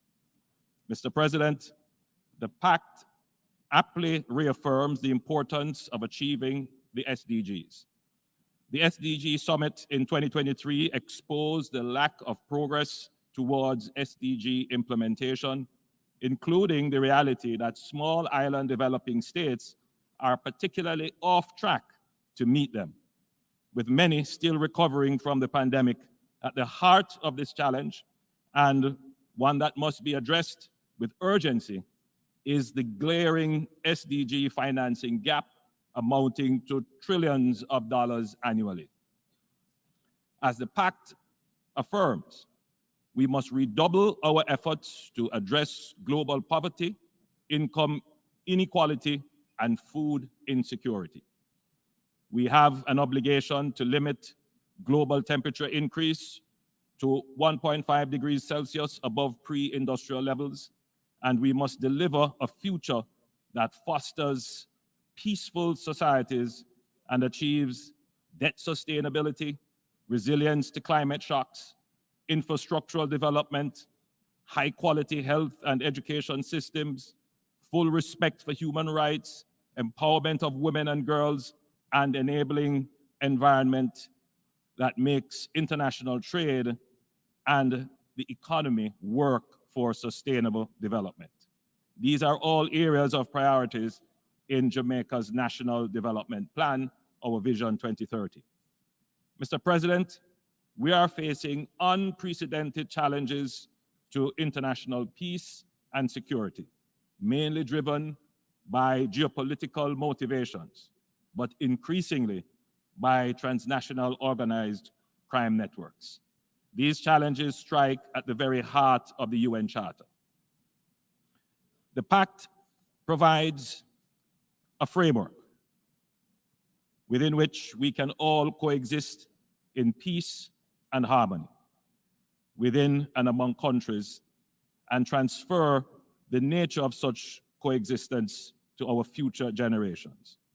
It is therefore well aligned with and supportive of the Secretary-General's agenda for peace.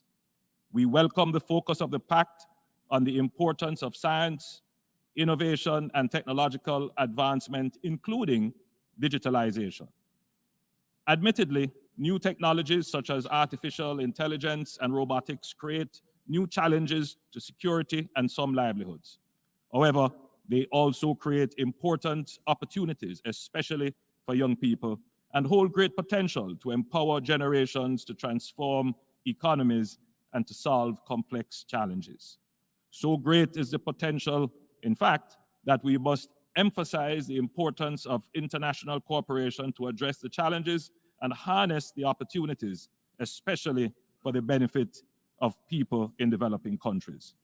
I must make the point that reform is needed in our international system to better serve the needs of the world today. More particularly, we agree with the Secretary-General that the international financial system is in need of radical reform.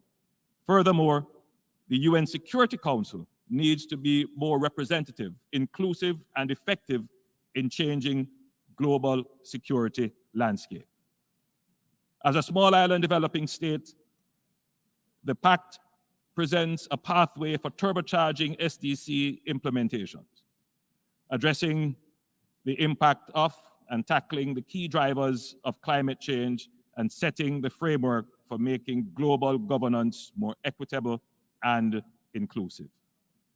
The world is counting on us to use the summit to foster renewed hope in the future, lay a suitable foundation for the prosperity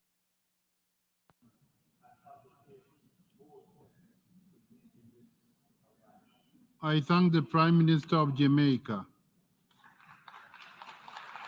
I invite His Excellency Kyriakos Mitsotakis, Prime Minister of the Hellenic Republic, to address the Assembly.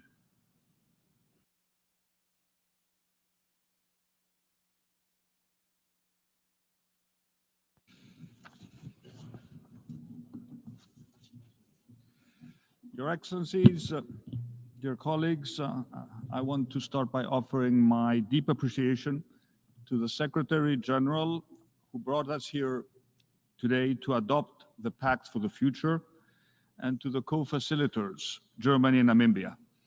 Thank you for undertaking this important and very complicated task. All of us who are here today recognize the urgent need to take action, to implement the many detailed, specific initiatives that are outlined in the Pact for the Future, for sustainable development, for peace and security, for addressing climate change, for the restoration of trust in global governance, a trust which has come under intense scrutiny for our own sake and for the sake of future generations. We managed to come to an agreement, and it was not an easy task, at a time of heightened mistrust, strife, polarization, and conflict. Yet we reached a consensus because we know that the stakes are extremely high, and that the global threats we are facing together as an international community are of much greater order than the individual interests of regions, countries, and governments. This is, after all, why the United Nations was created almost 80 years ago. At the root of its foundation was the recognition that there is such a thing as a global interest, a global common good for humanity, which supersedes and transcends the individual interests of member states. The generation that created the United Nations and adopted the UN Charter left us an invaluable legacy. One important difference between their historical moment and ours is this: they created the international system after suffering a devastating and unprecedented global catastrophe, the Second World War. We, on the other hand, have the opportunity to do something before it is too late, before we arrive at the next true global crisis. we can still avert the devastation that could be wrought by the current global threats we're faced with. Our Pact for the Future, as a point of global consensus, is only a first step, but it is a necessary first step. It is, after all, a political declaration to act, and political will is a necessary driver for action at the national level and collectively at the global level. Greece, as an incoming member of the Security Council for the next 2 years, was an active participant in this difficult negotiation. We believe we got to a fairly good outcome, and I note with satisfaction the inclusion of paragraphs of particular concern to us, such as maritime security and the protection of culture as an integral component for sustainable development. Crucially, today we are renewing our trust in the multilateral system, and we reaffirm our commitment to it. At this point in time, it was necessary to have this reaffirmation to go back to the basics of the UN Charter, such as the peaceful settlement of disputes with respect to international law. We can now move forward, solve together the core challenges of our era. They are truly global challenges, and of course, they require global solutions. With the Pact for the Future, we at least have a roadmap to lead us there. Nothing could be more vital. Thank you very much.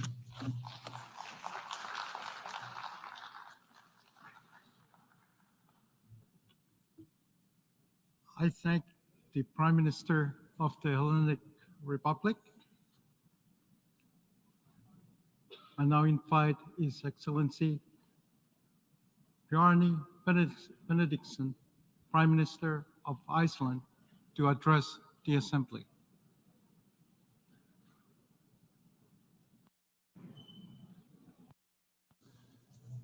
Mr. President, Your Excellencies, ladies and gentlemen, first of all, let me join in celebrating the conclusion of the Pact for the Future, together with the Declaration on Future Generations and the Global Digital Compact. I congratulate all of those who have put grueling hours of negotiation into finding common ground on many difficult issues.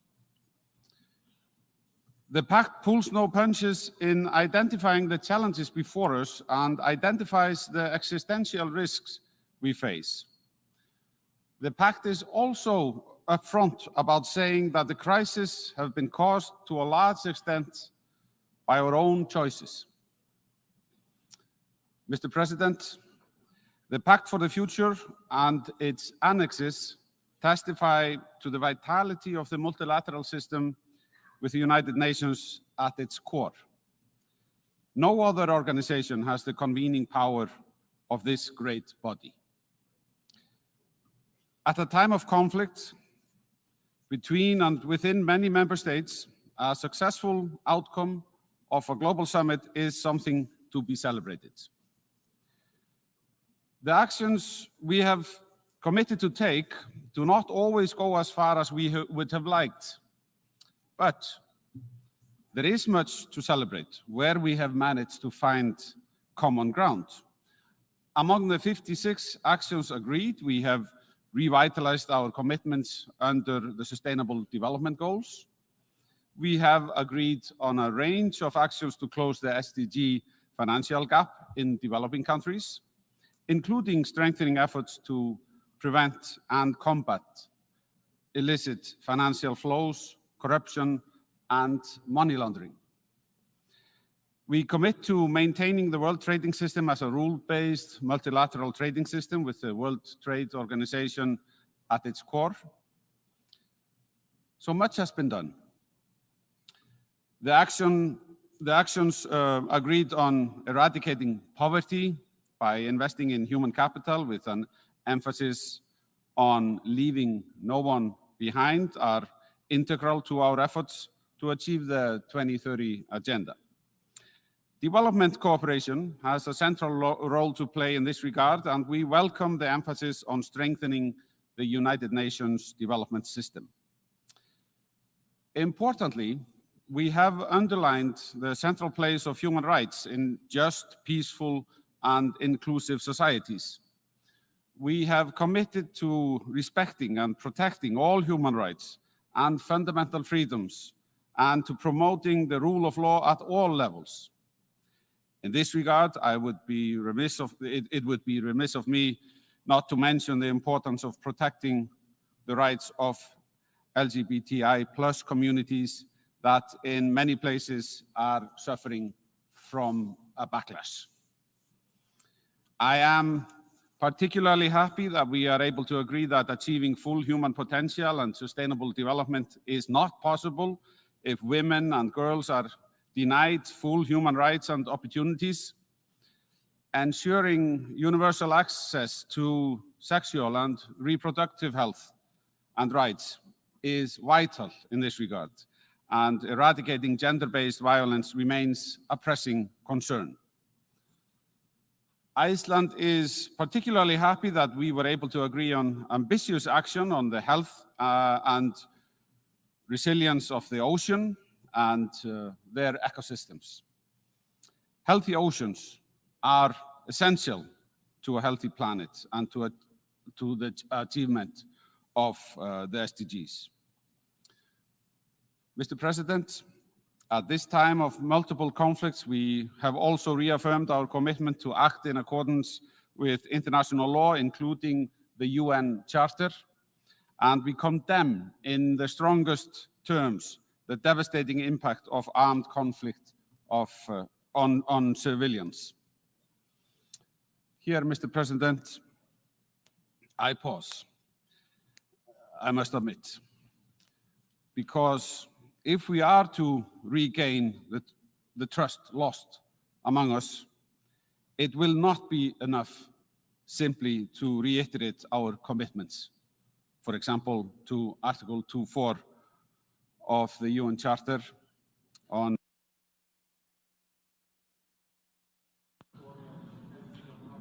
I thank the Prime Minister of Iceland.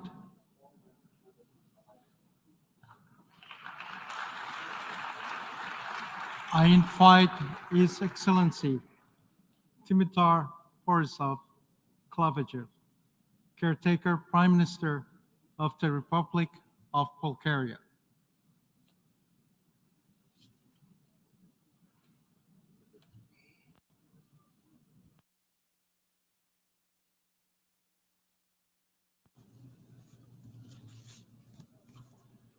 Уважаеми господин председател, Ваши превъзходителства, дами и господа! Позволете ми да благодаря сърдечно на генералният секретар Антонио Гутериш за организирането на срещата на върха за бъдещето и на ко-фасилитаторите на амбициозните Пакт за бъдещето, Декларация за бъдещите поколения и глобален цифров договор. Тези инициативи са от решаващо значение във време, когато се сблъскваме с редица сложни проблеми, включително агресията на Русия срещу Украйна, конфликтите в Близкия изток, Африка и други части на света, отдалечаващото се постигане на целите за устойчиво развитие, климатичната криза и продължаващи неравенства. Целта на срещата на върха за бъдещето и Пакта за бъдещето е намирането на многостранни решения, които привеждат глобалните институции и формати в съответствие с днешните политически, социални и икономически реалности, справянето с предизвикателствата на нашето време и търсенето на обединение за по-добре бъдеще на бъдещите поколения. Очакваме, че срещата на върха и Пактът за бъдещето, който въплъщава почти 80 години многостранен и национален опит, ще създадат по-безопасен, по-устойчив и по-справедлив свят, без никой да бъде изоставен. Те също така демонстрират ангажимента на международната общност за укрепване на една ревитализирана многостранна система, основана на нов глобален консенсус. В основата на тези усилия е върховенството на закона, което е от съществено значение за спазването на международните норми, осигуряването на справедливост и насърчаването на глобалното сътрудничество. Ангажиментът към правата на човека гарантира, че достойнството на всеки е защитено, докато се стремим към по-приобщаващо глобално общество. За да постигнем това, трябва да удвоим усилията си за справяне с системните неравенства, насърчаване на социалната справедливост и защита на основните права на всички индивиди. Докато напредваме в усилията си, трябва да вземем предвид и въздействието на новите технологии, които бързо преобразяват нашите общества. Даваме си сметка за предизвикателствата на цифровото неравенство и се застъпваме за увеличаване на инвестициите в цифрови умения, особено за лицата в уязвимо положение, и за бързо приспособяване към технологични промени. Нашата цел е свободен, защитен цифров свят с универсален достъп до интернет. Подкрепяйки глобалния цифров договор, ние се стремим към ориентирано към човека, основано на правата цифрово бъдеще, което използва изкуствения интелект за постигане и гарантиране на информационния интегритет. Трябва да включим възгледите и интересите на младежта и бъдещите поколения в нашите политики, като активно се вслушваме в младите хора. Ние подкрепяме специалната декларация за бъдещите поколения и следваме националната стратегия за младежта, за да ангажираме и овластим младежите в оформянето на бъдещето, както в Европа, така и в световен мащаб. Всички тези мерки налагат значителна трансформация на глобалното управление. Трябва да модернизираме и подмладим Организацията на Обединените нации, за да гарантираме, че тя остава актуална и способна да отговаря на предизвикателствата на 21 век. Това включва реформиране на Съвета за сигурност, за да отразява по-добре текущата глобална реалност, чрез добавяне на допълнителни места за постоянни и непостоянни членове. В заключение, България остава твърдо отдадена на ангажимента си към ефективна многостранна система, която признава особено важното и значение за справянето с глобалните предизвикателства. Ние сме посветени на насърчаването на международното сътрудничество и на съвместната работа за постигане на нашите общи цели. Призоваваме всички да се обединим около сътрудничеството и да действаме решително. Нека не разочароваме младите и бъдещите поколения. Благодаря ви. I thank the caretaker Prime Minister of the Republic of Bulgaria. I invite His Excellency Fumio Kishida, Prime Minister of Japan, to address the Assembly.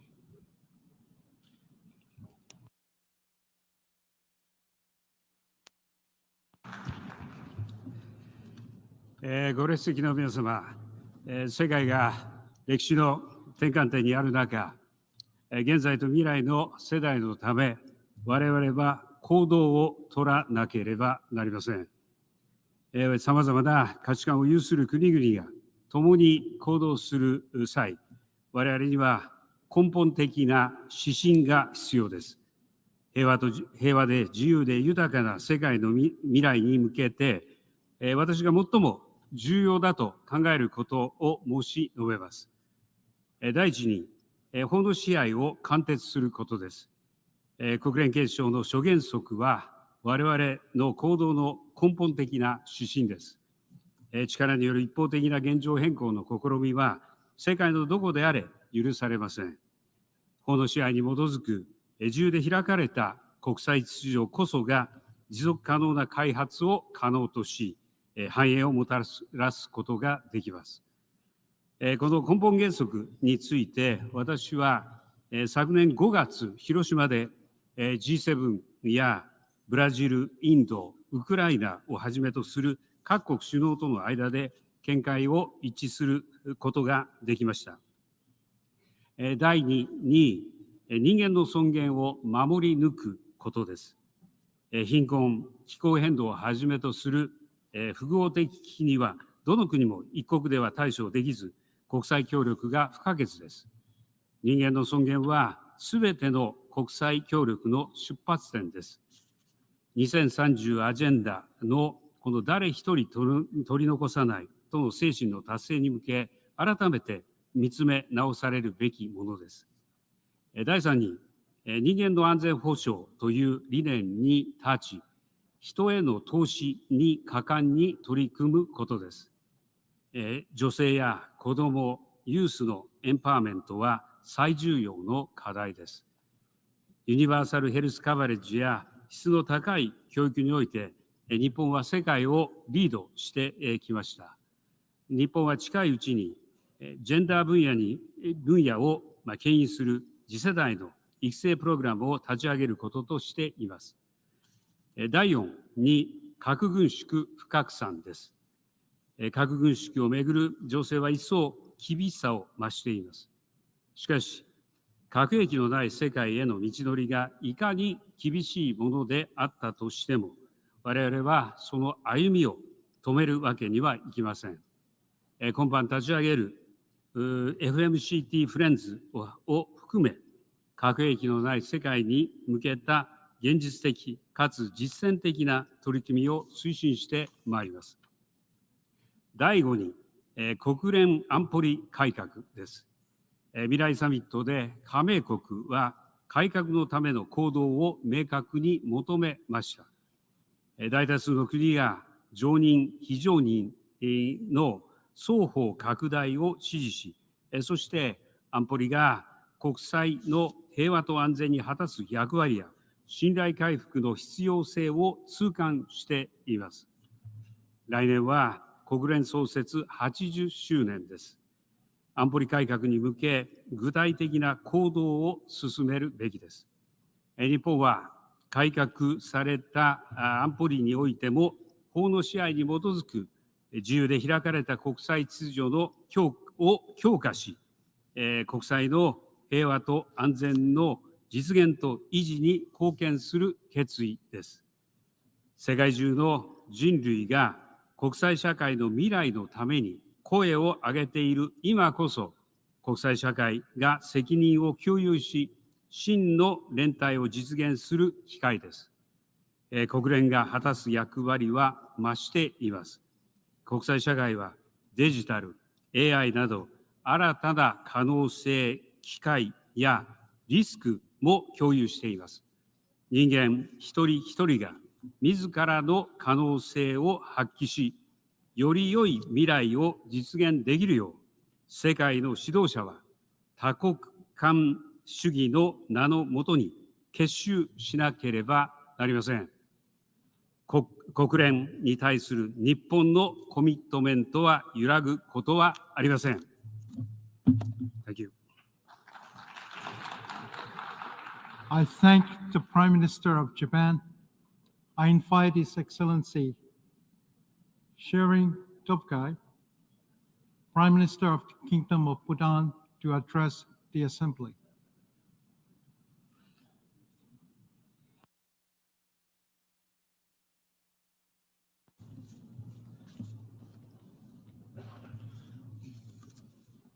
Mr. President, Mr. Secretary-General, Excellencies, ladies and gentlemen, I have the honor of bringing to you the greetings and warm wishes of His Majesty the King and the people of Bhutan.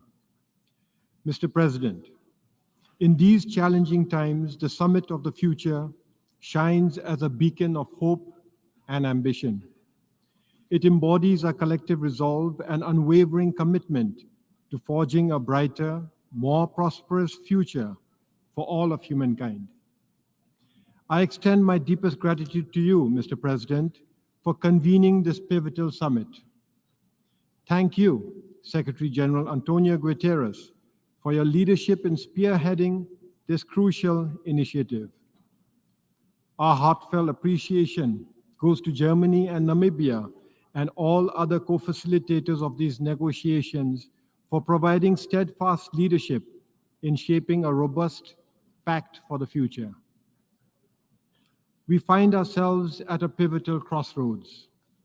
As we reach the midpoint of our journey to 2030, the Sustainable Development Goals stand before formidable challenges. Geopolitical tensions, economic disruptions, pandemics, climate change, and natural disasters have hindered our progress. Yet our determination remains unwavering, as embodied in the Pact of the Future. For Bhutan, this pact aligns well with our national aspiration to become a developed country by 2034. It reaffirms our shared vision and reinvigorates our commitment to achieving the SDGs. To realize these ambitious goals, we must muster the political will to transcend rhetoric and to take decisive action. We must prioritize policies that serve the common good over narrow interests. And we must assure international collaboration to transform our shared aspirations into concrete achievements, to ensure the success of the Pact for the future. Success demands robust financial frameworks. We must guarantee that no country is left behind by providing innovative financing, equitable resource distribution, and strong partnerships. Success requires that we bridge the digital divide. We must harness the power of technology to foster sustainable development of all our countries. Success also calls for engaging and empowering our youth. We must acknowledge that decisions we make today will inevitably shape the world they inherit in the future. And most importantly, success hinges on a global governance structure that is inclusive, transparent, and accountable. We must guarantee peace, security, and human rights for all peoples in all countries by ensuring a multilateral system that is both robust and responsive. Mr. President, the magnitude of the challenges we confront calls for a renewed commitment to multilateralism and international cooperation. The United Nations remains the most important platforms where nations unite to tackle these pressing issues. No nation can address global challenges in isolation. Climate change, pandemics, and conflicts require strong, inclusive partnerships that leverage the unique strengths and perspective of all our member states. This summit reminds us of our collective responsibility. Our pact is more than a document. It is a blueprint for a future where peace, human rights, and sustainable development are realized for all our peoples. Bhutan stands resolutely committed and ready to work alongside all member states to build a future that is equitable, sustainable, and secure for everyone. Thank you, and Tashidele.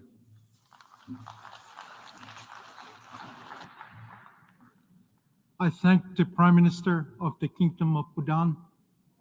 I invite His Excellency Kerala Sanana Kusmao to address the Assembly.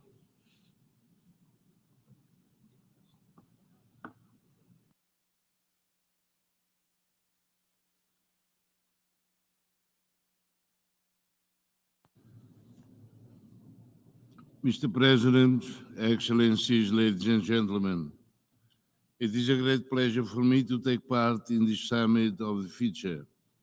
Last month, Timor-Leste celebrated the 25th anniversary of the popular consultation under the auspices of the United Nations, where our people bravely voted for self-determination and freedom. The independence of Timor-Leste was an achievement of the Timorese people, but also a triumph of the international system. It demonstrated that, with commitment, international cooperation can achieve agreed goals and tackle the challenges and opportunities of its time. And if today, Timor-Leste is a stable, peaceful democracy in transition to development, it is due not only to the constant support of the international community, but also to national efforts of reconciliation and dialogue for peace to secure a peaceful future. We know that without peace, there are no conditions for development. This is why investing in our youth through education, social skills, and responsible citizenship is an investment in sustainable development and lasting peace. Your Excellencies, peace is an abstract concept for many nations. Western Sahara has been waiting for its referendum since 1992. It has been waiting for 32 years. International law has yet to reach this last colony in Africa, ignored and forgotten. The international community has yet to find multilateral solutions for a future of peace for many nations around the world, from Palestine to Ukraine, from Yemen to Sudan, from the Central African Republic, where peacekeeping forces are there for almost 3 decades, to many other fragile and conflict-ridden countries. We all know that the United Nations was created after World War II for the preservation of global peace, human rights, and international development. However, we now live in an age of disorder, uncertainty, instability, and conflict. We face increasingly complex challenges, including the climate crisis, extreme inequality, and rising geopolitical tensions. The least developed countries, LDCs, and the small island development states, SEEDs, wait patiently for more flexible, inclusive, and responsible solutions. The means and financing to achieve the SDGs are scarce. They are insufficient to combat extreme poverty, food insecurity, humanitarian crisis, and climate change, biodiversity loss, and environmental degradation, with threatening the existence of some island states, particularly in the Pacific. Those who have contributed the least to global crises are the ones who suffer first, suffer most, and often suffer in isolation. They are victims of self-interest international actors, self-interested international actors and policies that value profit and power more than human dignity. As crises intensify, more and more people are suffering from hunger. The data from the Global Hunger Index is alarming. This when there are only 6 years left to fulfill the SDGs. What kind of world are we living in, where we can fuel wars but cannot feed children? We have, Excellencies, we advocate for a structural reform of the Security Council, which has become obsolete, ineffective, and unrepresentative of today's realities. An international organization is only credible if it responds to current needs and does not remain bound to a mechanism created to address problems from almost 8 years ago. We support the expansion of the permanent members of the Security Council for greater geopolitical, cultural, and economic representation and legitimacy. It is difficult to realize principles of transparency, accountability, and trust while rich and developed countries continue to make decisions for poor and developing.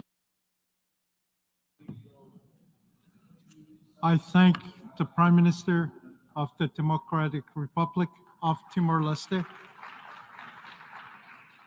I invite His Excellency KP Sharma Oli, Prime Minister of Nepal, to address the Assembly.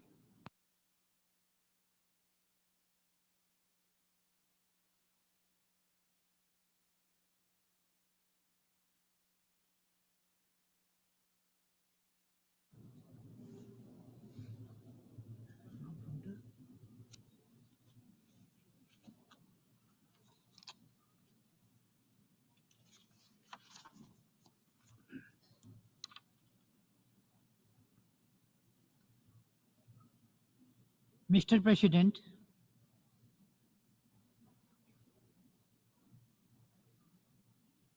Mr. Secretary-General, Excellencies, distinguished delegates, Namaste. I am deeply honored to deliver this statement. As chair of the group of the least developed countries, at the outset, I extend my heartfelt appreciation to the Secretary-General for convening this historic and significant summit. Mr. President, the group of LDCs have contributed in the best possible manner to make the summit of the future a success. However, our minds are musing and hearts are hurting from the fact that millions of children in LDCs go hungry every day. When millions of our children go hungry today, where is our future? What do we mean by future? When millions of our youth languish with malnourishment and illiteracy, where can we seek our future? Nothing could be more unjust and unethical than to be ignorant to the fact that millions of people in LDCs living in extreme poverty, while a small minority in some corners of the world accumulates billions in wealth each day. Is this the future we aspire to? Absolutely not. International community must act now to ensure every child and young person has the chance to thrive. Mr. President, LDCs face severe economic challenges with unmet ODA and climate financing commitments, insufficient and delayed international support, and spiraling debt distress. Most critically, global financial and trading regimes remain fundamentally unfavorable to LDCs. Furthermore, the growing digital divide between rich and poor countries threatens to leave LDCs even further behind. Despite contributing a mere 3.3% of global greenhouse gas emission, LDCs are among the most vulnerable to this devastating impacts of climate change. The people of LDCs are frustrated by the continuation of these severe structural impediments and climate injustice which hinder their path to prosperity. Mr. President, we must act now to pull the world back from the brink of catastrophe. For this, we need coordinated, comprehensive, and science-based policies with LDCs at the center.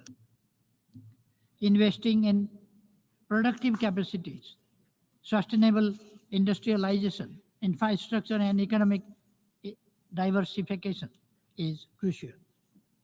Equally important is transforming global governance and strengthening institutions to make them fit for purpose. Mr. President, in this context, we wholeheartedly welcome the Pact for the Future as a manifesto for future generations, as a blueprint for a peaceful, prosperous, and sustainable future, as a renewed commitment to multilateralism, putting the UN at its core. We equally welcome the adoption of Declaration on the Future Generation and Global Digital Compact, and emphasize the need for its effective implementation for the well-being of people and planet. Mr. President, the Pact encapsulates the hopes and optimism of both people and the planet by reinstalling the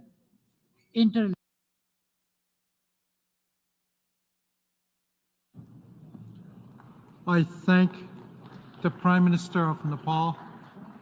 I invite His Excellency Robert Olaf, Prime Minister of the Republic of Slovenia, to address the Assembly.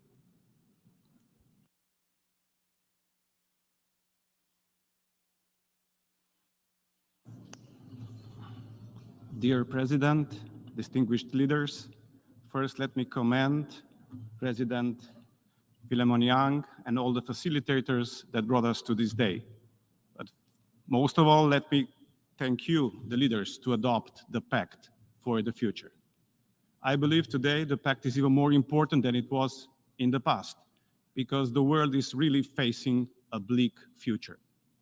From climate crisis to raging wars. One could easily conclude that unless we can address and stop the wars, there is no common sustainable future. Therefore, I call and urge again, stop the aggression on Ukraine, stop the aggression on Gaza and Palestine. And that goes for all armed conflicts where innocent civilians are involved and where kids are suffering for the things they should never see or experience. I believe peace is a vital condition in order to tackle the climate crisis efficiently. We can only do that based on trust, solidarity, and global stability. Unless we can achieve that, everything will be in vain. Let me just briefly address the sustainability and how we can tackle that with harnessing of advanced technologies. There is one topic which is very dear to me, and that is the importance of water and water diplomacy. Water is the most precious natural resource, and practically all of the social and economic well-being basis on that. Same goes for global stability and peace. The importance of water is such that we shall do all the action that we can, and we shall try to do it in as many possible ways as possible, just in order to be effective in how to tackle the importance of water, including building global partnership. There are vast areas of the world where the water is scarce. And then there are areas, like in my home country, Slovenia, where we have abundance of water, but were hit by devastating floods a year ago. The extreme weather is hitting us all. It doesn't matter where you live, it doesn't matter how rich or poor your country is.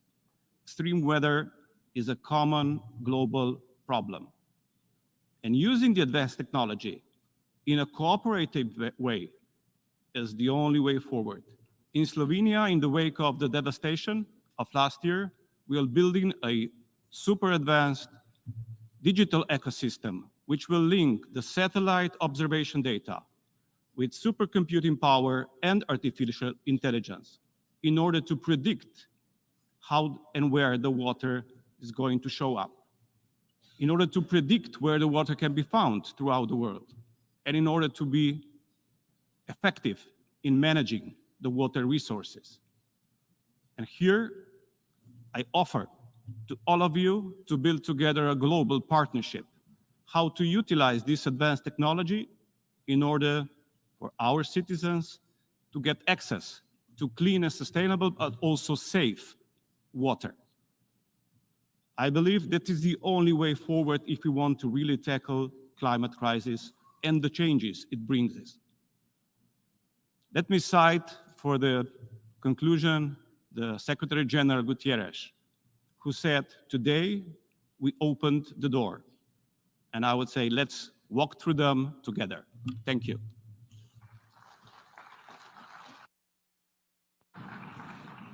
I thank the Prime Minister of the Republic of Slovenia.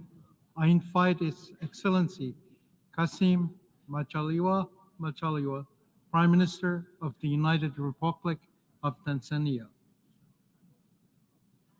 and invite him to address the Assembly. Mr. President of the General Assembly, first of all, I want to extend warm greetings from the people of the United Republic of Tanzania, especially from Her Excellency Dr. Samia Suluhu Hassan, the President of the United Republic of Tanzania, whom I have the honor to represent today. Mr. President, we stand at a crucial juncture in our quest for a more equitable, sustainable, and secure world. The Summit of the Future presents a vital opportunity to restore trust in the multilateral system and to commit to a sustainable future for all. The choice we make today will shape the world for future generations.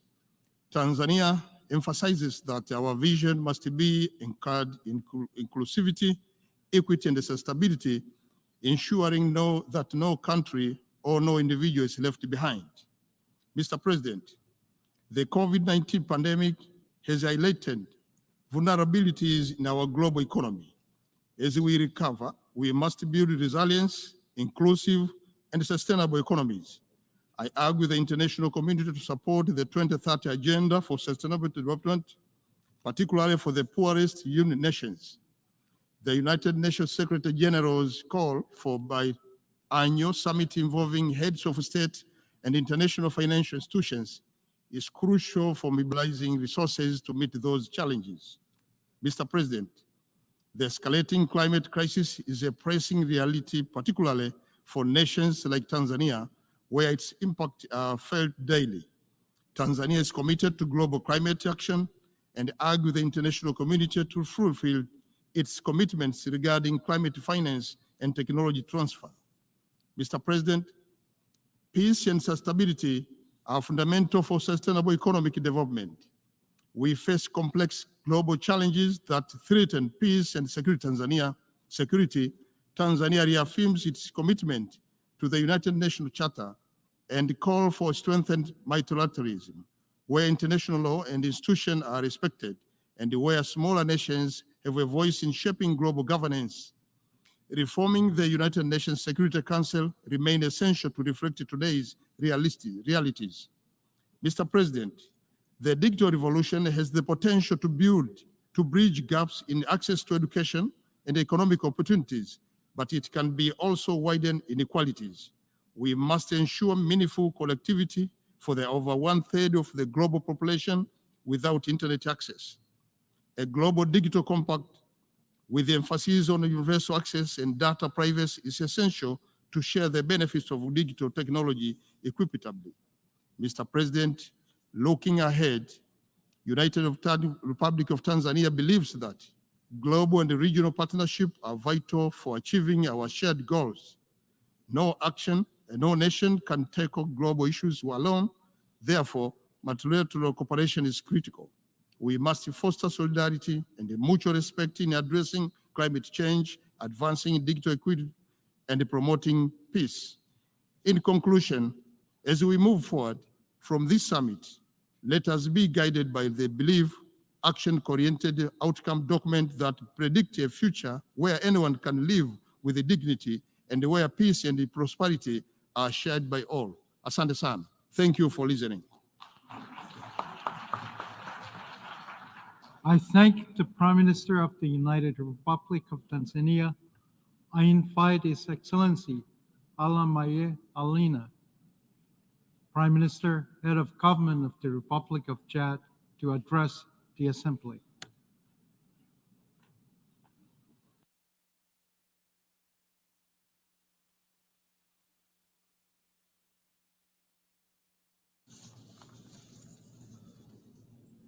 Excellences, Monsieur le Président de l'Assemblée générale, Excellences, Mesdames et Messieurs, je voudrais tout d'abord saluer la pertinence du thème central de cette rencontre et exprimer ma haute appréciation pour la parfaite organisation de cette session.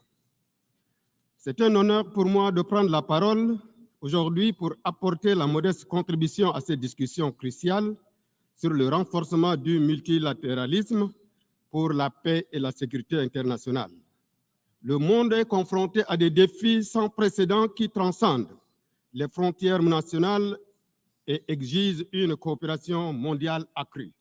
Le Tchad, à l'instar de nombreux pays du Sahel, se trouve au cœur d'une interaction complexe entre climat, sécurité et développement. Nous subissons quotidiennement les conséquences dramatiques du dérèglement climatique. En 2024, 115 de nos 120 départements ont été touchés par des inondations dévastatrices, affectant ainsi près de 1,5 million de nos concitoyens et détruisant d'immenses superficies de terres agricoles. Ces catastrophes ne sont pas seulement environnementales, elles constituent aussi une menace directe à notre sécurité nationale et régionale. La raréfaction des ressources naturelles alimente les tensions entre les agriculteurs et éleveurs, exacerbant ainsi l'instabilité. À cette réalité climatique s'ajoutent les menaces sécuritaires majeures, notamment les attaques terroristes de Boko Haram dans la région du bassin du lac Tchad, qui ont forcé des centaines de milliers de personnes à fuir leur foyer. À cette crise touche non seulement le Tchad, mais également le Nigeria, le Niger et le Cameroun. De plus, notre pays fait face à des défis sécuritaires persistants le long de ses frontières, en particulier avec la Libye au nord et le Soudan à l'est. L'instabilité dans ces pays a des répercussions directes sur notre propre sécurité, faisant ainsi du Tchad l'un des grands pays d'accueil des réfugiés dans le monde. Face à ces défis complexes, le multilatéralisme n'est pas une option, mais une nécessité vitale. Il est impératif de renforcer nos mécanismes de coopération internationale pour qu'ils soient adaptés au monde d'aujourd'hui. À cet égard, permettez-moi de formuler quelques actions concrètes. 1. Intégrer systématiquement la dimension climatique dans nos analyses sécuritaires. Nous saluons l'initiative de l'appel à l'action de Dakar porté par l'UNOWAS et ses partenaires sur les liens entre climat, paix et sécurité au Sahel et appelons à son renforcement. Garantir un financement prévisible et durable pour les opérations de maintien de la paix menées par les organisations régionales, composées dans le Pacte pour le futur. L'expérience de la force multinationale mixte, notamment dans la lutte contre Boko Haram, montre l'importance cruciale de ces interventions. Accélérer la mise en œuvre de l'agenda femmes, paix et sécurité. Soutenir et renforcer les initiatives régionales comme la Grande Muraille Verte qui lutte contre la désertification tout en créant les opportunités économiques. Réformer l'architecture financière internationale pour mieux répondre aux besoins des pays vulnérables. Nous appelons à la création d'un mécanisme de financement climatique dans les zones de conflit, en particulier dans la région du Sahel. Monsieur le Président, en conclusion, je voudrais rappeler que la paix et la sécurité internationale sont indissociables du développement durable et de la lutte contre le changement climatique. Le pacte pour le futur doit refléter cette interdépendance. Le Tchad est prêt à jouer pleinement son rôle dans cette entreprise collective. Ensemble, œuvrons pour un ordre international plus juste, plus inclusif et plus efficace, capable de relever les défis du XXIe siècle et de garantir un avenir de paix et de prospérité pour tous. C'est avec cette conviction profonde que j'annonce notre pleine adhésion à la déclaration de ce sommet, convaincu que les engagements pris ici traceront les contours d'un avenir meilleur pour les générations à venir. Je vous remercie.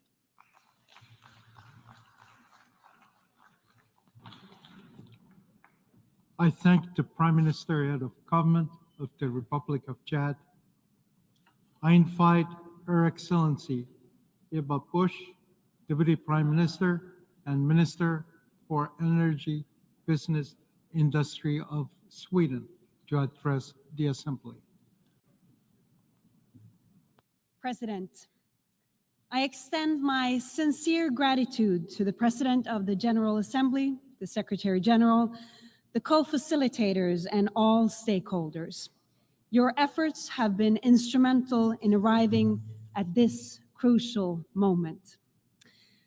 I am proud and grateful to speak to you today, both as a representative of the Swedish government, but also as a mother of two. Being able to say to my own children that their rights are put at the very center of the Pact for the Future. The Pact of the Future, as agreed to today, is a blueprint for a future where a rules-based international order based on the UN Charter is stronger and more resilient, where cooperation and multilateralism thrives. Our world faces unprecedented and interconnected challenges, the highest numbers of conflicts since the World War II, threats to human rights, democracy, and gender equality, not to mention climate change. At the same time, we are living in an era where digital and emerging technologies are reshaping almost every aspect of our lives.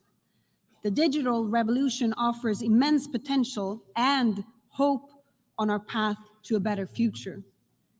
Sweden, alongside with Zambia, has had the great privilege to lead our collective efforts in agreeing on a global digital compact. This is the roadmap to a digital future that is open, that is safe, that is secure, sustainable, and inclusive, where opportunity knows no borders. The Global Digital Compact will enable closing the digital divides and sort of turbocharge the Sustainable Development Goals. The GDC emphasizes environmental sustainability, the empowerment of women and girls, protecting human rights in the digital space. A childhood in freedom requires safety online. At the very heart of this vision is the belief that technology, and in particularly AI, must serve humanity. Through the Digital Compact, we are advocating for key AI initiatives, including a scientific panel, a global dialogue on governance, and capacity building fund. These initiatives aim to ensure that AI serves humanity and upholds our shared values. This is the foundation we urgently need to secure a future where AI benefits everyone. President, these global needs are extensive and the funding gap is growing. As one of the world's most generous donors, exceeding the UN's target of 0.7% of gross national income to ODA, Sweden welcomes the ambition to increase the effectiveness and scale of innovative financing for our Sustainable Development Goals and the Paris Agreement. The reform of the international financial architecture is key. We must adapt to maintaining legitimacy by ensuring fair representation and protecting the voices of the poorest and the most vulnerable. Also, the Security Council must reflect today's realities, including seats for African nations and fair representation for all. President, in times of strife and suffering, from Ukraine to Sudan, from Eastern Democratic Republic of Congo to Gaza, Sweden stands as a pillar of support for peace and humanity.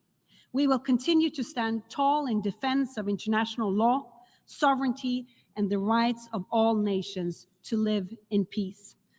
Russia's aggression against Ukraine is an attack on the very principles that uphold this organization. Our response must be clear, and it has to be unwavering. President, we stand at a window of opportunity.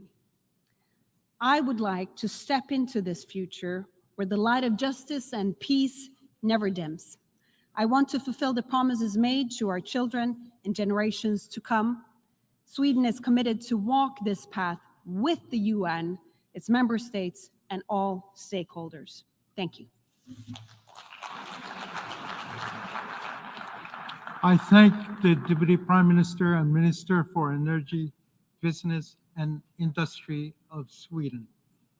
I now give the floor to His Excellency Enrique Austria Manalo, Secretary for Foreign Affairs of the Philippines.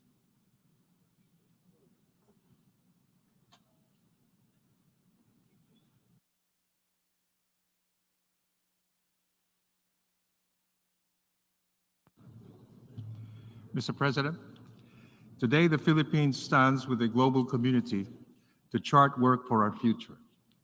The Secretary-General sent a resounding alarm last year, reminding us that growing dangers compel us to strengthen the multilateral system. As leaders of the community of nations, we grapple with difficult decisions to stay the course in these moments of complex crises, conflicts, as well as climate change. The Philippines welcomes the Pact for the Future, the Global Digital Compact, and the Declaration on Future Generations, and hails them as a triumph of the persistence of multilateralism to affirm that a better world is possible with the solidarity of nations.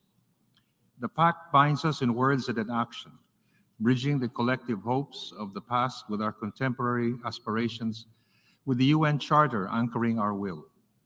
The Pact can guide the UN in delivering meaningful outcomes for peace and security, for human rights, for fairness and equality, for resilience from crises, and disasters, and for empowering individuals and all communities in the world. Mr. President, through the wisdom of our forebears, we have built the UN on the foundation of the rule of law. Multilateralism, with the UN at the center, flourishes on the grounds of a rules-based order that provides conditions for trust, solidarity, equity, and peace. Respect for the rule of law safeguards global peace and security and enables the international community to confront complex current and future challenges together. It anchors a stable and predictable order needed to achieve the 2030 Sustainable Development Agenda. It is a touchstone for all international efforts to resolve disputes, prevent conflicts, protect human rights, and enhance global governance. Preserving a rules-based international order is a collective duty. Mr. President, our pact is a call for action for multilateralism that puts people at the center. Conflict, disasters, hunger, and displacement, and arduous pressures on the global humanitarian system and our climate resilience framework.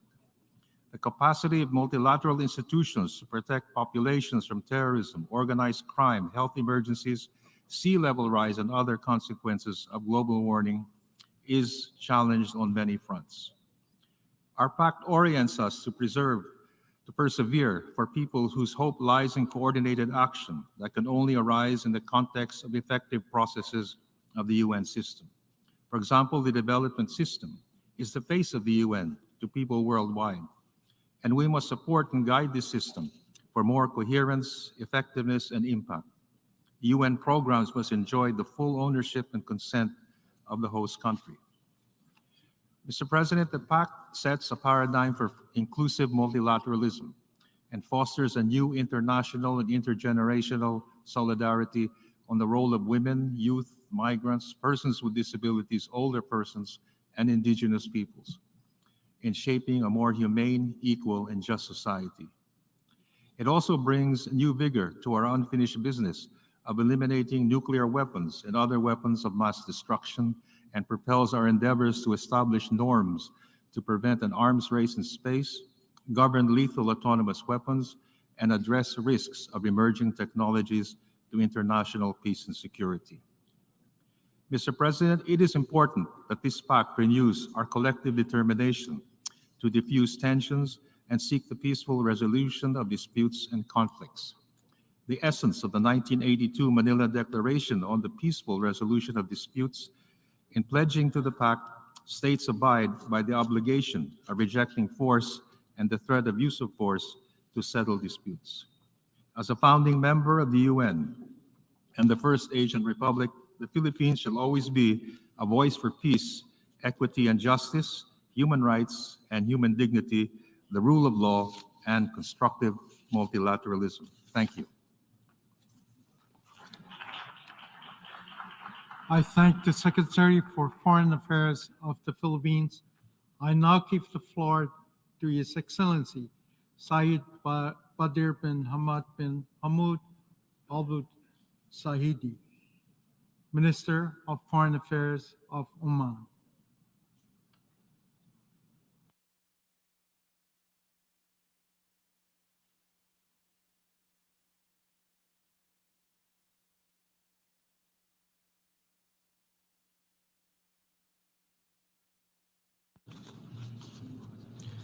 معالي الرئيس، الحضور الكريم، نود في البداية أن نتقدم بجزيل الشكر للأمم المتحدة وأمينها العام معالي أنطونيو غوتيرس على تنظيم هذه القمة الحيوية التي تأتي في وقت يشهد فيه العالم تحديات غير مسبوقة تتطلب استجابة جماعية وتعاونا دوليا أعمق وأشمل لما يدور في الساحة الدولية من أحداث جسام.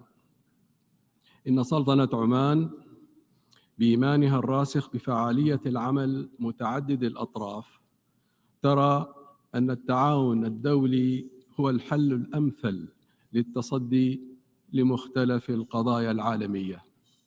ومن هذا المنطلق نعلن دعمنا الكامل لميثاق قمة المستقبل ونجدد استعدادنا للتعاون مع كافة الدول الأعضاء لتحقيق الأهداف الطموحة التي يعكسها هذا الميثاق. الحضور الكريم، إن التحديات التي نواجهها لا يمكن معالجتها بالأساليب التقليدية وحدها، بل تتطلب منهجيات خلاقة تركز على مفاهيم التنمية المستدامة، ولذا يجب علينا أن نعمل بحكمة وبصيرة ونبدأ في تنفيذ سياسات تضع الأجيال القادمة في محور الاهتمام، وما يهيئ لهم مستقبلاً أفضل وأكثر استدامة. وبما أن السلام والأمن الدوليين هما الركيزتان الأساسيتان لاستقرار العالم، فإننا نؤكد على أهمية الدبلوماسية الوقائية من منظور أنها الأداة الأنجع في منع النزاعات وحلها. وعليه فإننا ندعو إلى تعزيز أساليب الحوار والوساطة الدولية، وفي هذا السياق نشدد على ضرورة الالتزام الكامل بالقانون الدولي وميثاق الأمم المتحدة لضمان تحقيق العدالة والسلام والاستقرار للجميع. الحضور الكريم، إن التكنولوجيا والتعاون الرقمي يشكلان عاملاً حاسماً في التصدي للتحديات البيئية والاقتصادية والاجتماعية التي نواجهها. إن الابتكارات التكنولوجية تفتح أمامنا آفاقاً جديدة، فهي لا تساعد فقط في تحسين كفاءة استخدام الموارد وتقليل الانبعاثات، بل تسهم كذلك في تعزيز الطاقة النظيفة وتحقيق الأمن الغذائي والمائي وبناء مجتمعات أكثر ازدهاراً واستدامة. وفي سلطنة عمان نولي أهمية كبيرة لدور الشباب باعتبارهم القوة المحركة لبناء المستقبل، فهم أساس التنمية ومحورها.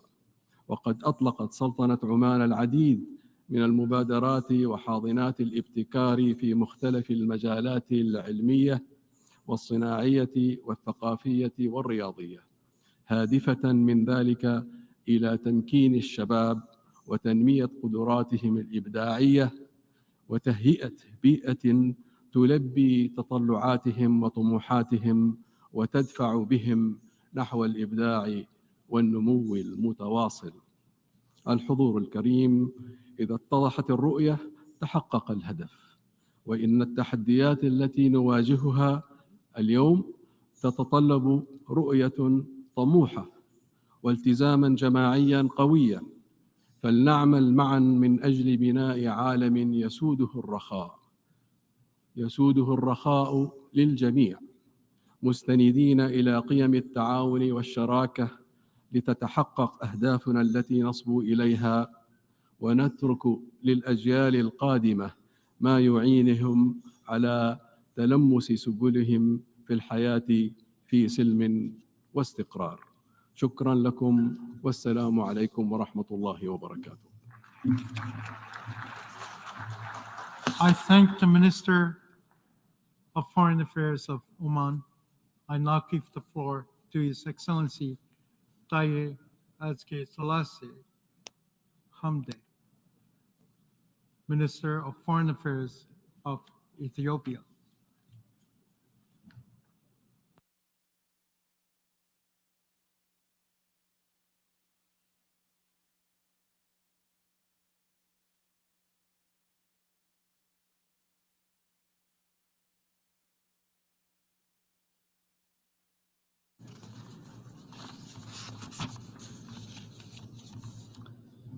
Mr. President, first of all, allow me to convey the warmest greetings from the people and government of Ethiopia. I also wish to extend my delegation's appreciation and give special recognition to Germany, Namibia, Zambia, Sweden, the Netherlands, and Jamaica for their effective facilitation of the negotiation and commitment leading up to the adoption of the Pact for the Future. We also thank the Secretary-General for his report, Our Common Agenda, which laid the foundation for the summit and the Pact for the Future. We appreciate the wide-ranging scope of the Pact and the considerable place given to the commitments to eradicate poverty and ensure sustainable development. We also appreciate the efforts made to mainstream the global socioeconomic disparity and determine role of states accordingly. Mr. President, the process of negotiation and the outcome from the 3 tracks of negotiation on the Pact of the Future, Declaration on the Future Generation, and the Global Digital Compact adequately demonstrate the challenges the multilateral system is experiencing. The Pact for the Future is negotiated at a time of great polarization in international relations, which doesn't lend itself to the spirit of consensus and compromise that is requisite to negotiation on global agendas. That is the main reason that the Pact had to limit itself to reiteration and emphasis of the already agreed global goals and targets. The setbacks and, in some cases, the regression on the implementation of the Sustainable Development Goals require us to be more ambitious, not less. Nevertheless, the Pact is an important reminder to the existing global commitment, if fully implemented, will greatly enhance the fate of generations to come. The Pact of the Future will be relevant if it brings us closer to the attainment of the Sustainable Development Goals. Therefore, our inability to converge on more ambitious targets is a stark reminder of the need for change. We must shift from the rivalry to cooperation, enhance tolerance for policy differences, and build bridges to attain the most basic global agenda. Mr. President, under the 5 chapters and the 56 actions, member states have made commitments to redouble their efforts to ensure sustainable development, peace and security, as well to take concrete reform of global governance. It is incumbent upon all states developed and developing to do our parts to the attainment of the future we want. It is in this light that I reiterate my country's commitment to continue making all efforts to eradicate poverty and ensure sustainable development, enhance international peace and security, and work towards a fairer global system. We also call on developed countries to discharge their responsibilities in the field of development assistance and climate action. The full realization of the commitments under the Addis Ababa Action Agenda will take us far in mobilizing resources in the implementation of SDGs. Inaction has caused adverse consequences on humanity, especially on the most vulnerable. In addition to the historical responsibilities of developed countries, we must tap into the full potential of South-South cooperation. In the continuously evolving multipolar world, there are developing countries with comparative advantage and capabilities on certain fields of cooperation. As such, we see great potential for financial and technical cooperation among developing countries to ensure food security and universal access to energy. I would like to close by thanking co-chairs for their able leadership and the co-facilitators of the summit, including Namibia and Zambia, who represented Africa in the leadership of this process for their exemplary contribution. I thank Mr. President. I thank the Minister for Foreign Affairs of Ethiopia. I invite His Excellency Alexander De Croo, Prime Minister of the Kingdom of Belgium, to address the Assembly.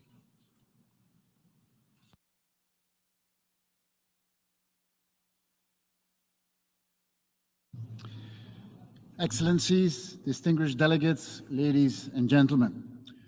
4 years ago, in this very room, we adopted the UN 75th Anniversary Declaration.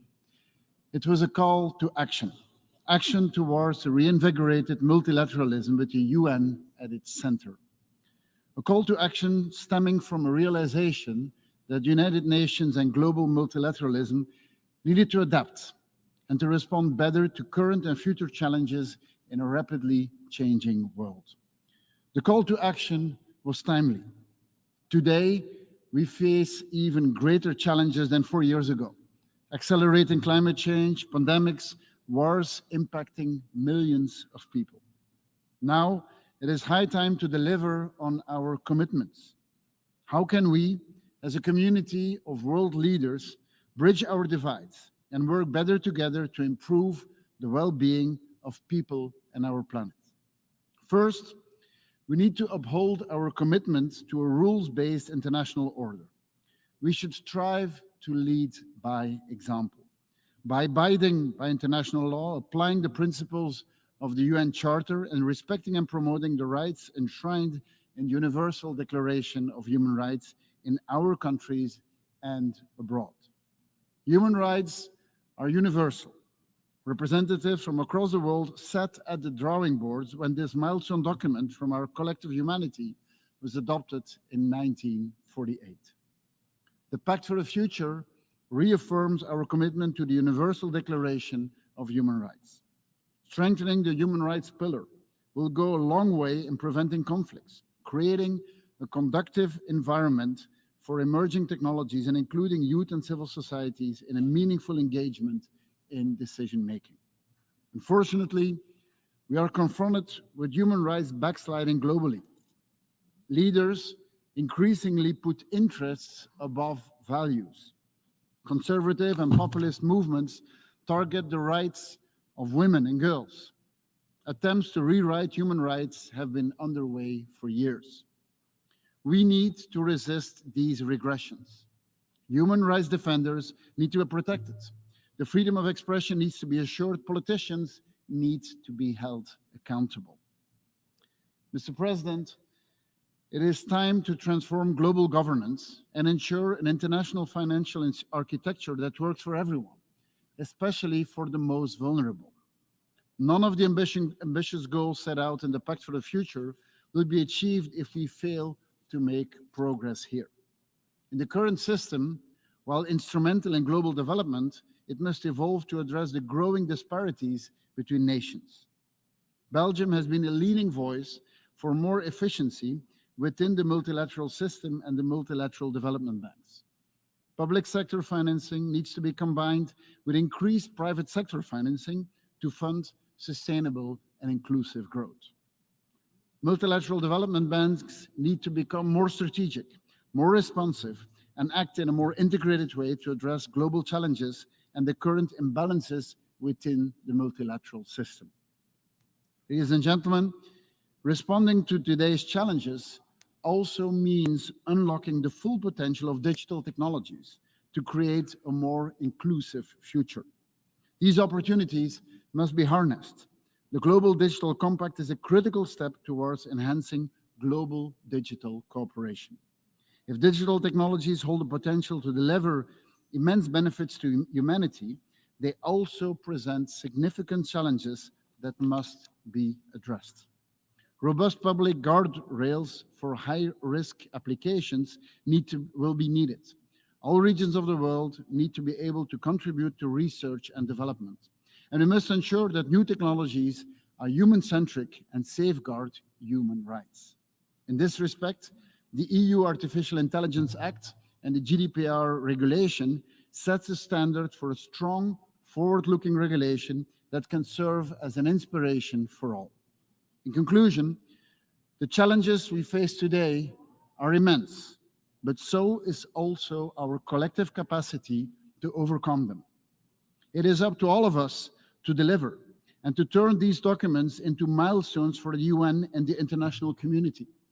Belgium stands ready to contribute to this endeavor, working alongside with all of you to turn the vision of a UN 2.0 into a reality and to create a brighter and fairer future for people and planet.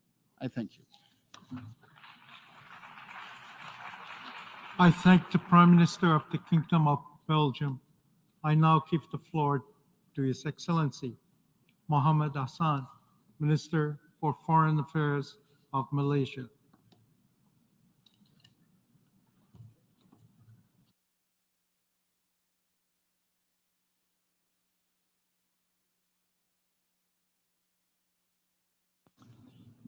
Mr. President, the Summit of the Future is an opportunity to redesign global governance that is effective for the present and the future. Therefore, Malaysia reaffirms our support for the Summit of the Future and the Pact for the Future. Conflicts and challenges are confronting us, each passing year costlier and deadlier. From the inability to stop the genocide in Gaza, to the impact of climate change, to the widening of development gaps between the global South and North, it is time to galvanize holistic global governance premised on humanity. Mr. President, however, our efforts will be futile if the persisting threefold challenges are not addressed. These challenges are food security, access to education, and climate change, which are among the key thrusts in the Sustainable Development Goals that are severely lagging behind. By 2050, our planet will be a home to a population of 10 billion people. How will we feed the world then if we cannot do so now? Education is a tool to address inequality. Empowerment through knowledge will emancipate the underprivileged, lifting them out of poverty. Yet, in the global South, millions of children are deprived of this very fundamental right, the right to education. We must break barriers and ensure access, quality, and affordability. The global community must democratize education. The Global Digital Compact is crucial to address the digital divide. This includes creating adequate digital infrastructure to ensure education for all. Climate crisis is not a distant threat. It is here, Mr. President. It's real. And it's affecting us with floods and forest fires, resulting in, among others, famine. We have no choice but to act on it. The solution is also contingent upon adequate climate financing as well as technology transfer and innovation. Malaysia believes that we should strive for a green development pact that robustly addresses the scientific and technological divide between the North and the South, supported by climate financing and other development assistance projects. The global North should leave the global South behind. Mr. President, the Pact for the Future represents hope for, number one, strong collaboration between the global South and North. Number two, multilateralism that is driven by science, technology, and innovation. And thirdly, policies driven through scientific cooperation. However devastating it may have been, COVID-19 led to collaborations in medical research, equipment, and expertise, without which we would not have been able to recover. We should build on this momentum. I stand before you today, Mr. President, with the conviction that if we act decisively, we can shape a future where no child goes to bed hungry, where education is a right, not a privilege, and where our planet is cherished and protected. A future where the global South is recognized not as consumers of technology, but as pioneers and innovators. We propose the creation of a global science fund to encourage diverse and innovative solutions to the challenges we face, leveraging on our collective human capital. As we embark on this journey, let us remember that this is not a competition, but a shared battle against prevailing challenges. Malaysia supports the transformation of global governance. We call for a renewed approach to multilateralism grounded in inclusivity, justice, and accountability. Mr. President, I thank you. I thank the Minister for Foreign Affairs of Malaysia. I now give the floor to His Excellency Bruno Eduardo Rodriguez Barrio, Minister for Foreign Affairs of Cuba.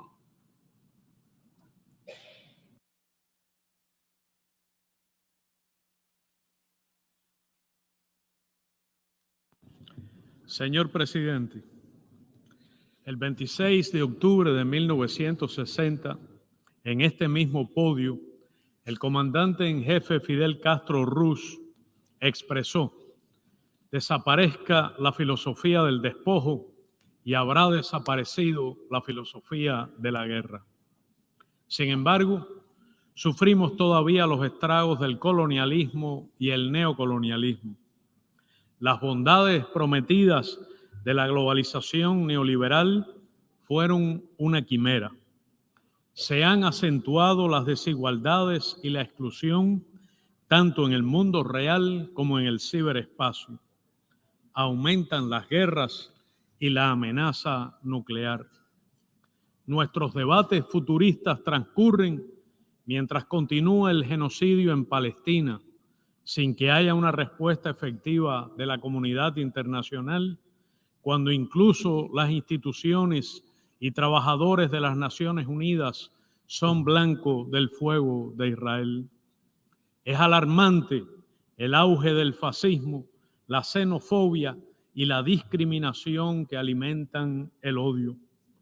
Los pueblos necesitan que haya menos injerencia y más solidaridad, menos intercambio desigual y más equidad, menos politización y dobles raseros y más diálogo, cooperación y respeto a su derecho inalienable a elegir su sistema político, económico, social y cultural. Para Cuba, el principal obstáculo para el bienestar y el desarrollo es el criminal bloqueo del gobierno de los Estados Unidos y la infame inclusión por parte de este en la arbitraria y unilateral lista de estados que supuestamente patrocinan el terrorismo. El planeta sufre los efectos devastadores del cambio climático sin que las sociedades opulentas pongan coto al consumismo desenfrenado que lo genera y sin que exista la voluntad política suficiente para canalizar los fondos que requieren los objetivos de desarrollo sostenible ni el alivio real de la deuda. Para millones de personas, sobre todo en el sur, la posibilidad de un futuro digno es y seguirá siendo una utopía. Será difícil creer en ese futuro prometido mientras los países desarrollados se opongan a la reforma profunda de la arquitectura financiera internacional, cuyas discusiones deben centrarse en las Naciones Unidas. Y si este histórico y justo reclamo ha quedado tan diluido en el Pacto del Futuro, ¿acaso debemos creer en las promesas de un mayor acceso a los recursos indispensables para nuestro desarrollo? ¿Cómo confiar en la promesa de la paz, la no injerencia y el multilateralismo mientras crece la coerción, el egoísmo, la dominación y el hegemonismo? Se viola la Carta de las Naciones Unidas y el derecho internacional. El futuro al que aspiramos ha sido trazado décadas atrás con resoluciones trascendentales que esta propia Asamblea ya adoptó, pero que han sido vergonzosamente olvidadas. Lo que debe primar de una vez es la voluntad política para abordar los fallos estructurales y morales del sistema internacional que nos impiden alcanzarlo. Para millones de seres humanos, mañana será demasiado tarde. Muchas gracias.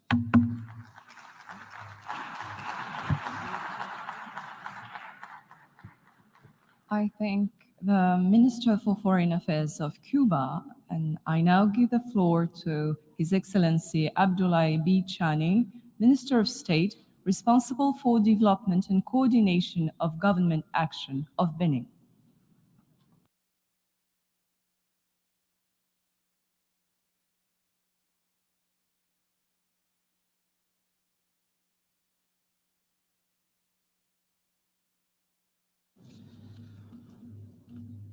Monsieur le Président, Mesdames et Messieurs, la tenue de ce sommet témoigne de la volonté collective des pays membres de notre organisation d'affronter les défis de notre temps et de forger ensemble un avenir prospère et durable. Notre monde est en proie à plusieurs crises, notamment environnementales, sanitaires, géopolitiques et sécuritaires. À ces différentes crises, nous pouvons aussi ajouter spécialement celle du financement. Cette conjonction de facteurs n'est pas favorable au développement durable. Elle divise, sépare, exclut, éloigne et fait peser d'importantes menaces sur notre vivre ensemble et surtout sur les pays les plus pauvres. Le multilatéralisme et la coopération internationale s'effritent de jour en jour, ouvrant la porte à un monde clivant où les problèmes se gèrent en silo. Le quotidien est l'important sur l'avenir et l'urgence sur l'important. C'est dans ce contexte que le sommet de l'avenir, autour de la thématique des solutions multilatérales pour un avenir meilleur, trouve toute sa pertinence. Nous avons donc ce matin adopté le Pact. Il faut maintenant agir. Le Bénin a de nombreuses raisons de se féliciter des progrès réalisés dans la mise en œuvre des ODD. Première nation en Afrique subsaharienne à émettre des eurobonds dédiés au financement des projets à fort impact ODD en 2021, l'engagement du Bénin à atteindre les ODD n'a pris aucun rythme. Grâce aux nombreux projets structurants en cours dans le pays, notre pays a enregistré un bond fulgurant ces 8 dernières années, ce qui nous a permis d'engager la transformation structurelle du pays depuis 2016. Dans la même dynamique, une attention particulière a été accordée au volet social, qui a été étendu à tous les secteurs.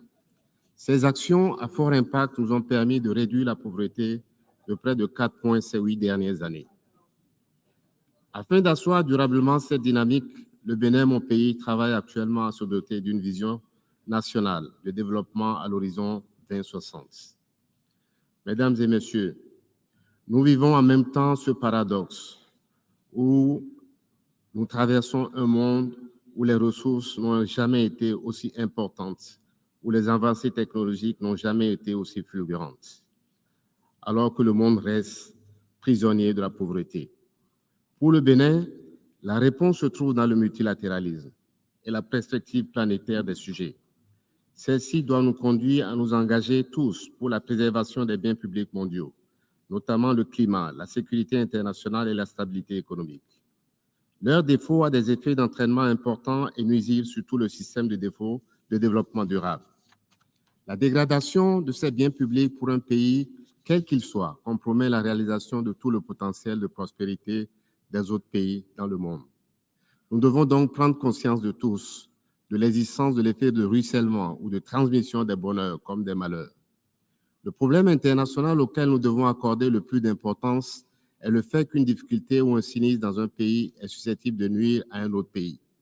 Dans ces conditions, nous devons travailler à établir l'équilibre de l'inclusion, de la justice, de la démocratie et de la transparence dans tous les centres de décision qui nous concernent.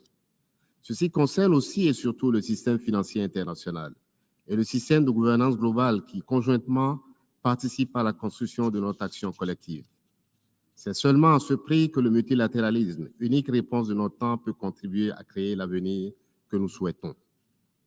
Pour conclure mon propos, je veux de nouveau réaffirmer l'engagement résolu du Bénin dans le multilatéralisme comme réponse unique pour construire un avenir prospère et de paix. Nous sommes donc convaincus qu'avec un engagement actif et une action forte et collective, nous pouvons surmonter les défis qui se dressent devant nous et offrir aux générations futures un monde sûr de paix, de prospérité et de développement durable. Je vous remercie.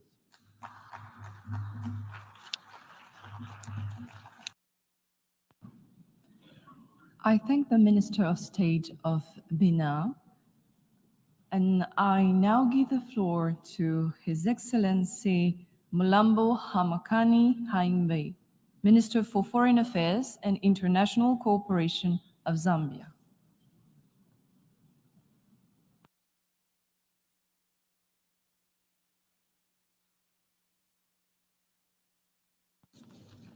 Your Excellency, Mr. Philemon Yang, President of the 79th session of the United Nations General Assembly, Your Excellency, Mr. António Guterres, Secretary-General of the United Nations, Your Excellencies, Heads of State and Government, distinguished ladies and gentlemen, we gather here to forge a new international consensus on how to deliver and safeguard a better future which leaves no one behind.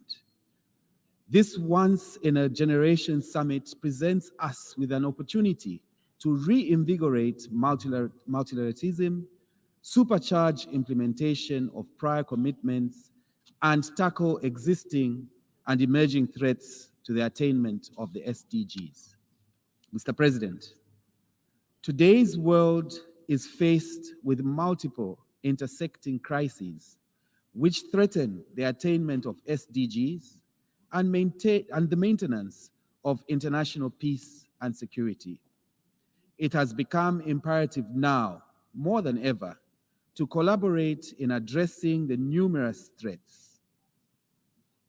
A united approach is essential to confront violations of the UN Charter and international law, as well as emerging threats such as climate change, terrorism, disinformation, and cybercrime. Zambia will, in this regard, continue to support multilateral efforts that uphold the maintenance of international peace and security. Mr. President, Zambia joins calls for a more effective and inclusive multilateral framework to address global challenges in a changing world. Efforts to enhance more equitable global governance can therefore not be overemphasized. Zambia thus supports the Common Africa position on the Security Council reforms. Mr. President, our race to attain the SDGs by 2030 is vividly off track. This has been compounded by multiple converging threats in the form of global conflict, economic shocks, growing inequalities, climate change crisis, widening digital global divide, as well as an unbalanced and an unfair international financial architecture. Further, with the global financing and investment gap estimated between $2.5 and $4 trillion annually, there is urgent need to scale up action and increase financing towards the implementation of SDGs. In Africa, for instance, an unprecedented $1.3 trillion investment is required annually for infrastructure alone between 2024 and 2030. Mr. President, over 300 billion United States of America dollars has been spent on debt servicing by developing countries from 2021 to date. For instance, between 2019 and 2021, Zambia was one of the 25 African countries that spent more on interest payments than on health. Similarly, Zambia was among 7 African countries that spent more on interest payments than on education. It is for this reason, therefore, that Zambia welcomes the UN Secretary-General's proposal for a significant multi-year SDG stimulus package of at least 500 billion United States of America dollars per annum. Mr. President, we are delighted by the historic adoption of the Global Digital Compact. Digital technology advancement is a prerequisite for development and attainment of the SDGs. We call for increased investment and funding towards developing digital public goods and infrastructure, especially in developing countries. We also call for implementation of the Global Digital Compact to make internet governance more inclusive. We take this opportunity at this time to take cognizance of the hard work and commitment put in by Sweden, our co-facilitators in the negotiation of the Digital Global Compact. Mr. President, allow me to conclude by congratulating member states on the adoption of the Pact for the Future and its annexes. It is now time for implementation and to create an equitable and just world. I thank you.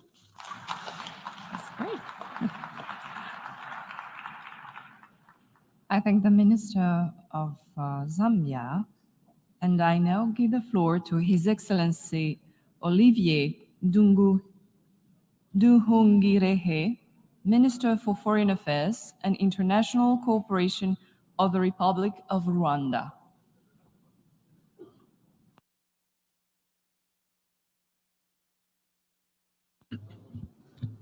Madam President, I would like to thank you on behalf of the Republic of Rwanda for the opportunity to speak in this important summit of the future. Indeed, the summit represents a landmark moment in our shared endeavor to shape a more equitable, sustainable, and peaceful world. For Rwanda, the Pact for the Future is a testament of our collective vision and commitment to addressing the most pressing challenges of our time. I also wish to congratulate you, Mr. President, on assuming the presidency of the 79th session of the UN General Assembly. Rwanda is committed to working closely with you, and you can count on our full support throughout your tenure as we advance shared goals of global peace, sustainable development, and multilateral cooperation. Madam President, I want to express our sincere appreciation to the co-facilitators of the Pact for the Future, the facilitators of the Global Digital Compact, and the political dialogue for the future generations. Your dedication towards shaping this comprehensive and forward-looking outcome is commendable, and we are grateful for your invaluable contributions. As we welcome this historical pact, we must reaffirm our resolve to the principles and actions that underpin each of its 5 chapters. As Rwanda, we commit to aspirations contained in these outcomes. Our ultimate goal is to ensure that future generations inherit a world that is not only sustainable, but also equitable and just for this generation and those to come.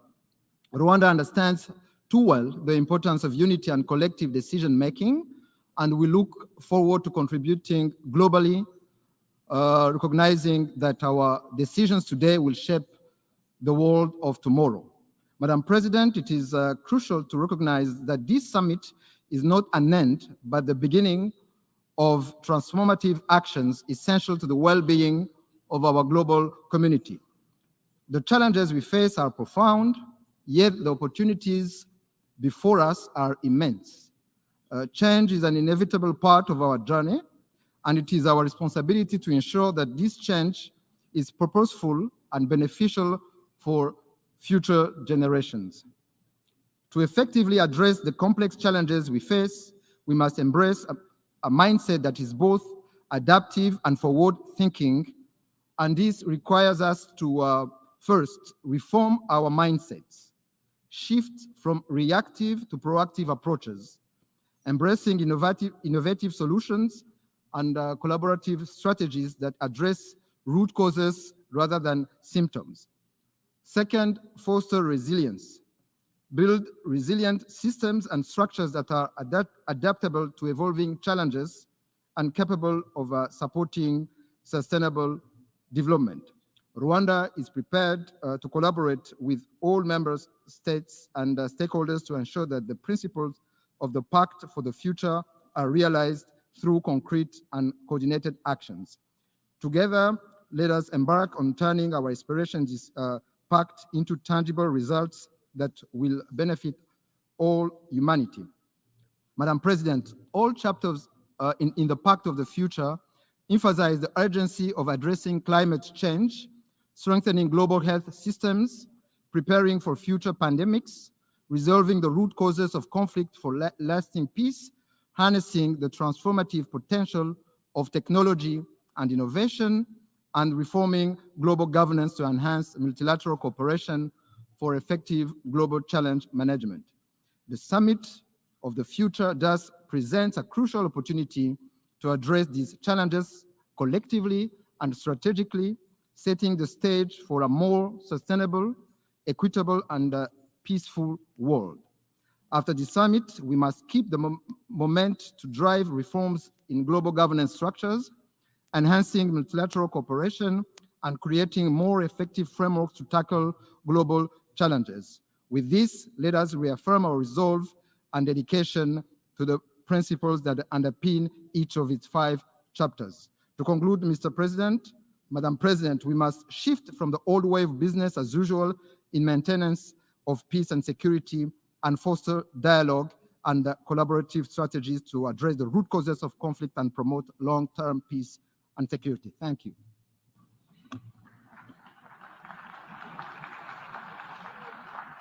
I thank the Minister for Foreign Affairs and International Cooperation of Rwanda. I now give the floor to Her Excellency Joëlle Clark, Minister of Sustainable Development, Environment, Climate Action and Constituency Empowerment of St. Kitts and Nevis.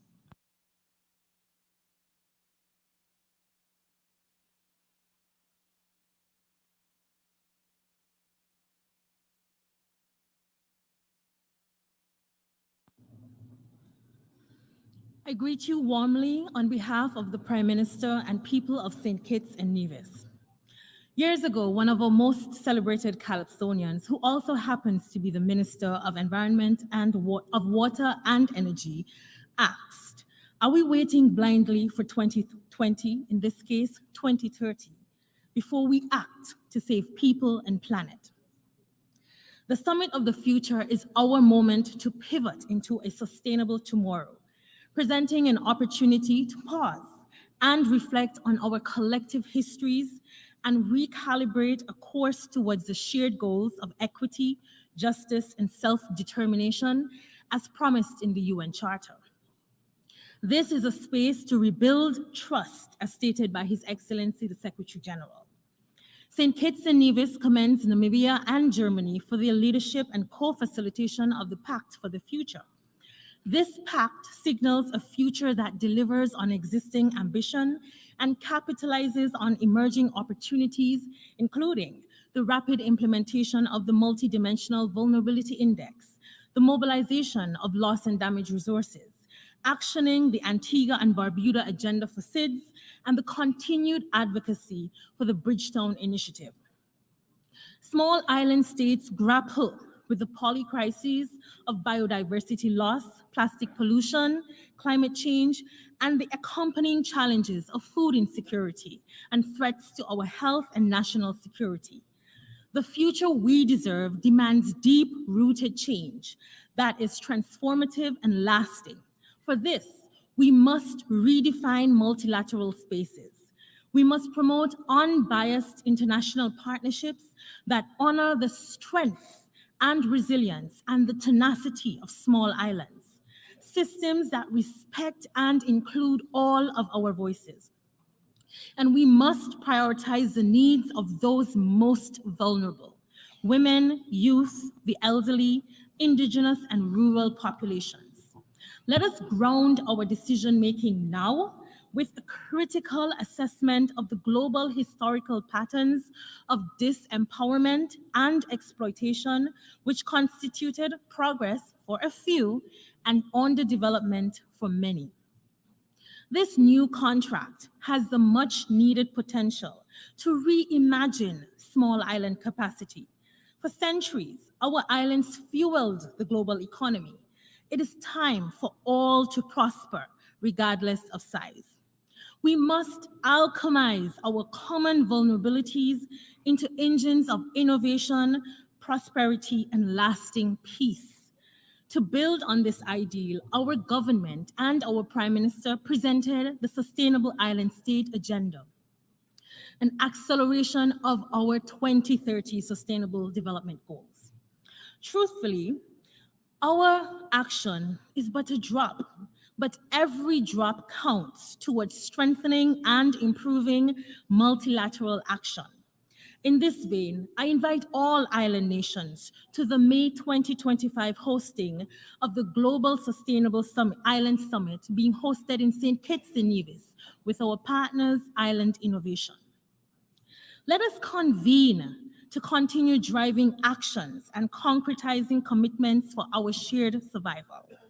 And as we engage in this summit of the future, let us anchor ourselves in its pact and the accompanying digital compact declaration on future generations, being ever mindful of the need to reframe sustainability through the lenses of justice, equity, inclusivity, and peace.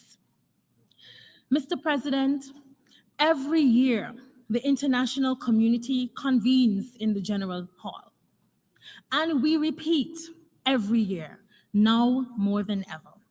But truly, this moment is the now that most islands have feared for a lifetime. St. Kitts and Nevis will harmonize our human existence with nature.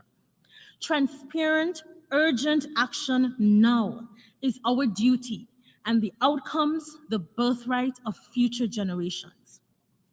Let us deliver a world fit for prosperity and survivability, where peace abounds, peace with nature and peace with humanity. Thank you.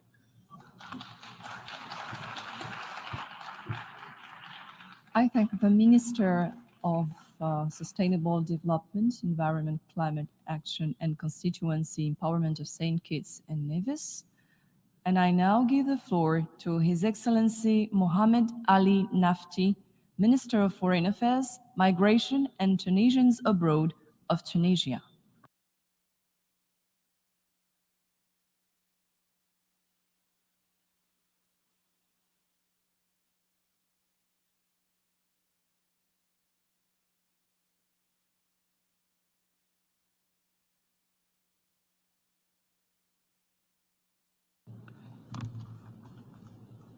السيد الرئيس، إن المشاركة الواسعة رفيعة المستوى في فعاليات هذه القمة والحضور الهام لمختلف الفئات الشبابية وممثلي منظمات المجتمع المدني يشكلان فرصة تاريخية لتفعيل العمل متعدد الأطراف وتطويره من أجل مواجهة أنجع وأمثل للتحديات العالمية الماثلة والمستجدة والإسهام في تدعيم أركان السلم والأمن في العالم والتسريع في تحقيق أهداف التنمية المستدامة بما يضمن ديمومة الكوكب للأجيال الحاضرة والقادمة. السيد الرئيس، لقد أقر قادتنا خلال القمة التي جمعتهم سنة 2020 في نفس هذا المكان بأن العالم ظل مبتليا بتفاقم اللامساواة والفقر والجوع والنزاعات المسلحة والإرهاب والتغيرات المناخية والجوائح، ولا يعكس في كل الأحوال ما كان ينشده المؤسسون الأوائل لمنظمتنا التي تستعد لإحياء الذكرى 80 لإنشائها من أمن ورخاء لسكان المعمورة قاطبة. وبالرغم من التعهدات بالغة الأهمية التي اتخذتها دولنا آنذاك، وخاصة منها الالتزام بمبدأ عدم ترك أحد يتخلف عن الركب، فنحن اليوم نواجه نفس التحديات تقريبا، حيث ازداد الوضع العالمي سوءا في ظل الصدمات المتلاحقة التي لا زلنا نعيش تحت وقعها خاصة في دول الجنوب. وإن تواصل هذه الأوضاع المتدهورة وتفاقمها يؤكد أن أدوات الحوكمة الدولية التي تم وضعها بعد الحرب العالمية الثانية باتت عاجزة تماما عن إدارة هذه التحديات ومعالجة أسبابها العميقة. لذلك أيدت تونس مبادرة الأمين العام بالدعوة إلى عقد هذه القمة، إيمانا منها بحتمية القيام بالمراجعات اللازمة للمقاربات المتبعة وبضرورة إصلاح آليات العمل متعددة الأطراف، وأهمية تجديد الالتزام بمبادئ ميثاق الأمم المتحدة واحترام القانون الدولي، واعتماد مقاربة جديدة للتعاون الدولي تقوم على المنفعة المشتركة والندية والاحترام المتبادل وعدم التدخل في شؤون الغير واحترام السيادة الوطنية والتضامن الإنساني، متى ترسخت لدينا جميعا القناعة بوحدة المصير وبالمسؤولية المشتركة. ترحب تونس بلادي باعتماد الوثائق الختامية للقمة، لا سيما ميثاق المستقبل وما يتصل بتمويل التنمية المستدامة والميثاق الرقمي العالمي الذي يضبط المبادئ المشتركة لمستقبل رقمي واعد آمن للجميع، يساهم في تقليص الفجوة الرقمية وكذلك الإعلان بشأن الأجيال القادمة ومصالحها الحيوية. ويظل النجاح الحقيقي للقمة مرتبطا بانخراط الجميع بكل جدية في تنفيذ مضامينها حتى لا تبقى مجرد إعلانات نوايا حسنة. ونحن اليوم أمام فرصة حاسمة لنحقق معا تغييرا فعليا وملموسا في منظومة العمل المتعدد الأطراف، إلا أن ذلك يبقى رهين توفر الإرادة السياسية لدى الجميع للتعاطي الجدي والمسؤول مع توصيات القمة بمعالجة الثغرات الاستراتيجية في آليات الحوكمة العالمية. ونجدد من هذا المنبر الأممي الدعوة إلى البلدان المتقدمة للإيفاء بتعهداتها في مجال تمويل التنمية المستدامة والعمل المناخي وتخفيف أعباء الديون على البلدان النامية والتعاون الجاد لتذليل العقبات أمام استعادة الأموال المنهوبة بالخارج بما يعزز مقدرات شعوبها في التعويل على مواردها الذاتية في مواجهة التحديات الماثلة. السيد الرئيس، لا يمكن للشعار الذي رفعناه من القمة السابقة بألا نترك أحدا يتخلف عن الركب أن يكون له معنى أو أي مصداقية إذا ما استثنينا منه الشعب الفلسطيني الذي يعيش أبشع الانتهاكات وأفظع الجرائم ضد الإنسانية على يد الاحتلال الغاشم في ظل صمت دولي مريب وعجز تام للمنظومة الدولية الأممية. ونعتبر من هذا المنبر الذي يشكل موئل الشرعية الدولية أن المسؤولية الأخلاقية والتاريخية تقتضي من المجموعة الدولية ألا نترك الشعب الفلسطيني يتخلف عن ركب الحرية والكرامة والحق في الحياة والبقاء والعيش الكريم في كنف الأمن والاستقرار. السيد الرئيس، نأمل أن تمثل هذه القمة التي اجتهد الأمين العام على الإعداد الجيد لها أن تكون منطلقا لمرحلة جديدة من العمل متعدد الأطراف تحت راية الأمم المتحدة قوامها المسؤولية المشتركة والتضامن الإنساني من أجل عالم أكثر عدلا وأمنا واستدامة. وشكرا لكم على حسن الإصغاء.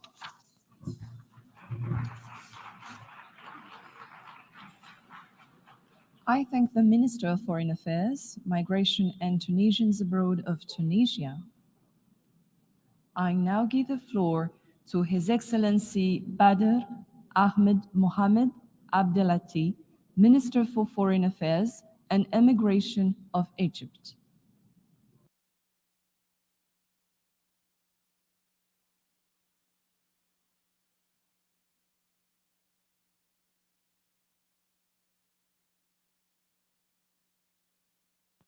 شكرا جزيلا السيد الرئيس. ترحب مصر بقمتنا اليوم ونراها فرصة لتعزيز العمل المتعدد الأطراف في مواجهة التحديات التي تلقي بظلالها على الدول النامية وتؤثر على مساعيها لتحقيق التنمية المستدامة بحلول 2030. كما تعرب مصر عن تقديرها لمبادرة السكرتير العام للأمم المتحدة بطرح قمة المستقبل بتقريره التاريخي أجندتنا المشتركة من أجل تطوير الحوكمة الدولية حفاظاً على السلم والأمن وتحقيقاً للتنمية والازدهار وضمانة لتمتع الجميع بحقوق الإنسان على أساس من المساواة. وقد حرصنا على تنظيم منتدى أسوان للسلام والتنمية المستدامة في يوليو الماضي على مسار قمة المستقبل لطرح رؤيتنا حول أولويات التعددية والحوكمة وأجندة الوقاية والسلام المستدام ودور الشباب.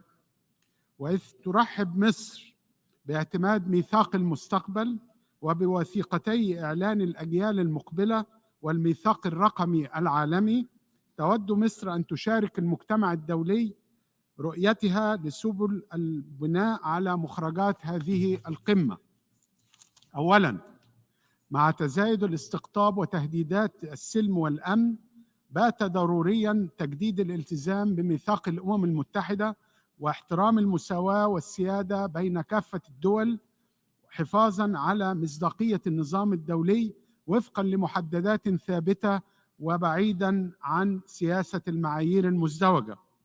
وفي هذا السياق تؤكد مصر ضرورة تسوية القضية الفلسطينية وإقامة الدولة الفلسطينية المستقلة على حدود 4 يونيو 67 وعاصمتها القدس الشرقية، وتشدد على أهمية وقف العدوان الجاري على قطاع غزة وعلى الضفة الغربية، وتشدد على أن الثقة في عدالة النظام الدولي باتت تتعرض لاختبار حقيقي في ظل عجز المجتمع الدولي عن وقف المأساة المستمرة في غزة وفي الضفة الغربية، والتي تهدد اللحظات الحرجة الراهنة بالتمدد إلى لبنان الشقيق والانتشار على نطاق واسع في المنطقة.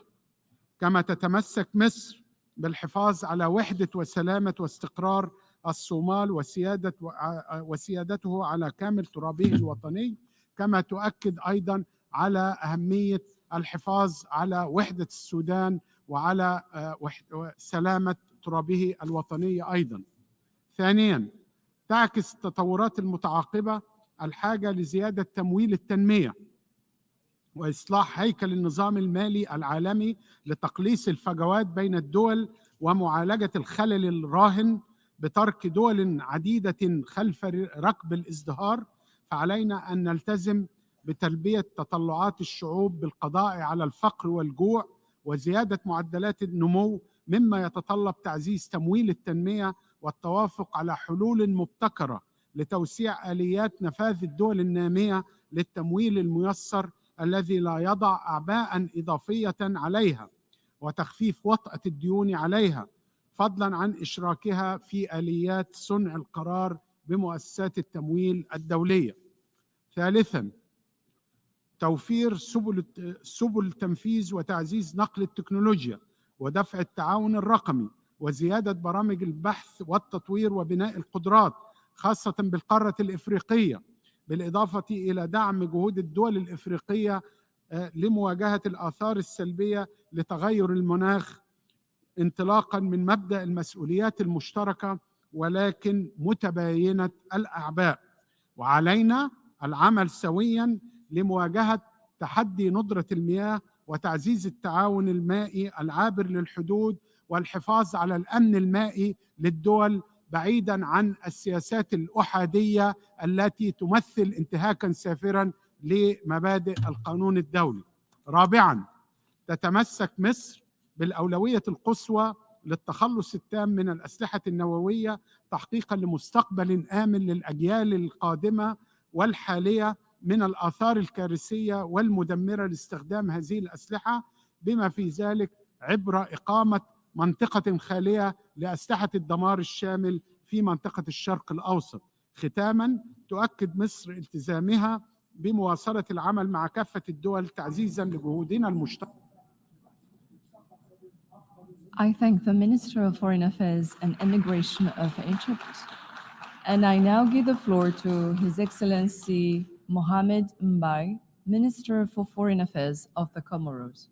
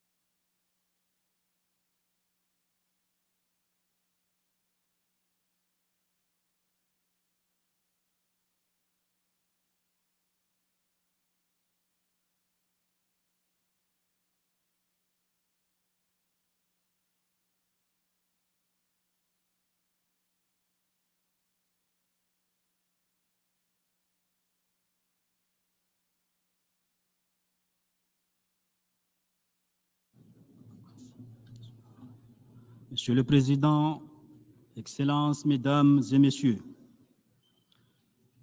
c'est un privilège pour moi de pouvoir m'adresser à vous au nom de Son Excellence Monsieur Azali Assoumani, chef de l'État de l'Union des Comores, à l'occasion de cet événement mondial dont l'importance n'est plus à démontrer. En effet, ce sommet sur l'avenir nous rassemble pour renouveler la solidarité mondiale en vue de respecter nos engagements internationaux. Monsieur le Président, le développement durable de choix. Ces dernières années, la jeunesse centrafricaine, qui représente un peu plus de 70% de la population centrafricaine, a bénéficié des efforts de sensibilisation sur l'importance de la paix. Ils ont compris, et cela se traduit par une dynamique unique qui marque le paysage centrafricain. Ils ont décidé que la paix passe par l'entrepreneuriat. Il est donc pour nous urgent de repenser la gouvernance de l'architecture financière internationale, d'impulser une réelle dynamique pour régler les problématiques liées à la dette, de repenser le profil des acteurs d'aide en faisant la part des choses, aider nos populations les plus vulnérables et libérer les financements nécessaires pour soutenir nos dynamiques de relèvement et de développement. Dans cette dynamique, nous voyons en l'utilisation des nouvelles technologies et de l'innovation un vivier important dans la quête d'une mobilisation accrue des ressources nationales. En cela, le pacte numérique mondial sera un atout pour optimiser au maximum la contribution de la technologie, de l'innovation et de la science à la croissance. La mutualisation de nos efforts ne fait pas de place à la dispersion. Allons vers les besoins et les aspirations des peuples pour construire l'avenir que nous voulons et dans lequel personne n'est réellement mis de côté. Je vous remercie.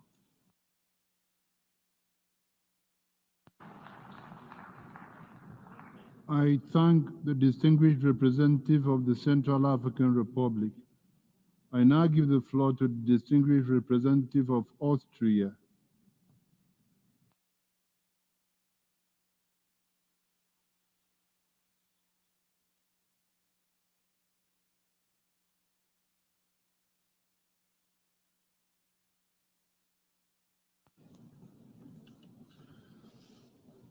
Excellencies, so this is the summit of the future. I have to say, it feels much like the present. Permit me at the outset to convey greetings from Austrian President Alexander Van der Bellen, as well as his sincere regrets for not joining us today. As you know, Austria, along with our neighbors, has been grappling with the consequences of unprecedented floods. This, of course, demands the President's full attention and solidarity back home, but his thoughts are also with us here today. Summits hold special significance in Austria, a land of many mountains. Every hiker knows that a climb to the summit can be arduous, but reaching the top feels sublime. But you also have to get back down again, and descents can be rough. Getting to the summit of the future was not easy. The negotiations sometimes felt very much like an uphill climb. But with the determination to shape a better future for all, we succeeded. Even with the unnecessary distractions this morning, the adoption by acclamation of the Pact today made two things clear. First, the leaders of the world are committed to bringing about positive change together. And second, they will use this organization, the UN, to address the challenges of today and those we expect in the future. The pact that we adopted this morning will make processes and institutions more effective and responsive to our needs. There's much that we agreed to.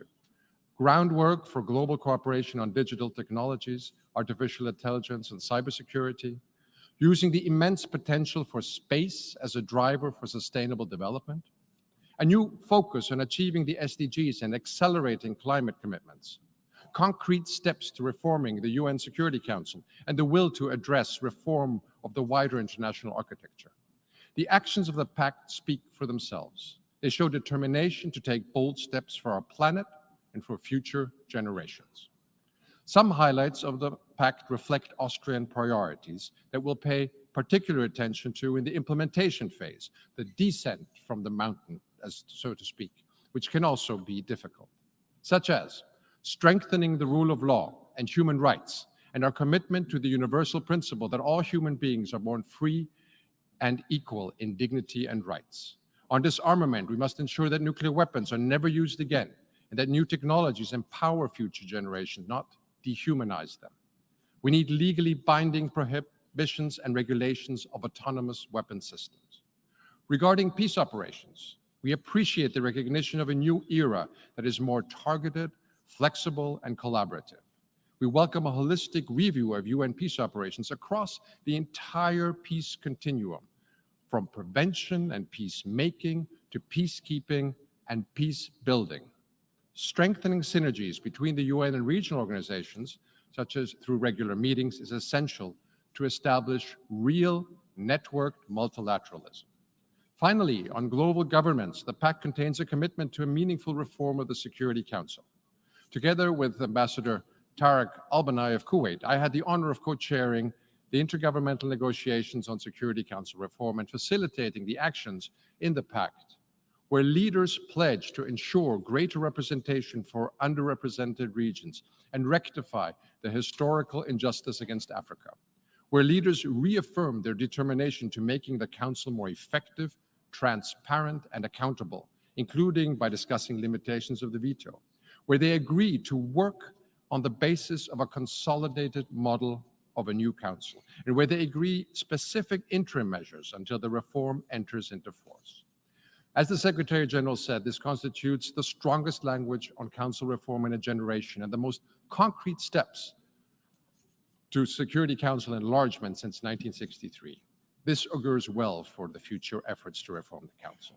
Excellencies, Austria strongly believes in multilateralism, that the solution for global challenges lie in cooperation, dialogue, and partnership. And it's in this spirit that we're a candidate for a non-permanent seat to the Council at the elections in 2026.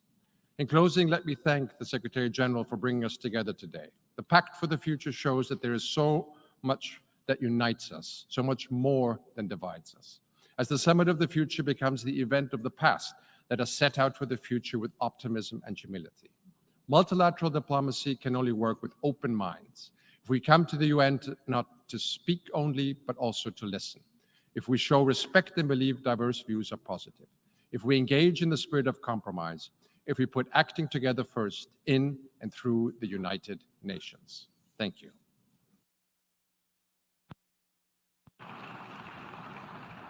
I thank the distinguished representative of Austria.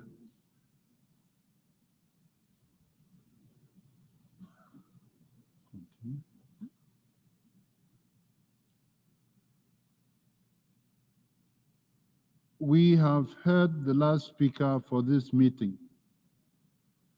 The next meeting of the Summit of the Future will take place immediately following the adjournment of this meeting to hear speakers listed for that meeting.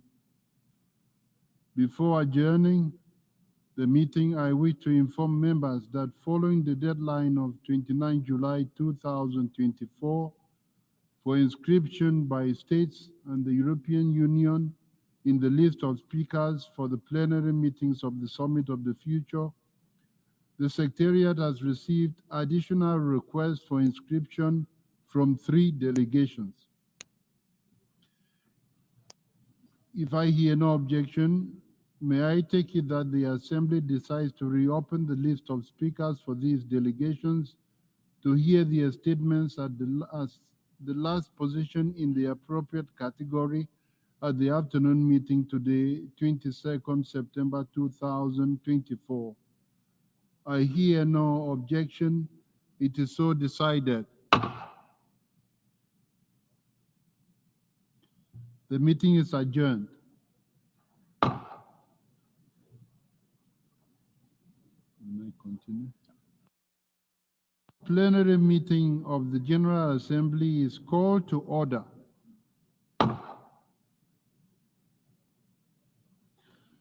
The General Assembly will continue the Summit of the Future.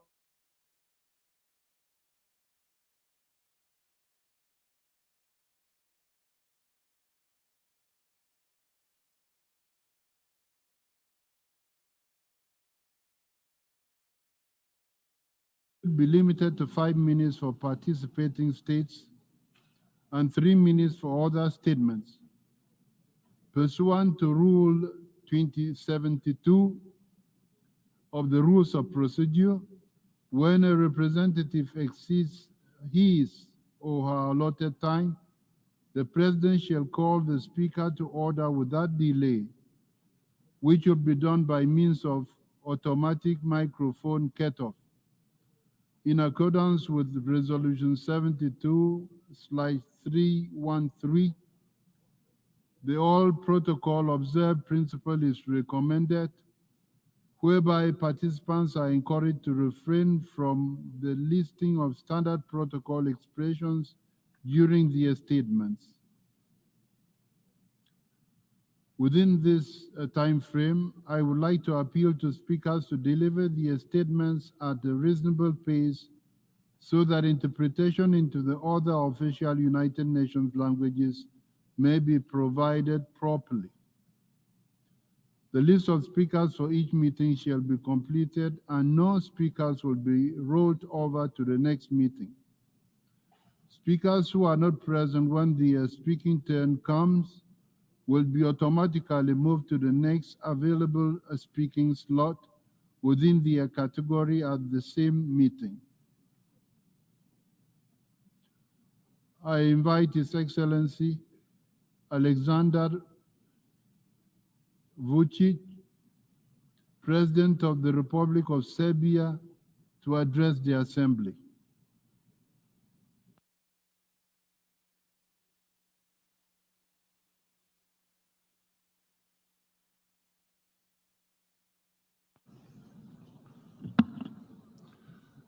Esteemed participants of the summit, Excellencies, ladies and gentlemen, I'm very happy to be present on this important summit of the future and will not take much of your time by quoting the characters of Alan Ford comics and by saying that it is better to have peace and cooperation than war and conflicts, that it is better to be healthy than ill, and I do not want to repeat the empty stories about the observance of international law norms, because the international public law applies only to small and not so strong ones, and only in cases when they are not attacked by the same big ones.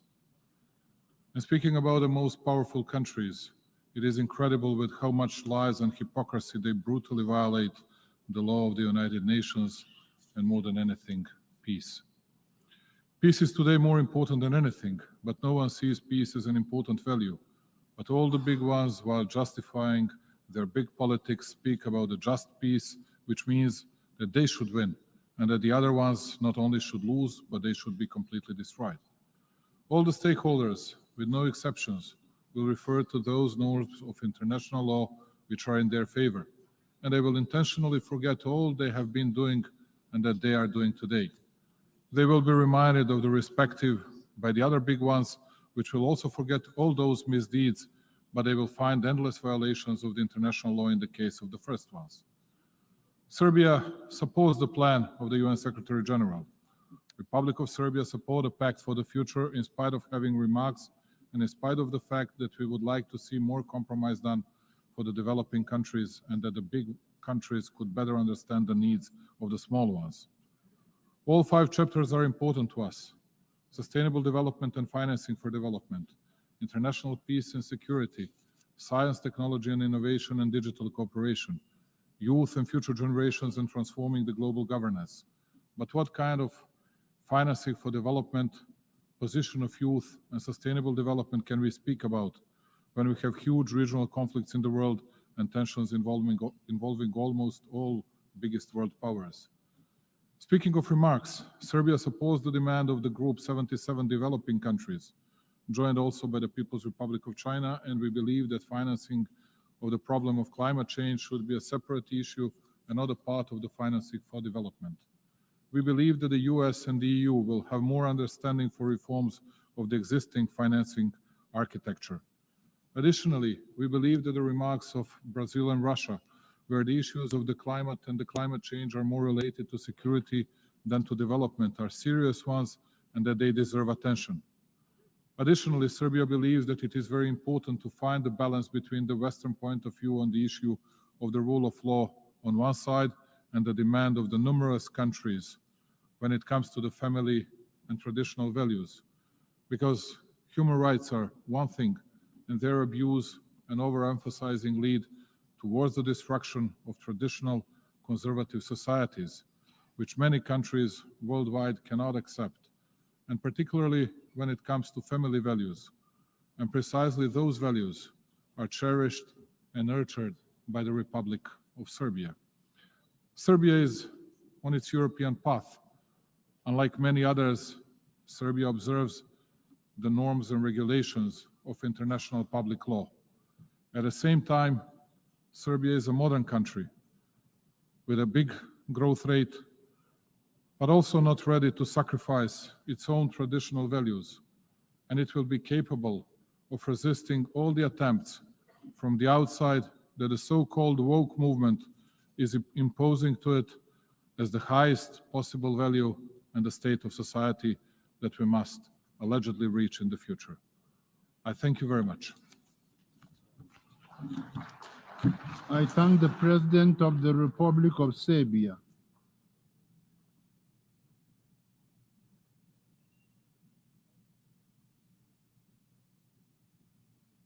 I invite His Excellency William Samoei Ruto, President of the Republic of Kenya and Commander-in-Chief of the Defense Forces, to address the Assembly.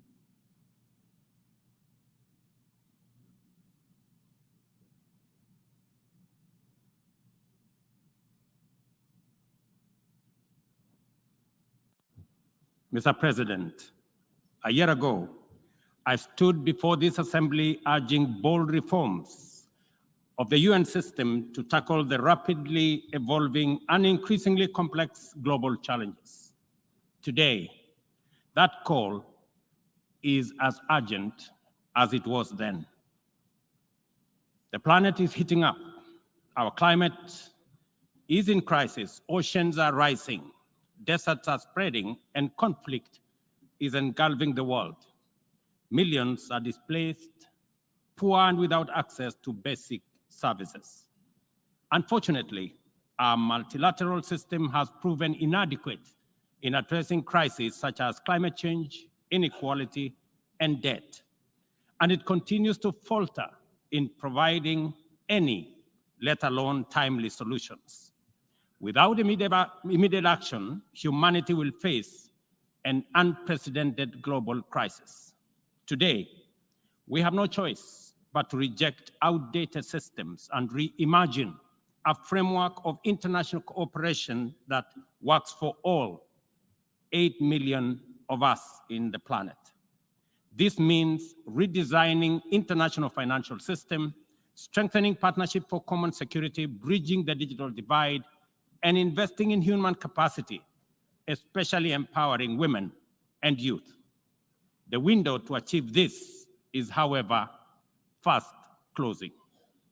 The Secretary-General's 2024 SDG report paints a dire picture.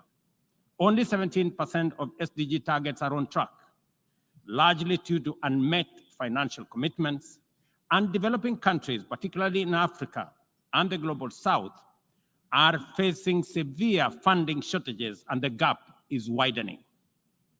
At the 2023 UN SDG Summit, we highlighted the urgent need to overhaul the global financial system.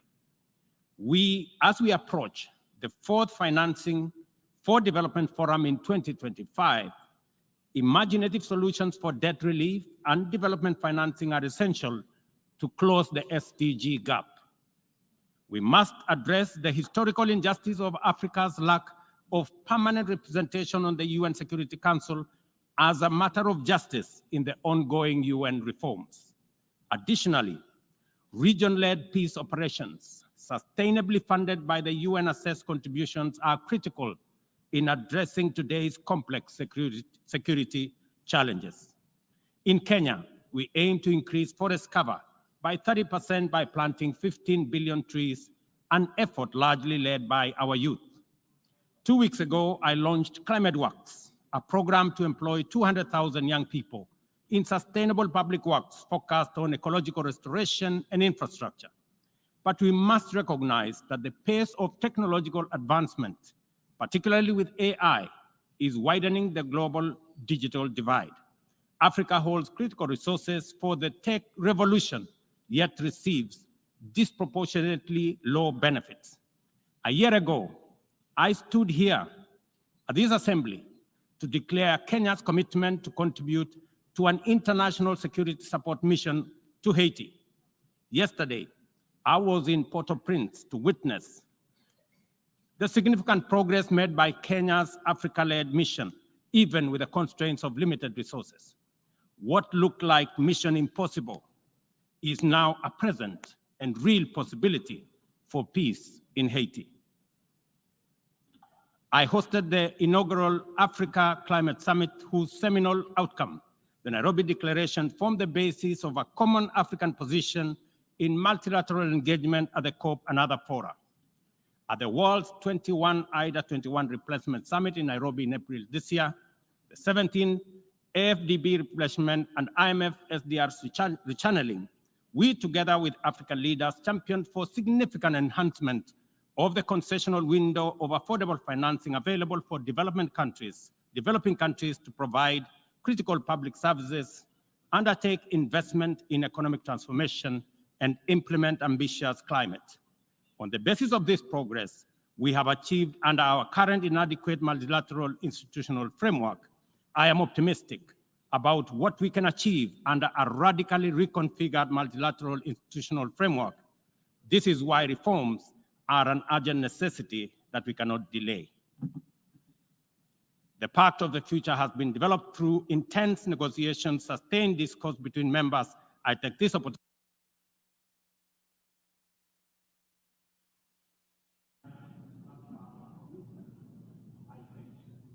I thank the President of the Republic of Kenya and Commander-in-Chief of the Defense Forces.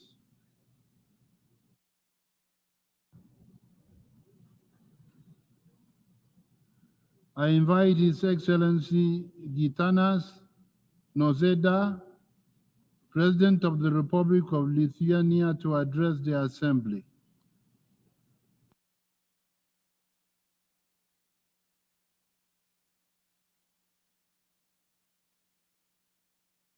Mr. President of General Assembly, I would like to express my sincere gratitude to Germany and Namibia for your work in mobilizing the international community for this Summit of the Future. Your efforts to address the pressing challenges of today deserve the highest praise. Thank you. Excellencies, my country, eager to build a safer, more sustainable and inclusive world, has put constructive work into the Pact for the Future and its accompanying documents. We welcome the commitment by the Declaration on the Future Generations to safeguard those who will inherit the world. To shape our future for the benefit of all, we must act with vision, courage, and unity. And we must act now. First, we need to return to the rules-based international order. For Lithuania, this means supporting Ukraine in its fight for freedom and democracy. It is crucially important that Russia is not allowed to walk away with occupied Ukrainian territories. Therefore, Lithuania calls on the international community to put more efforts into limiting Russia's ability to continue its colonial war. Russia must be forced to completely withdraw from the entire territory of Ukraine. Sadly, the lack of multilateral response to Russia's aggression against Ukraine has already put forward serious doubts about the United Nations' ability to maintain global peace and security. Significant reforms of the organization, including those of the Security Council, are clearly needed. The United Nations must be empowered to stop and contain both present and future aggressors. This would contribute not only to global peace and security, but also to sustainable development and human rights. Second, we need to put more effort into achieving the Sustainable Development Goals. Right now, one of the key obstacles to accomplishing the Sustainable Development Goals is the lack of financial resources. We need to create a global financial architecture that is more equitable, just, and responsive to crisis. Lithuania is also eager to address the climate crisis. to achieve the goals of the Paris Agreement, we need more investment into renewable energy and innovative technologies.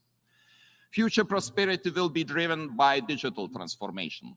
While Lithuania welcomes the shared vision for the digital world outlined in both the Pact for the Future and the Global Digital Compact, we also call for addressing challenges related to new and emerging technologies.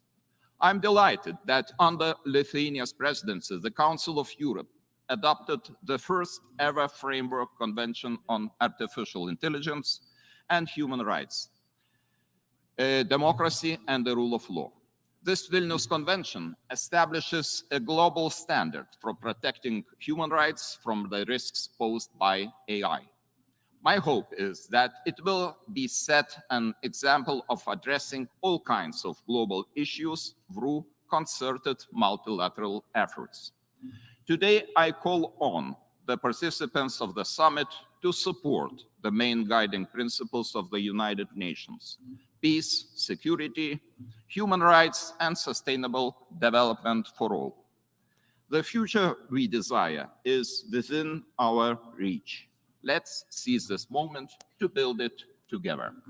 Thank you. I thank the President of the Republic of Lithuania. I invite His Excellency Filipe Jacinto Nyusi, President of the Republic of Mozambique, to address the Assembly.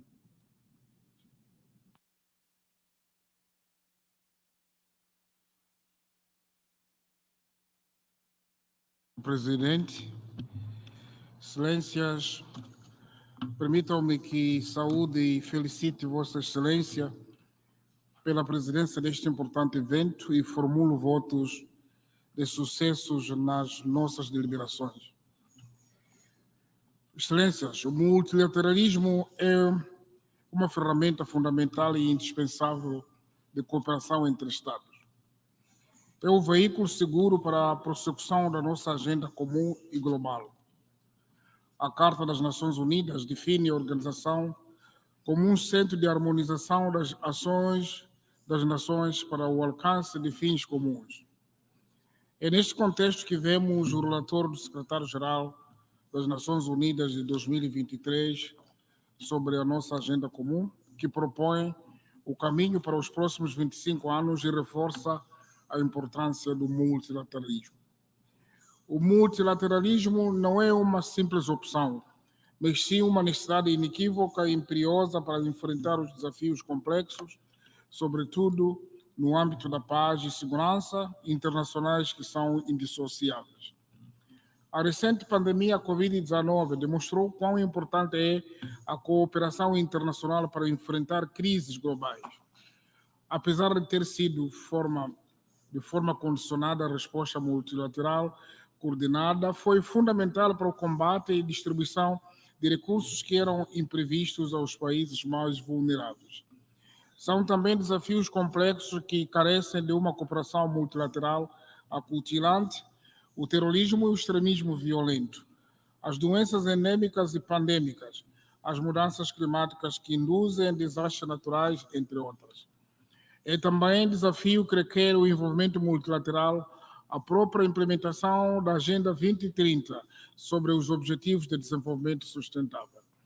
No entanto, para que a resposta dos desafios globais seja mais eficaz, é necessário introduzir reformas profundas ao sistema multilateral, especialmente no que diz respeito à representação dos países em desenvolvimento em posições estratégicas de tomada de decisões, como no Conselho de Segurança. Por outro lado, reiteramos o nosso firme apoio por uma nova arquitetura financeira e internacional que responda aos desafios da pobreza e do desenvolvimento no mundo, uma decisão coletiva que não se pode manter adiada indefinitivamente. Excelências, termino reafirmando a preemência do multilateralismo como melhor ferramenta para fazer face aos múltiplos que a humanidade enfrenta como desafios e, para efeito, urge restaurar a confiança dos nossos povos nas instituições internacionais e no direito internacional inclusivo. Se pretendermos uma prosperidade global da humanidade, a África, com a sua população jovem e trabalhadora, com a sua rica diversidade e potencialidades, seria um colapso total se fosse deixada para trás ou excluída dos círculos mais importantes de tomada de decisão. Muito obrigado. I thank the President of the Republic of Mozambique.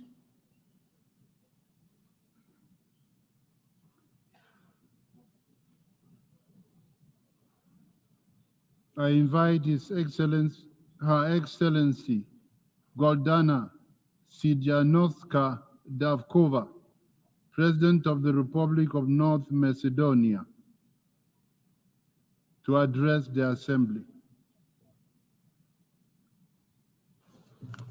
Respected President, distinguished attendees, it's a difficult task and a great responsibility to talk about the future and abstract from the UN, because it is the only organization that enjoys universal legitimacy and has proven integrity and credibility in resolving humanity's biggest and burning problems. On the eve of the 80th birthday, I am confident that the UN has accumulated enough knowledge, experience, and creation, learned numerous lessons, gained wisdom, acquired rich memory as necessary assumptions for a real perception of the present and for projecting the future. The future is neither a fiction story nor an illusion, but a real assessment of expected changes based on a thorough critical analysis of evidence and diagnosis of natural and social conditions. Hence, the future could perhaps be seen as a certain expectation of change.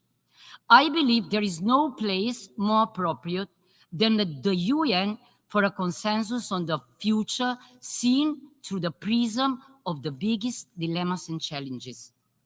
I believe it is a high time to face the ugly reality of wars, natural disasters, enormous pauperization, inequality and injustice, violation of international law, even of jus cogens, practicing the rule of man instead of the rule of law, sacrificing justice, ethics, and morality for profit and power. Difficult problems ultimately impose ambitious goals, but also require decisive action. Brave undertakings are impossible without profound reform of the UN, strengthen multilateralism in decision-making, a developed checks and balances mechanisms in the relations between the Secretary-General, the Security Council, and the General Assembly, greater inclusiveness and transparency of the decision-making process, as well as decisiveness and efficiency in dealing with the enormous threats to peace, sustainable development, and human rights. Sincerely, I think that decorative of the UN with or flying without moving are not enough. But what we need is substance, structural, functional, meritocratic, democratic changes. The role of the General Assembly should be strengthened as a representative body of the United Nations. The International Court of Justice must be given a stronger role, and its judgments must become binding for everyone. More intensive cooperation and partnership with civil society must be established. Transparency of the work of all authorities and bodies must be increased. I am not of the opinion that enlarging the Security Council with a few new permanent members with exclusive veto rights by itself would mean a greater guarantee for peace and security. Although it is clear to me that the relationship of powers on the global stage today is not the same with the one from 1945. As a representative of a small country, I believe that the participation of the smaller countries in General Assembly should be increased in the body to protect themselves from the real danger from the bigger countries. Of course, the UN Charter remains a fundamental act, a constitution of the nations, but also a social international contract. An end should be put to the disrespect, bypassing, and selective application of the Charter, as in the Macedonian case. As the first Macedonian female president, I fiercely advocate for more women at the highest positions, and I am personally fulfilling this